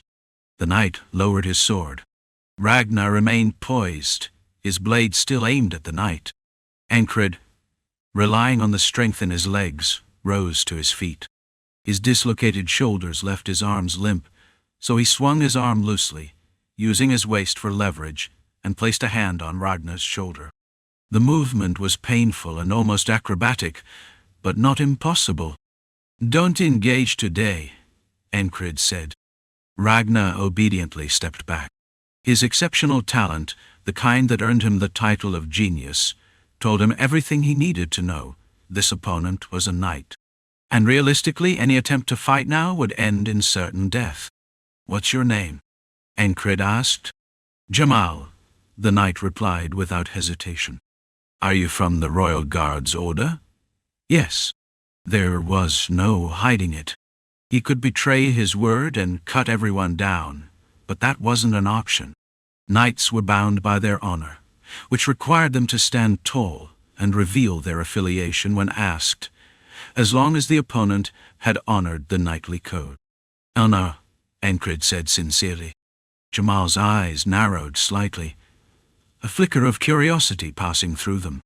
What kind of man was this? And what exactly was happening here? Despite himself, Jamal couldn't help but laugh. An honor. Without meaning to, he repeated the words, his voice tinged with amusement. "It's not every day you get to withstand a knight's blade," Encrid replied. "You're the one who swung first. I thought waiting would cost me.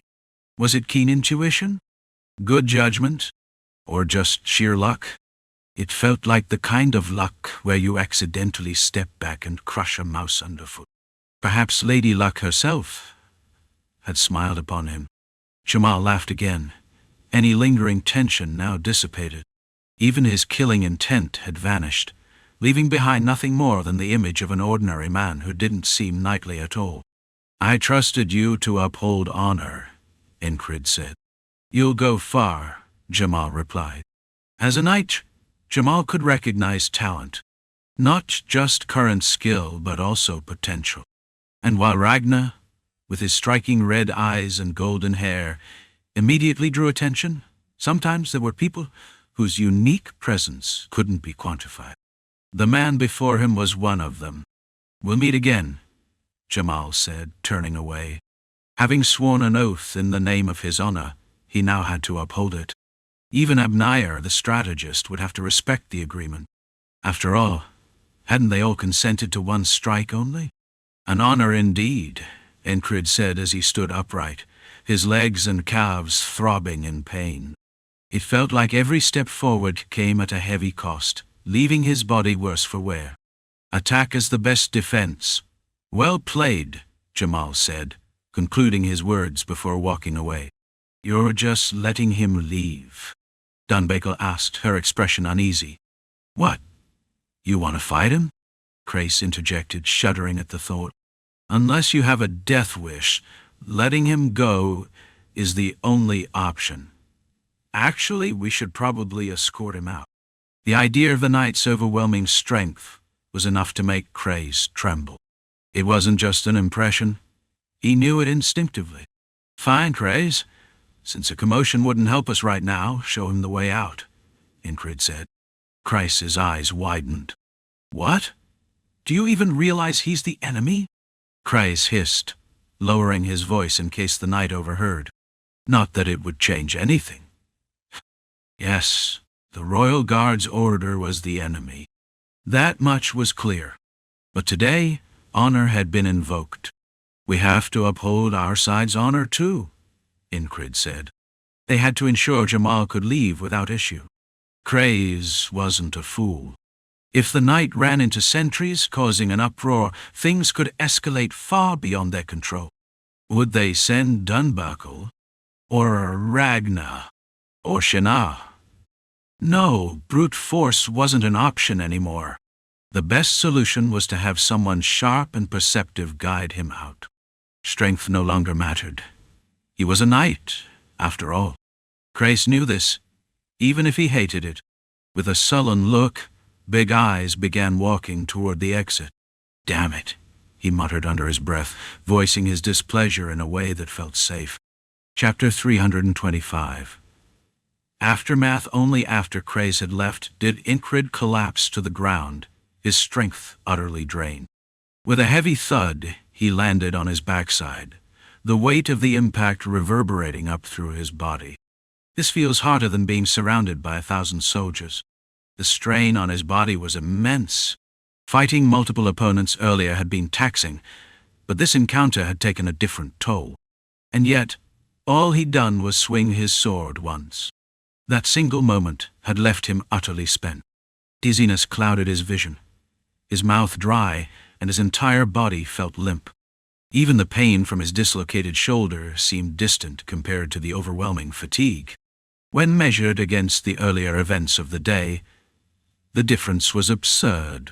No wonder the boatman keeps singing about despair. The boatman had often prattled on, sometimes as though composing poetry about hopelessness and the walls of adversity. It seemed silly at the time, but now it made sense. Even so, Encrid had endured it. More than that, he had seized control of the situation and flipped the narrative. By taking the initiative, he turned the concept of receiving into a calculated move, making his preemptive strike the defining moment. Ultimately, he had faced the knight's blade and survived. His dislocated shoulder and trembling body were proof that he had not only endured but prevailed. Luck had played a role, but it wasn't everything. Strategy and effort had mattered more. As he leaned back to lie down, a hand stopped him. "Be careful of the brazier," Shinar said. Her hand gently supported the back of his head, preventing him from lying back onto the still hot ground.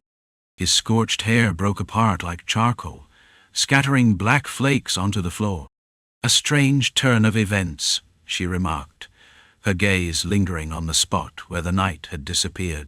"Indeed, a strange day," Encrid replied, his eyes following hers. "Formidable," Ragnar muttered to himself. Coming from Ragnar, that word carried weight. The knight's power was inhuman, otherworldly, enough for someone like Ragnar to call it overwhelming. Even so, Ragnar had taken the knight's blade and seen a new path forward. The encounter had opened a door, revealing a clearer direction. Now, his task was simple: maintain his current determination. Fortunately, there was no need to force himself. "Next time," Encrid murmured, already looking ahead. To face a knight's blade again, to prepare for the next opportunity, that was his resolve. Ragnar couldn't help but feel a competitive spark. The thought of being left behind was unbearable. And so, he laughed. "Why are you laughing after getting hit like that?" Encrid asked, an amused grin on his face. "Why are you laughing, leader?" Ragnar shot back. Despite his burns and exhaustion, Encrid was smiling, seemingly unaffected by the pain. "If you feel like laughing, then laugh," Encrid said with a hearty chuckle. "Ha ha ha ha." Dunbakel joined in, her voice cutting through the air. No one responded to her comment. Knight Jamal left the camp under Crace's guidance. No one dared to stop him. Encrid's orders: "Step aside. Do not interfere. Clear the way." Crace barked as he led the knight through the camp. Within the camp, Encrid's name carried the weight of an unassailable sword. Even Battalion Commander Garrett couldn't oppose him, as his authority came from the soldiers' respect rather than rank alone. Still, a few soldiers glared menacingly at the knight as he passed. His calm demeanor was likely grating on them. There were always hot-headed individuals in any group. "Clear the way," Crace growled, his glare silencing any objections. For his part, Jamal paid no mind to the tension around him. Why would he? If anyone dared to attack, he'd cut them down without hesitation. It wasn't honorable to strike first, but he had no qualms about responding to provocation with deadly precision. Fortunately, no one dared to challenge him, so Jamal turned to Cree with a curious question. "Is that sort of insanity something for normal?" There was no need to specify whom he meant.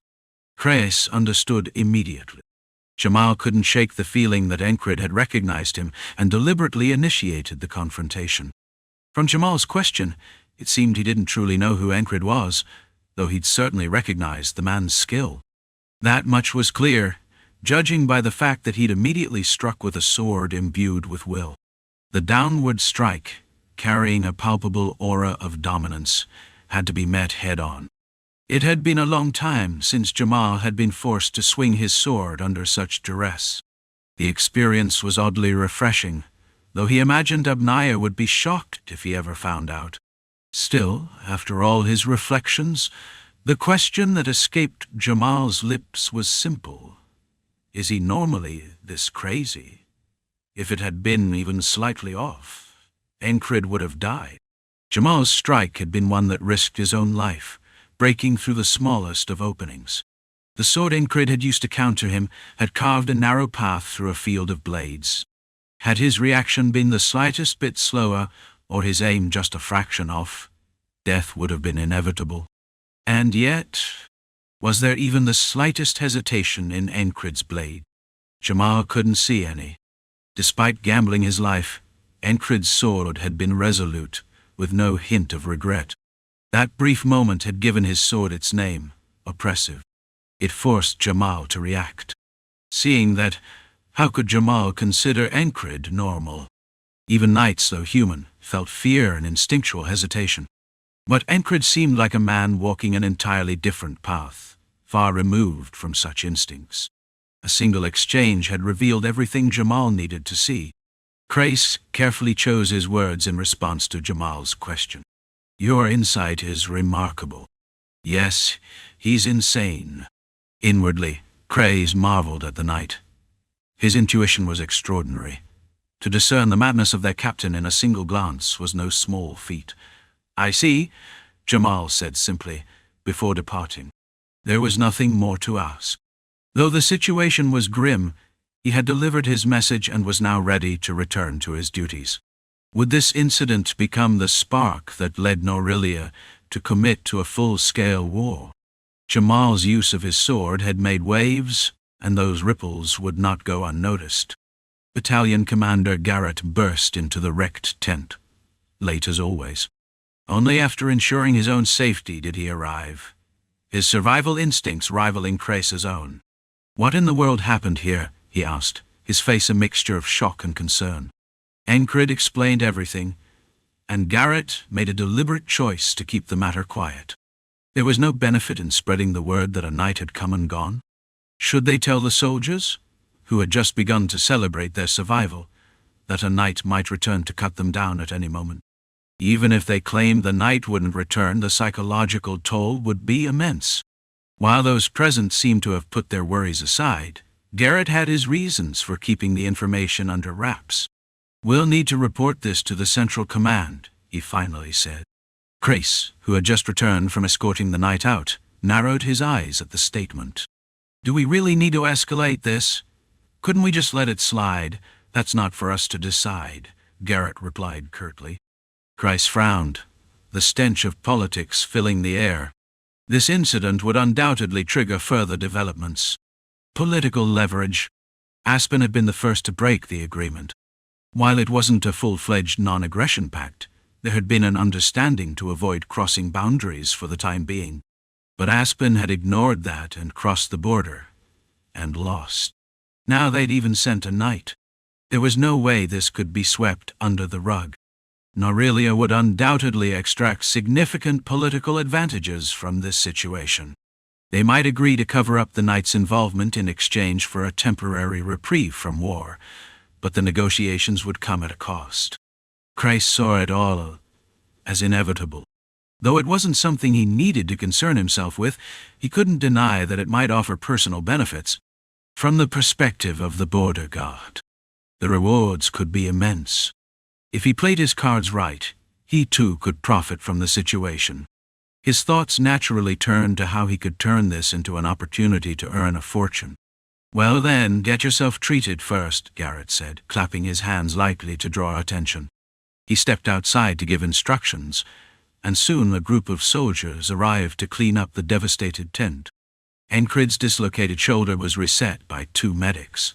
Despite the sharp, audible crack of bones snapping back into place, Encrid remained unfazed. Dunbakel, however, winced visibly, disturbed by the sound. Doesn't that hurt? One of the medics asked, unable to suppress the question. They had heard of rare conditions where people were born unable to feel pain, and wondered if Encrid might have such an affliction. It hurts, Encrid replied plainly. Then why don't you even groan? Groaning doesn't make it hurt any less. The logic was sound, but it defied the natural human response. Pain usually elicited an involuntary reaction. You truly are extraordinary, Commander, the medic said, admiration in their voice. But why did they insist on calling him Commander? Encrid didn't have the energy to correct them. Though he hadn't groaned or screamed, the strain of the day caught up with him, and he spent the next 2 days battling a fever. While Encrid lay feverish, Word came that Aspen had withdrawn its forces. He caught fragments of the news in his sleep, his body thoroughly exhausted from the ordeal. Despite his weakened state, he found solace in the experience. The fever brought him a dream of the ferryman once again. "Don't get cocky," said the ferryman. Encrid felt a bit wronged. He hadn't said a word. He was merely sitting on the boat, watching the endless black river stretch before him. For a brief moment, he found even the inky void of the water oddly compelling, wondering if one's perspective could change such a bleak sight into something worth appreciating. "Arrogance," the ferryman repeated. There wasn't much more to say. Neither had the desire for small talk. "When the wall rises before you, it will block your path," the ferryman said for the third time. Encrid nodded. It had always been so, and always would be. The ferryman called it a curse, but to Encrid, it was anything but. To him, it was an opportunity, one that allowed him to bridge the gap between the talented and the ordinary. An opportunity that had brought him to where he was now, even earning him the chance to face a knight's blade. "For reasons unknown," Encrid spoke, his voice carrying an uncharacteristic sincerity. "Thank you." "Abners." The ferryman, unlike most, wasn't startled by the abrupt expression of gratitude. That was the end of it. When Encrid awoke, the dream dissolved into reality, and the first thing he saw was Dunbakel dozing off near his bed. What's she doing now? He felt something cool on his forehead. A damp cloth, its temperature just right. It seemed she had been tending to him the whole time. "Hey, go lie down and sleep," he said. "Oh, I just dozed off for a moment," Dunbakel replied, wiping a bit of drool from her mouth. The beast woman blinked a few times, stretched and yawned, scratching her cheek absent-mindedly. Then, with an oddly bashful tone that didn't suit her, she scratched her neck and muttered, "It felt like taking care of a sick little sibling." "I'm probably older than you," Encrid shot back. "Well, I'll grow stronger. Strong enough to pierce through any scoundrel that comes my way. So don't go dying on me." For a moment, Dunbakel had glimpsed death when Encrid confronted the knight. Her survival instincts had flared, warning her of certain doom if she challenged that opponent. Yet Encrid had done it anyway, hurling himself at someone whose very presence screamed death. That moment had forced her to reflect on herself. I haven't changed. The realization stung. She had stayed here to escape the aimless life of a bandit's blade, seeking something different. Yet she hadn't been able to act when it mattered most. I don't want to die. Caught between two paths, she had failed to walk either. Then what should I do? I'll become ridiculously strong. That was her conclusion. No more sinking into despair. She would move forward. That was what she had learned from Encrid, her mad leader. "Don't you go dying either," Encrid replied instinctively. He recalled how, in his moments of helplessness, Dunbakel had charged at the knight with a twisted expression, time and time again. The way she fought, as if resigned to death, was clear even to an observer. Yet she had fought regardless. What drove her? "Don't overdo it. I'll get strong, you'll see. So if you ever need a woman's warmth, just say the word. I'll lie down next to you," Dunbakel said, cutting him off and running her mouth as usual. "Esther's enough for me," Encrid retorted, glancing down at the leopard curled in his arms. Esther's lake-like blue eyes locked onto Dunbakel, who returned the gaze with her golden ones. "No monopolizing," Dunbakel said, her tone playful but firm. "What now?" Esther snorted, the sound almost like a dismissive laugh, as if daring her to try and take her place. Dunbakel backed off, ending the exchange there. Later, when Encrid dozed off again, he woke to commotion outside the tent. Aspen's retreat had sealed the victory, and celebrations were in full swing. The camp was alive with cheers. Party preparations were underway.